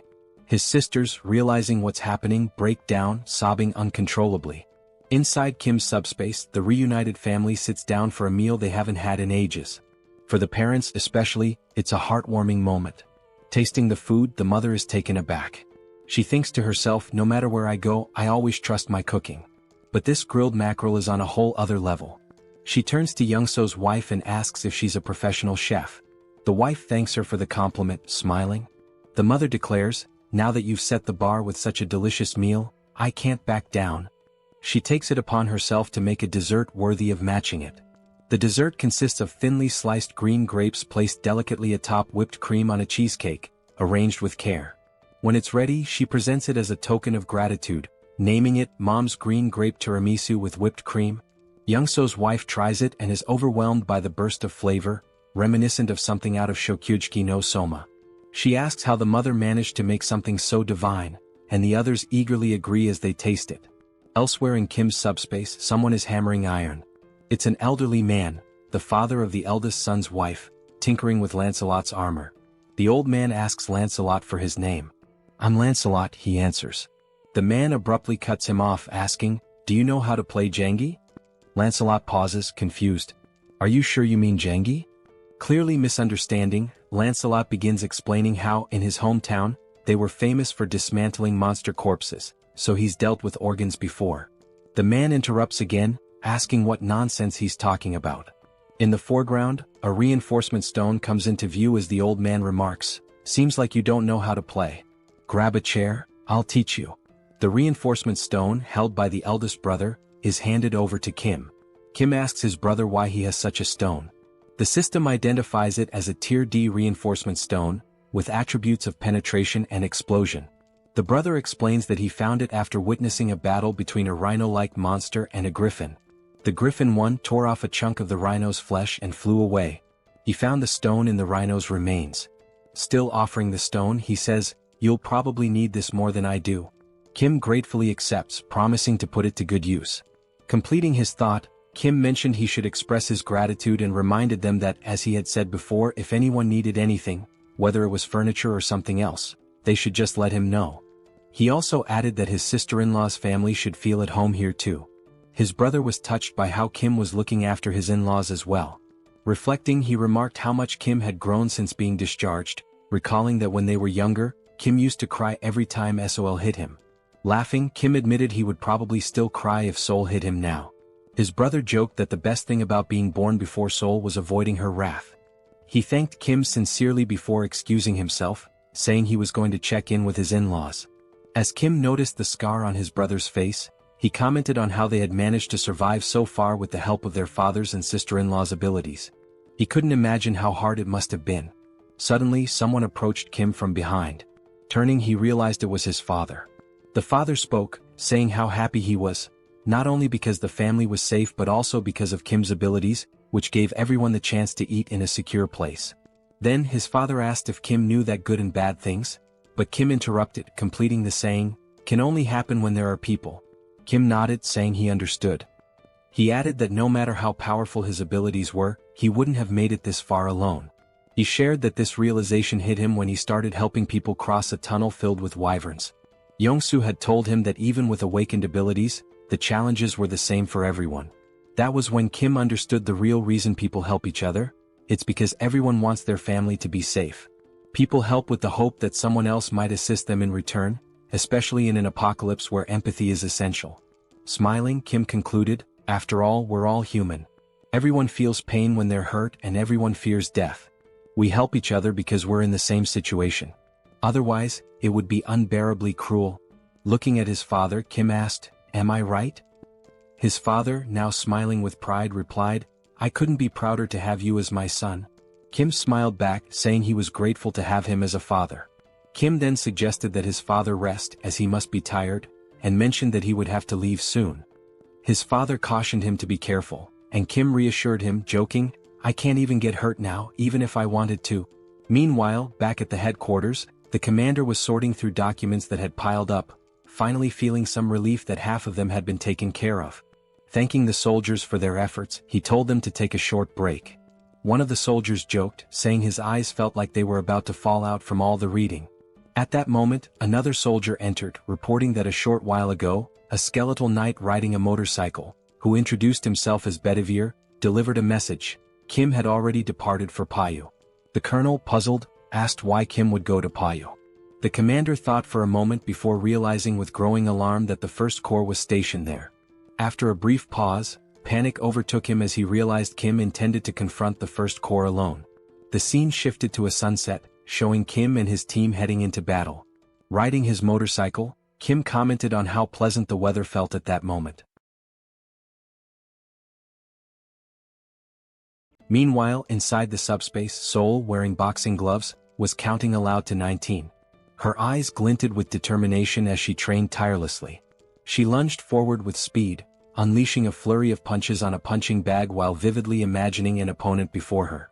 Like a skilled fighter, she rotated her torso flawlessly, channeling all her strength into a powerful kick that landed squarely on the bag. Wasting no time, she followed up with a devastating punch that shredded the punching bag, sending its remains flying several meters away. The count of 19, as it turned out, referred to the number of punching bags she had already destroyed. Frustrated, she called out to Pax, demanding he bring another bag and chastising him for being too slow. Nearby, her eldest brother, joystick in hand, observed the scene while Pax muttered that the speed of requests was set by Kim. The older brothers were engrossed in a video game and one of them asked why Seoul was so angry. She replied that it was because Kim refused to let her leave the subspace and risk her life. She added that while Kim acknowledged her awakened abilities, he reminded her that facing weapons, electric vehicles and similar dangers was still too risky. Seoul had insisted on at least being allowed to set up punching bags to train, and ever since she had been relentlessly hitting them. As they continued playing Overcooked, her older brother noted that Seoul had mentioned her awakened abilities. He agreed it was dangerous outside and questioned her eagerness to leave, adding, "But then again, we're talking about Seoul." Joyeon chimed in, agreeing, and mentioned that she'd overheard Kim talking about a scar on their brother's face. Touching his face, the brother dismissed it as nothing to worry about. Suddenly he heard a faint buzzing sound. As he touched the scar, he noticed something unusual. Alarmed, he realized the scar was gone, as if he had woken from a dream. Joyeon teased him, remarking that the scar wasn't that bad but that the bruise was a bit over the top. Still shocked, he insisted that the wound had been significant, pointing out that the scar had still been there yesterday. Smirking, Joyeon mockingly told him he shouldn't act injured, recounting how scared she had been when she was in the hospital. She also recalled a certain chief of internal medicine named Jin Songhak who had used his powers to manipulate and brainwash the hospital staff. Angrily recalling the ordeal, Joyeon admitted that it made her tread carefully with every action out of fear of being controlled too. At that moment, Youngso's wife appeared in the doorway, announcing that it was time to eat. Without hesitation, Joyeon dropped the joystick and bolted toward the dining area, leaving her brother to play alone. As their mother called everyone to the table, she overheard playful voices in the background. Someone declared themselves the devil of the underworld, while another announced, "I'm Yu Jong, the magical girl who's going to defeat you." The voices belonged to their father, Youngso, and his young daughter, who paused their game and acknowledged they were on their way. The mother announced that today's menu was kimchi stew and mentioned she had already served the black rice, urging them to eat while she joined them shortly. She turned to ask where Grandpa was, and the father replied that he likely wouldn't be eating just yet. Noticing the old man sitting with his back to her, she inquired why he wasn't joining them. He was focused on the board game he was playing with Lancelot, visibly intrigued. It was the first time he had ever encountered such a game. He marveled at how Lancelot, despite never having played before, could be so skilled. No matter how hard he tried, he couldn't find a single weakness in Lancelot's strategy. He resolved to ask Lancelot to explain his methods when he returned, impressed by the brilliance of his gameplay. Back on the battlefield, the scene shifted to war tanks rolling steadily toward an unknown destination. Suddenly they stopped and opened fire, their shots striking a target ahead. Another volley followed, resulting in a massive explosion at the impact site. From the devastation, a radiant blue light emerged, illuminating the entire area where the tank's shells had landed. As we approached, we noticed that the blue light was actually Kim's subspace, which had been struck by the attacks. In retaliation, Kim launched several missiles. The system screen displayed the status of the missiles, noting that they were ranked rare and had the ability to penetrate and explode. The missiles struck the war tanks, destroying them in the blink of an eye with small explosions. One by one, all the tanks that had previously been attacking Kim were now obliterated. Observing the situation, Kim remarked that he had avoided using high-explosive weapons to prevent any harm to civilians who might be nearby. However, according to Lancelot's information, the First Legion had divided its forces between the locations where civilians were detained and the stronghold of the main rebel force. In line with Lancelot's plan, he himself would handle the rescue of the hostages, while Kim was tasked with attacking the primary rebel force. Given this, Kim no longer needed to hold back, as there were no civilian hostages at the rebel base he was currently targeting. Fortunately, he had stored a Black Hawk helicopter equipped with missiles. Using the subspace lab and the enhancement stone his older brother, Hyung, had given him, Kim was able to upgrade individual features. Additionally, he improved the basic functionality of Pax's deployment system, which he had been procrastinating on for some time. The upgrades extended the range to 100 meters, and the maximum deployment speed increased to 300 kilometers per hour. What was already powerful now packed even more destructive force. Inside the subspace, as he studied the system screen, Kim realized that while the missiles were already powerful on their own, they could be upgraded to become far stronger. With this level of power, he could gather numerous magic stones in the blink of an eye. Looking again at the system display, he saw that 10,000 magic stones were required to upgrade the subspace to level 4. By now, he calculated he should have collected 2,000 magic stones. But when the system displayed the actual count, it showed only 1,890 stones. Puzzled, Kim questioned why the number was so low, insisting he should have more. The system then displayed a message stating that, according to the platform's terms and conditions, 45% of the revenue was deducted as a fee paid to Tonatiuh from the Mexica dimension. Additionally, the regulations required that 25% of the magic stones acquired be allocated to Priest Bongsu. Confused, Kim remarked that the names Tonatiuh from the Mexica division and Priest Bongsu sounded familiar. At that moment, he recalled a conversation with Lancelot in which Lancelot had revealed that the goblins had made contact with a high-ranking entity known as Tonatiuh. This memory startled Kim as he began piecing together the facts they had uncovered earlier. Suddenly, something appeared before him. It was Lancelot, addressing Kim as "my lord" and reporting that he and Bedivere had destroyed all the fields. Lancelot mentioned that Bedivere was helping people escape and that he had come alone for now. He asked if Kim was injured. Kim thanked Lancelot for his excellent work and assured him he was uninjured. Turning to Lancelot, Kim brought up the earlier conversation where Lancelot had mentioned a high-ranking entity named Tonatiuh that had contacted the rebels. Lancelot confirmed this and asked why Kim brought it up. Kim explained that both Tonatiuh and Priest Bongsu were taking his magic stones. He added that Tonatiuh was from the Mexica division and asked Lancelot what the Mexica division was. Lancelot explained that Mexica likely referred to the name of the planet or civilization from which Tonatiuh originated, using the example that their own location was referred to as the Earth dimension. He further stated that Priest Bongsu was sacrificing people to other planets and noted that a traitor was worse than someone betrayed. The scene then shifted to show a mutant goblin from behind, with a system screen open in front of it, displaying the same message Kim had just seen. The goblin tinkered with the system, questioning what he was doing to sound so crazy, remarking that this behavior was unusual. As he continued to look at the system, he wondered how the magic stones could be deposited into the dimensional account so quickly. He also mentioned that there had been massive explosions some time ago. The scene shifted to reveal where the goblin was, a setting resembling a sacrificial altar. He muttered that he hadn't heard the sound of helicopters or jets, much less any gunfire, which made him question where such powerful weaponry had come from. As a light approached him, He commented that, despite everything, none of his soldiers had come to report anything amiss. That light turned out to be a missile launched by Kim, which pierced the goblin's body like a donut. Due to the upgraded missile speed, the goblin had no time to react. After being struck, the goblin was hurled backward, landing hard on the ground. Moments later, Kim arrived, calling the goblin by his name, Priest Bangsu.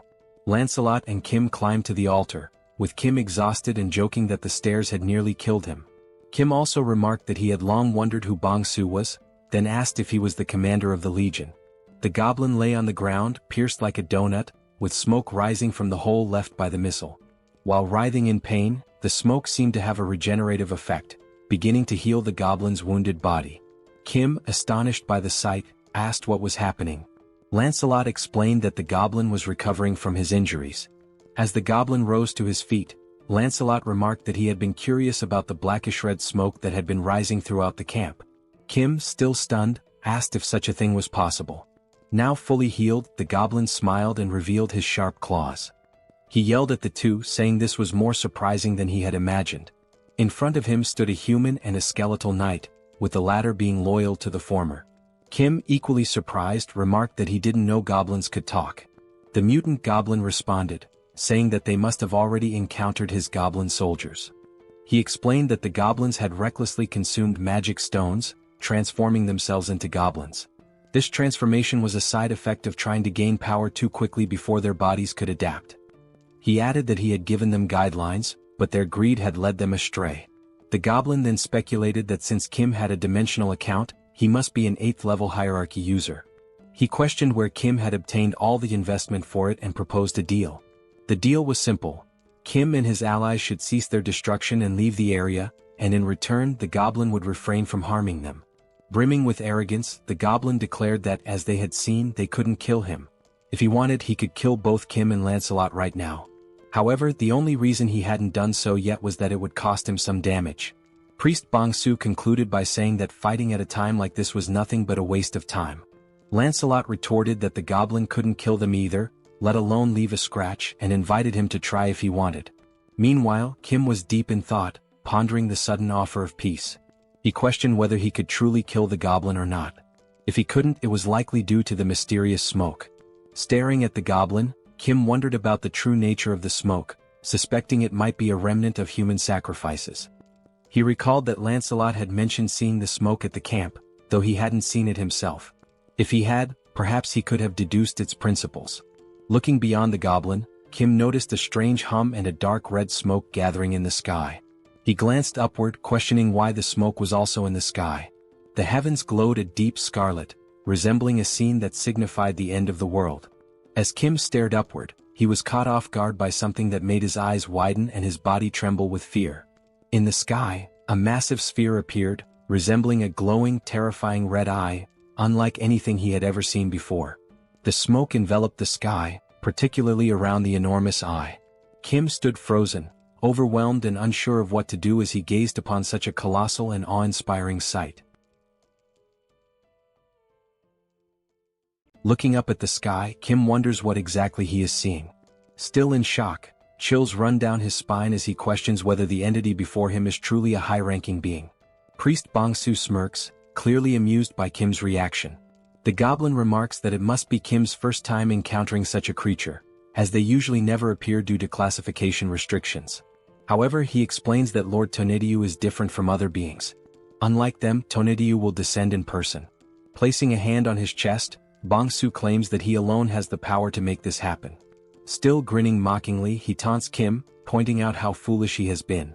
Despite that, he decides to grant Kim a chance, but only because of his abilities, which he finds too intriguing to waste. But there is a condition. Kim must kneel, beg for forgiveness and plead for his life. Only then will he be granted the honor of becoming Bangsu's right-hand man. Before he can finish speaking, Lancelot dashes forward, delivering a powerful strike that slices through Bangsu's neck in an instant. Lancelot is enraged that a mere goblin dared to place himself above his master. The goblin's severed head flies several meters away, yet even as his body collapses, he erupts into laughter, knowing his regeneration ability will soon restore him. Seconds later, the goblin's head begins floating back toward his fallen body.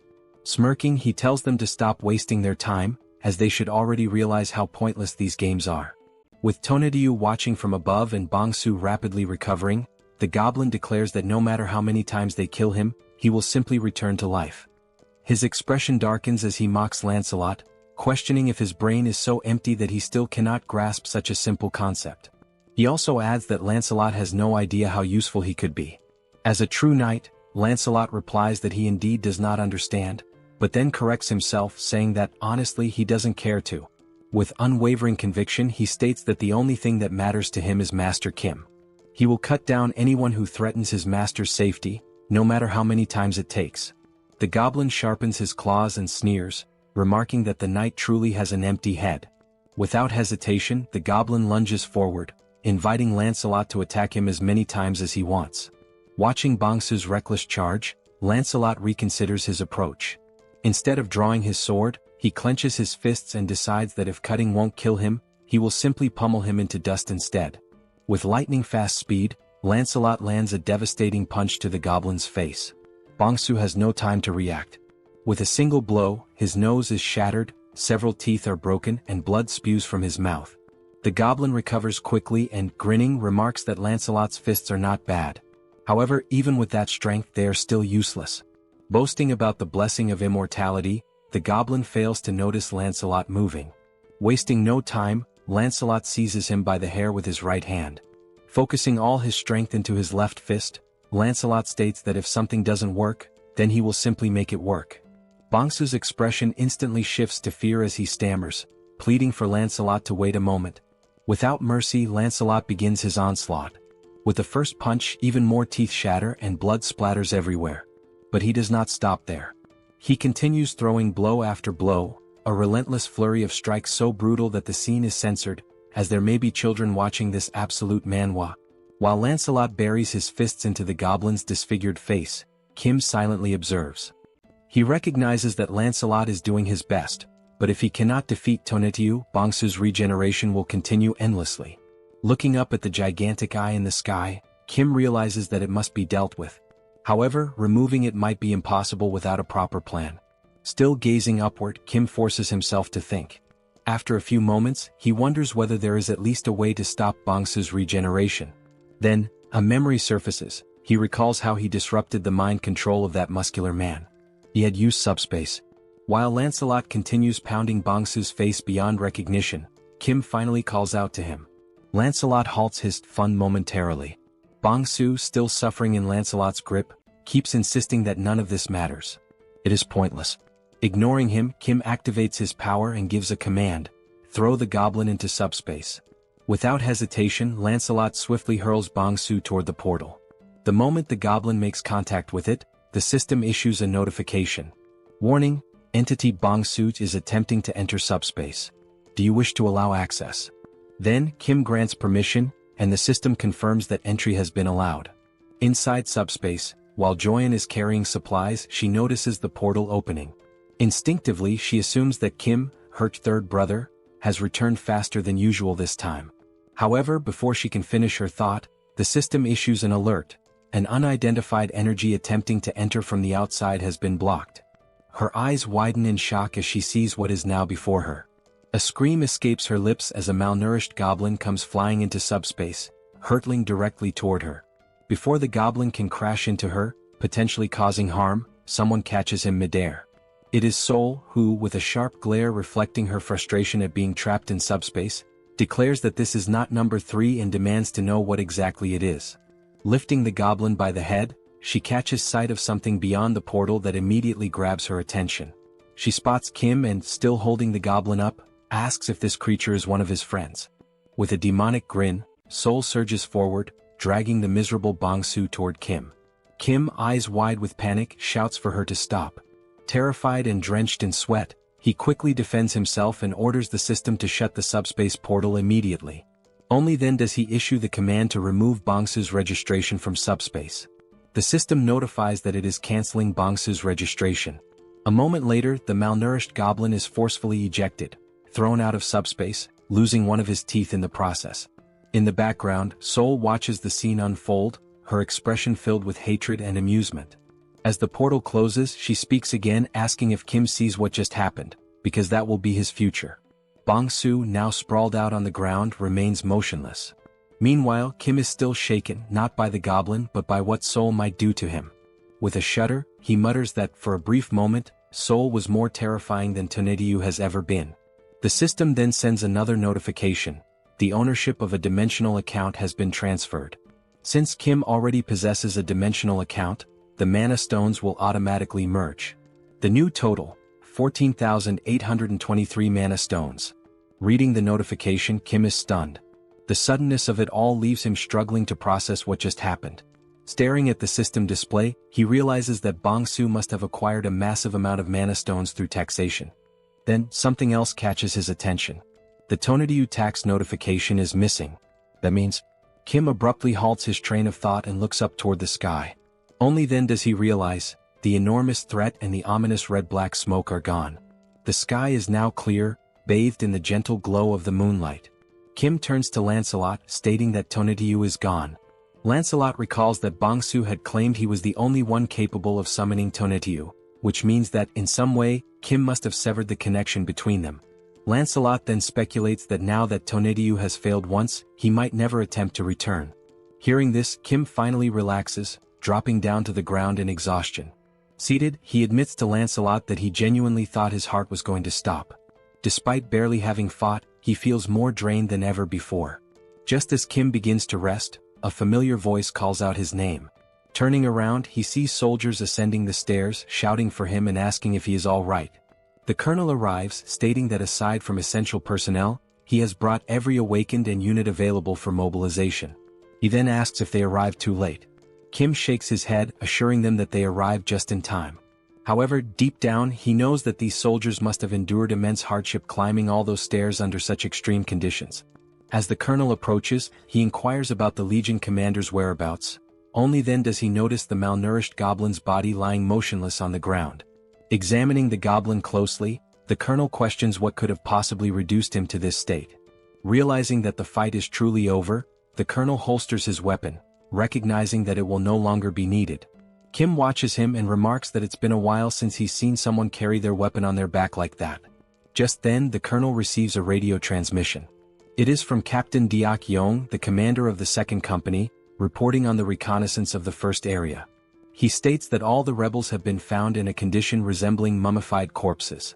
After thorough confirmation, they are all dead. The first area has been neutralized. Over. The colonel acknowledges the transmission and orders his forces to remain on high alert, prioritize civilian rescues, and begin clearing the area. Turning back to Kim, he sighs and admits that he has no idea how Kim pulled this off. But in the end, Kim was the one who resolved the situation once again. Long live the power of protagonism. Kim states that he was the one who put an end to the situation, but he lacks sufficient knowledge about the mummified transformation the rebels underwent. The colonel bows and expresses his gratitude to Kim for everything he has done so far, acknowledging that his contributions have been immeasurable since the very beginning.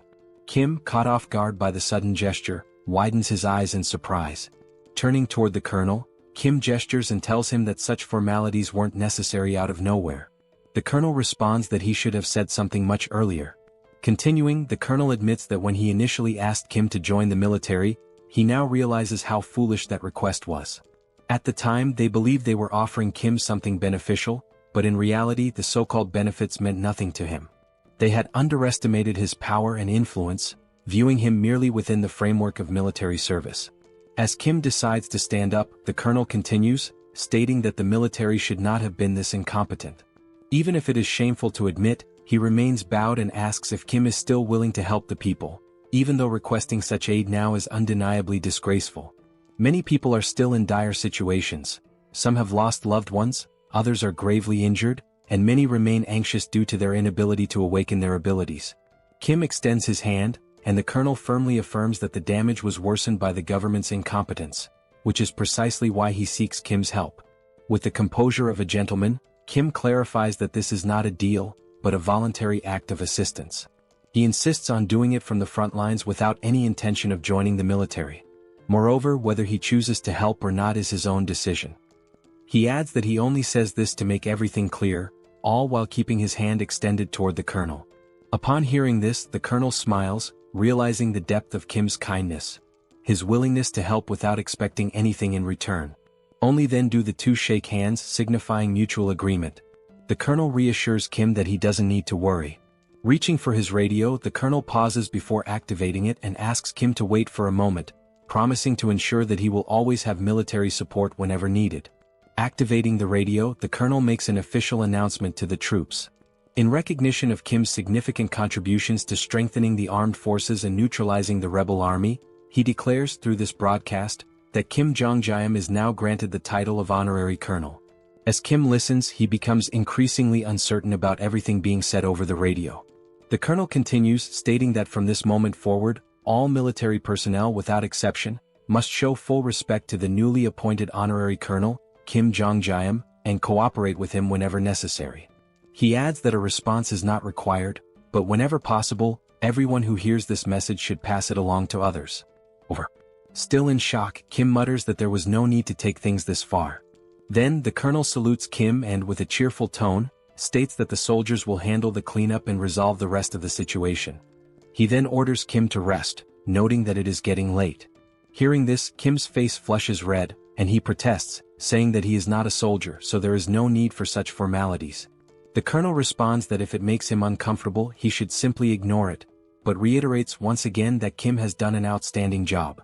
As the colonel steps back to rejoin the rest of the military personnel, Kim, still slightly flushed, comments on how exhausting everything is. He then tells Lancelot to rest as well, acknowledging that he too has worked hard. Lancelot responds by saying that Kim also did a great job and, by the way, asks if there is any news about Bedivere. Kim agrees, realizing that in his exhaustion he hadn't even thought about it. However, he suddenly smiles upon remembering that the SUBSPACE has a recovery function for lost items. He immediately gives the command for the system to retrieve the items. The system then notifies him that the recovery function does not work for items that have been moved beyond a certain distance, instructing him to stay close to the item and use the ability again. Disappointed, Kim realizes the limitations of the ability upon reading the system message. Thinking back, he recalls that when he used it with Sol, she was practically right next to him. Since he cannot use the ability at the moment, they need to move. Calling out to Lancelot, Kim asks him to come along, suggesting that on the way they can also upgrade Pax's level. Lancelot nods in agreement, saying he understands. The system then confirms that 10,000 mana stones have been used to level up the SUBSPACE, noting that abilities can still be used during the upgrade. The remaining mana stone count is now 4,823. Meanwhile, in another area, soldiers begin mobilizing to assist the survivors, instructing them to form slow and orderly lines. They reassure the survivors that if they need anything else, they should speak up, as the military can provide food and water as necessary. At the same time, Kim turns to Lancelot, mentioning that he just thought of something. Since the soldiers are focused on helping the survivors, he wonders what Bedivere might be doing at this moment. The scene shifts to Bedivere, who is holding a document in his hands. While examining it, he mutters that he has found it, admitting that it was a good idea to change routes. After all, who would have guessed that entering a random building out of boredom would lead to the discovery of documents like these? Now crouching as he reads through the papers, Bedivere remarks that Kim will definitely be pleased when he brings these findings back. However, he can't help but wonder what kind of place this is, given the sheer number of documents. This is already the third one he has come across. Some time had passed, and in the meantime the system continued displaying the progress of the SUBSPACE upgrade, now at 45%. The documents that Bedivere had found all turned out to be dimensional being registration requests. Now holding the documents in his hands, Kim asks Bedivere if he was the one who found all of them, to which Bedivere confirms. Kim thanks him, thinking that these might have a good use after all. He spends some time considering what exactly he can do with them. Then he opens a portal to the SUBSPACE and sees Sol waiting for him inside. However, just like the last time, she still has a terrifying expression and immediately tells Kim that she has been waiting for him, asking if he is ready. Joyen, noticing Sol's intent, urges her to hit Kim, saying that he left everyone worried. Sol smiles and agrees to do just that. Kim quickly tries to calm them down, presenting the dimensional being registration document to Sol, who at first does not understand what it means. Kim explains that he prevented her from leaving and kept her confined because he feared she might get hurt. However, with this document, she can now fight alongside him without any worries. He also adds that he wants to see her kicking the monster's asses, making it clear that he didn't keep her locked up just to provoke her. As Sol listens and reads the document, Kim feels relieved, thinking that saying this to her might have just saved his life. After reading it, Sol points out a problem. For her to obtain the registration, she needs a dimensional account. Kim immediately acknowledges that she is right. As Kim admits that he had forgotten this detail, a fist slams into his chin before he can even finish his thought. Sol punches him with full force, sending him flying and spinning through the air. But it doesn't stop there. Before Kim can even hit the ground, Sol charges after him. Kim catches himself with one hand on the ground, preparing to run. As Sol chases him down with an intimidating aura, Kim feels a sense of relief, because despite the sheer impact of the punch, it didn't hurt at all. Meanwhile, the system notifies that the subspace level up is complete. New items and additional upgrade options have been unlocked, along with a new ability, Subspace Life Support System. This ability enhances healing effects within the subspace. As Sol continues chasing Kim, in the background, Lancelot, Bedivere, and Joyen are watching the scene unfold. Joyen bursts into laughter, saying that Kim deserves this. She then tells the knights that they should not interfere, as this is simply a demonstration of love between the sisters and their younger brother. Joyen also notes that Kim is now at level 8, meaning no matter how much Sol hits him, it won't hurt. Lancelot agrees, but Joyen notices something is off about him. Looking back at the two knights, she realizes that they are trembling. Concerned, she asks if they are okay. As Sol puts Kim in a rear naked choke, he starts thinking about how heavy the hold feels, even if it doesn't hurt. However, Joyen suddenly interrupts their scuffle, shouting that something is wrong with the knights and calling for help. Kim immediately tells Sol to let go and rushes over, asking about their condition. The knights are so weakened that they can't even stand. Lancelot places his hand on the ground, and soon after, both he and Bedivere are overwhelmed with pain.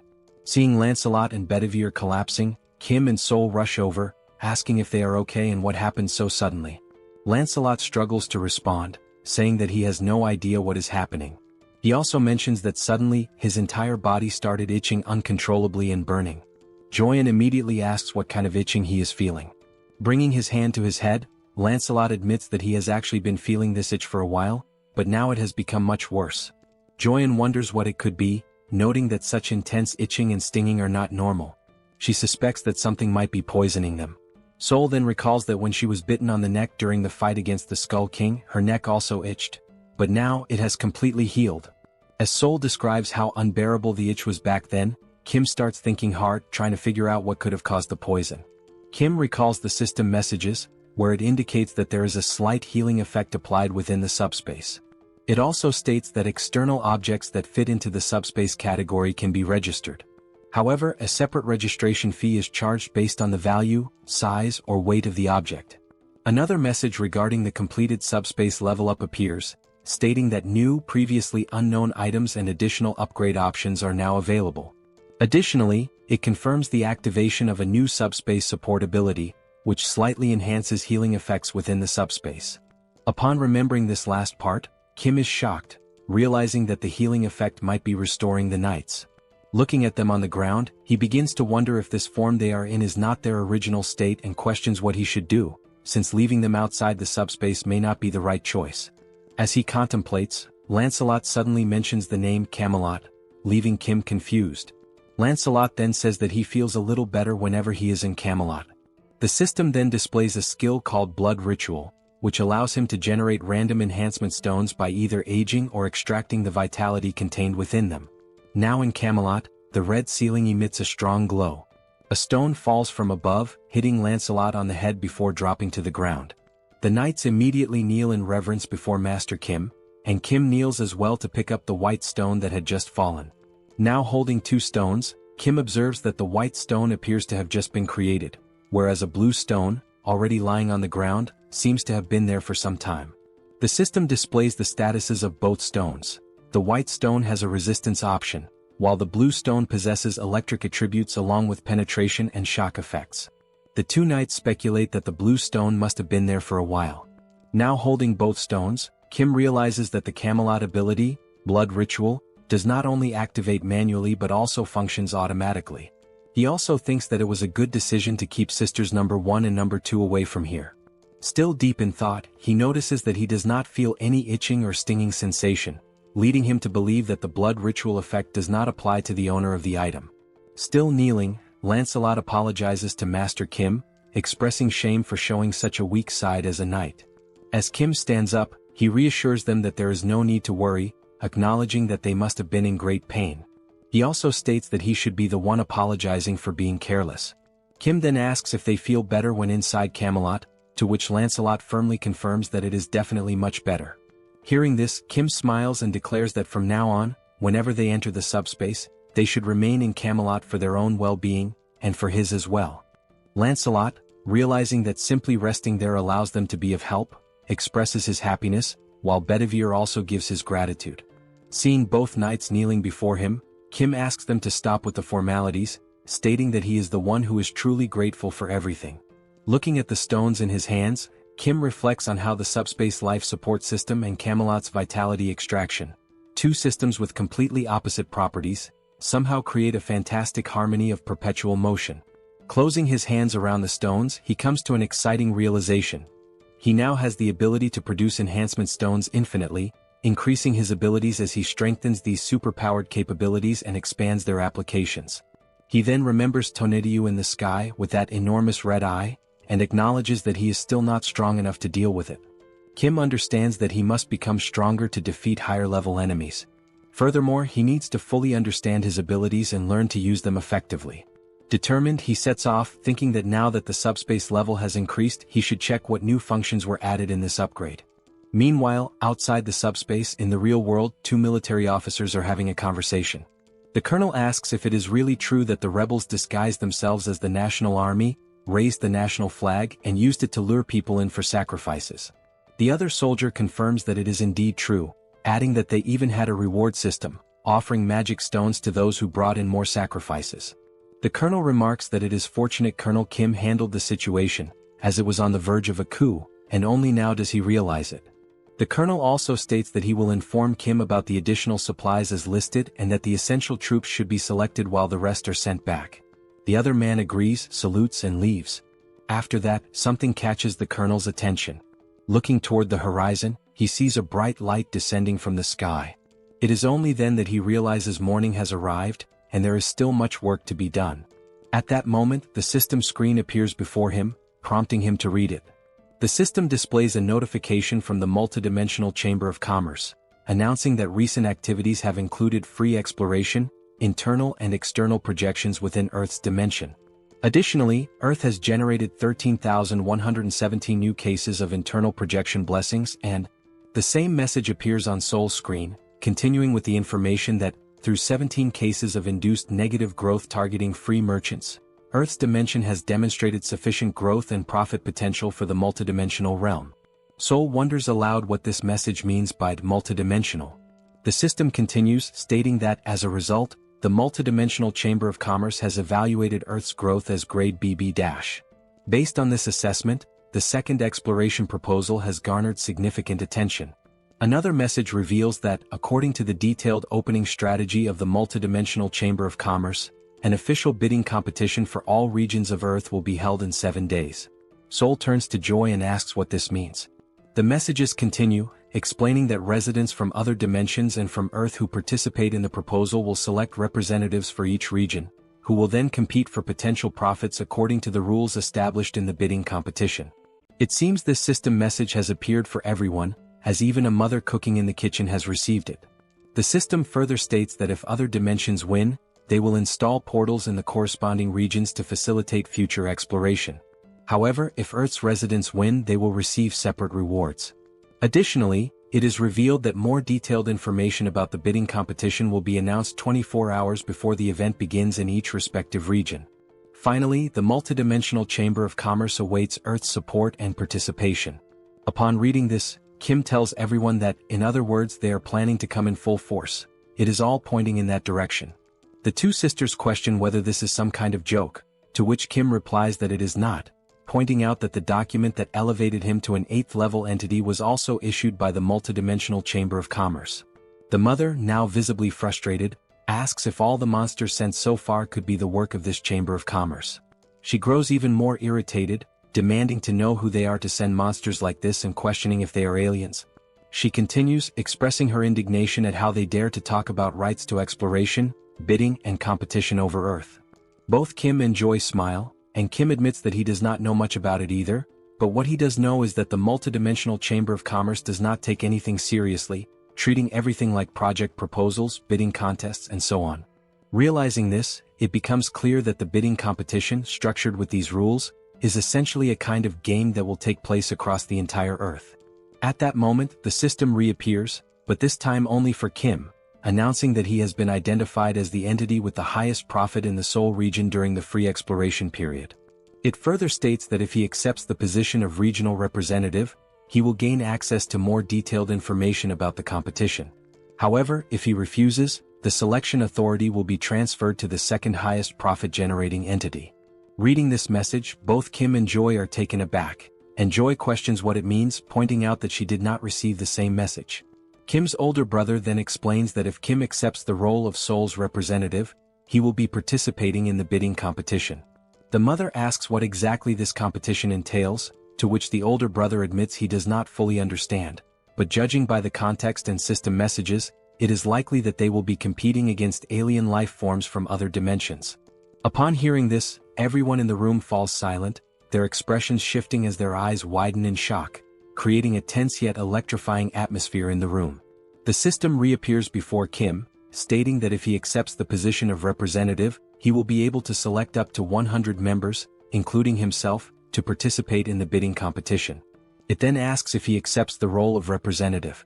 Standing alongside his sisters and looking at the message, he ponders whether he should truly accept and take on this responsibility. Then, with a determined look, it seems that Kim has made his decision. Sometime later, the Colonel questions whether this is really true. He is speaking with Kim, who confirms that it is indeed true. He has accepted the role of Seoul's representative. He explains that they have tasked him with recruiting up to 100 team members to face the alien forces invading Seoul. Kim also mentions that for now he has included the 2 knights in Seoul to participate in the first battle, but as a precaution he has also registered his family members in the SUBSPACE. However, they still need to recruit approximately 80 more people. The Colonel, now excited, shakes Kim's hand, exclaiming that this is a stroke of luck. With a relieved smile, he admits that he was deeply concerned about who would become the representative upon hearing about the bidding competition, but now that it is Colonel Kim, he feels much more at ease. Taking out a notebook from the pocket of his uniform, he asks Kim to take a look at it. Kim, surprised, asks what it is before reaching for it. Handing over the notebook, the Colonel explains that it is a simple list of awakened individuals and their abilities, compiled by the Joint Chiefs of Staff. Since Kim mentioned needing to find 80 more fighters for the competition, this list should prove useful. Kim expresses his gratitude, but comments that perhaps special-class snipers would be better suited. The Colonel, caught off guard, asks if he heard that correctly. Kim confirms, stating that it is exactly as he said, regardless of whether they are awakened or not. The Colonel hesitates, pointing out that they still do not know whom they will be fighting. However, Kim disagrees, stating that when he accepted the position of representative, he gained access to detailed information about the bidding competition. As he navigates through the system, Kim explains that the enemies worship the goddess Eames, and their specialty lies in construction and the production of weapons infused with divine power. Instead of explaining further, he suggests that it might be better for the Colonel to see it for himself.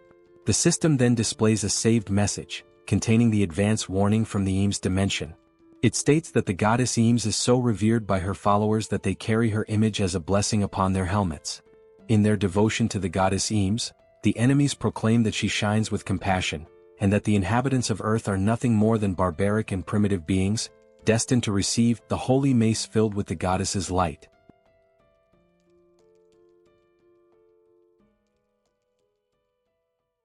After Kim shows the video to the Colonel, he opens another system screen to display the list of participants from the Eames dimension.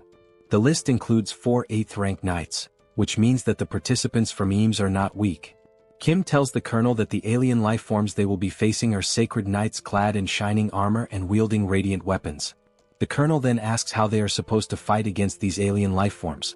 Kim begins explaining the details of the bidding competition, which he confirmed when accepting the position of representative while reviewing the information alongside his sisters. He starts summarizing what he saw, stating that 1 hour before the bidding competition begins, both sides will take their positions and enter a combat readiness phase. During this period, a barrier will be formed, making it impossible for either side to attack. This combat readiness phase serves as a preparation period before the battle. The Eames dimension will bring in a gate core, and once the competition starts, the gate core will automatically hatch after 12 hours. Destroying this gate core before it hatches is the victory condition for Earth's dimension, whereas the Eames dimension wins if they successfully protect it. Kim turns to the Colonel and states that, in other words, for Earth to win, they must simply destroy the gate core. He also adds that the Eames forces will not merely focus on defending the core. Kim explains that just as they can see the participant list from Eames, the enemies will certainly be able to view Earth's participant list as well. Since most of Earth's participants are 9th rank, the Eames forces will likely assume that Earth's main advantage lies in speed and attack power. The Colonel understands and states that, in reality, both Kim's team and the military must reinforce their offensive strategy to try to destroy the core simultaneously. Kim states that the attack strategy can involve his team, Lancelot, and Sol, meaning the offensive side will not be an issue. However, the real challenge lies in defense as they need to block the assaults of 8th rank enemies. The Colonel then states that long-range weapons will be effective in holding back enemy attacks, and only then does he realize why Kim specifically requested expert snipers. However, he warns that standard military weaponry may not be effective against 8th rank alien forces. Kim gives a smile and tells the Colonel not to worry about that, explaining that he increased his ability the night before. The scene then shifts to Kim thinking the previous night about the need to become stronger, but in order to achieve that, he must first gain a deeper understanding of his ability to utilize it effectively. He opens the system and reviews possible enhancements that can be made. Options include the ability to send up to 8 products simultaneously, access information about improvement results or combinations in advance, run simulations for upgrades or product combinations, and even create new categories to be included in the logistics center, with a limit of up to 2. After examining the abilities, Kim states that no entirely new functions have been added, but there are supplementary features to enhance existing abilities, such as the 2 available options in the SUBSPACE laboratory. With this function, he is able to manipulate objects to briefly assess their performance and view the completed form of a product through a simulation before actually creating it in the SUBSPACE laboratory. He then grabs a mug and starts sketching ideas to determine what kind of weapon he should create using this function. While writing down that he has electric enhancement stones and durability enhancement stones, he considers that the weapon needs to be easy to use, even for those without special abilities, and, moreover, must be capable of killing 8th rank beings. After much thought, deliberation, and research, the weapon he creates is an enhanced rifle with upgraded ammunition. Initially, he tries enhancing only the ammunition, but as soon as he fires, the weapon is completely destroyed. Then, using enhancement stones, he attempts to modify the rifle to withstand the powerful shots. However, in the end he manages to improve the weapon just enough to barely endure 3 shots. Now, holding one of the rifles he created, Kim states that regardless, the strategy is to stack these 3-shot weapons to defend against enemy advances and destroy the core to secure victory. After hearing all of this, the Colonel, practically drooling with excitement, exclaims that he understands and that he expected nothing less from Kim. He then adds that he will send over a list of the best expert snipers and begin preparations immediately. And so, the 1-week preparation period began with the specialist snipers training their shooting skills, weapon switching, and tactical maneuvers for the competition. Meanwhile, Kim's father began discussing technical terms related to construction, quickly boring Kim. Without delay, his father used his architect skill to construct a fortress. Sol, along with the attack team, strengthened their abilities using magic stones obtained from exterminating monsters.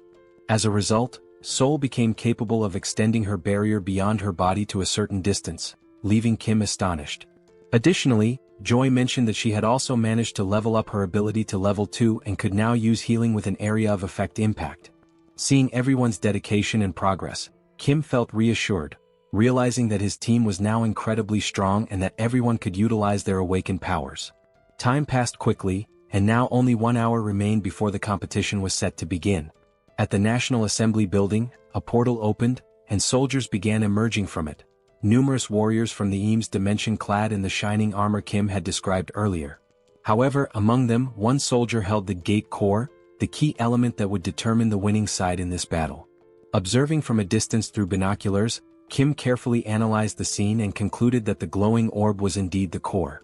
His father asked what he was seeing, and Kim responded that it was exactly as shown in the video he had displayed earlier, except for one odd detail. His father asked what seemed strange, and Kim pointed out that the Eames Dimension forces were constructing structures beside the National Assembly building, likely to protect the gate core. Hearing this, his father asked if their constructions were superior to his own.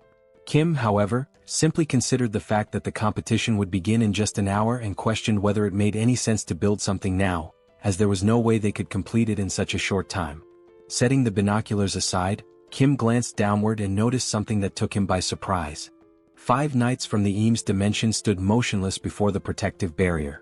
The leader among them began speaking, stating that he had reviewed Earth's participants and found that while there were a few at the 7th and 8th ranks, the majority were at the 9th rank. From above, Kim wondered if they were already preparing to attack and reach the defensive line. The knight then declared that the goddess Eames had spoken of mercy and salvation for the weak and that, in her name, they would grant such mercy and salvation to Earth. Suddenly, the knight's expression twisted into one of hatred as he proclaimed that their mercy would come in the form of tearing out the tongues of Earth's people while they were still alive, ensuring that no one could ever speak ill of them again. Their salvation would be granted by allowing them to repent for their sins through hard labor. From his vantage point above, Kim observed the scene and noted that it was quite the impressive speech, fitting for holy knights, but, glancing at the system screen, he commented that they were underestimating them simply because they were ranked 9th. The system screen then displayed a notification indicating that the bidding competition was about to begin. Down below, the leader of the Eames Knights gave the order to advance. Like primitive warriors, they charged forward, shouting that their actions were in the name of the goddess Eames. The colonel, seeing the enemies advance, immediately commanded all soldiers to open fire. The troops, armed with the rifles Kim had developed, took their positions and began shooting. A barrage of gunfire struck the approaching Eames Knights, the bullets carrying electric attributes. The shots pierced through their armor, leaving the knights stunned and confused as they struggled to understand what was happening. One of the soldiers, bewildered, questioned how it was possible for 9th-rank fighters to accomplish such a feat. Another knight shouted an order to use their shields for protection and continue advancing. One among them activated a barrier skill to block the gunfire and called for everyone to deploy their Eames barrier abilities. Their leader bellowed that, although they had no idea what kind of weapons they were up against, their shields were undoubtedly stronger. He ordered them to hold their ground and maintain their defenses. Believing himself to be insightful and strategic, one of the knights remarked that since their enemies were relying on long-range weapons, they would eventually run out of ammunition. If they could endure long enough, victory would belong to the Eames dimension. Meanwhile, up above, countless rifles were lined up, ready for use as the soldiers assisted each other in switching weapons after each rifle broke from firing its 3 allotted shots. The pile of discarded weapons had grown massive, prompting the military to inform Kim via radio that approximately 20% of the total weapon stock had already been used. Hearing this, Kim put away the radio and remarked that things were going much better than expected. He instructed them to keep up the momentum, as the attack team would soon begin their advance. The attack team, consisting of Lancelot, Sol, and Kim, set out on 2 motorcycles to carry out their mission. The bikes moved at such incredible speed that they passed through the knights before they even had a chance to react or block their advance. One of the knights mentioned having seen 3 individuals heading toward the gate core, but another dismissed the concern, stating that it didn't matter and should be ignored since the core wouldn't be destroyed anyway. While defending with his shield, he shouted that their current priority was to hold the line and maintain their position. He acknowledged that the enemy appeared to have far more weapons than expected but reassured everyone that, once reinforcements arrived, they would be able to advance little by little. As a way to encourage his fellow knights, he urged them to endure just a little longer, assuring them that reinforcements would be there soon. Ignoring the knights entirely, Bedivere began hurling his infamous flaming bowling balls toward the battlefield. His absurd precision allowed the balls to curve perfectly through the air before striking their targets. His targets were none other than the Eames reinforcements advancing through the center of the battlefield. One of the knights, casually walking forward, noticed something unusual approaching but couldn't quite make out what it was. Then the flaming bowling ball struck, triggering a massive explosion that sent the Eames Knights flying in all directions. Upon hearing the explosion, Kim hit the brakes on his motorcycle. He already knew exactly what had happened. It was Bedivere's handiwork, expertly carrying out his task of intercepting the enemy in the middle of the battlefield. Refocusing on the attack line, the final objective remained. There they stood, Lancelot, Sol, and Kim, stationed in front of the massive statue of the goddess Eames, awaiting the signal to launch their assault and destroy the core. Gazing up at the colossal statue before him, Kim recalled his initial thoughts when he saw them constructing something earlier. At the time, he had dismissed it as nothing important. Now, however, he couldn't help but wonder, How the hell had they managed to build such a massive structure at such an absurd speed? Still baffled by the sheer impossibility of it, he launched several missiles toward the statue. The missiles struck their target, resulting in a powerful explosion. However, as the smoke slowly cleared, the statue remained completely unscathed, not even a single scratch. Kim was taken aback. Even after being hit by enhanced missiles, the only visible effect was a radiant glow. Then he chuckled and came up with an idea. He remarked that, in moments like these, it would be rather interesting to store such an object inside the subspace. The system immediately prompted a question. Would you like to store the unfinished statue of the goddess Eames in subspace? At that moment, a soldier from the Eames army bellowed that Earth would be nothing more than pastureland for the Eames and that Kim and his people were nothing more than two-legged cattle. An elder, his voice hoarse from shouting, declared that they should be grateful and should bow to the sacred feet of Eames. He then questioned the foolishness of launching missiles at the statue. The soldiers accompanying the elder urgently warned him that it was too dangerous and urged him to retreat inside. However, the elder refused, insisting that he had to spread the words of the goddess Eames and cleanse the evils of Earth's dimension. As the elder spoke, something else caught Kim's attention. One of the knights advised the elder that, if he truly wanted to continue his speech, he should do so from inside. The elder, offended, demanded to know if he had committed some kind of sin to warrant such treatment, questioning why he wasn't allowed to speak outside. However, Kim was no longer listening. His focus had shifted to something else entirely. In the distance, Kim had spotted something interesting. While the elder argued with the knights, Kim's gaze locked onto a warehouse stocked with construction materials. A wide grin spread across his face as an idea took shape in his mind, an exceptionally good one. With a menacing aura and practically drooling with excitement, he ordered packs to store the warehouse. The system immediately responded, storing the temporary construction material warehouse of the Eames dimension in subspace. If you enjoyed this video, don't forget to give it a thumbs up, it really helps. And for more content like this, make sure to subscribe and hit the notification bell so you don't miss any updates.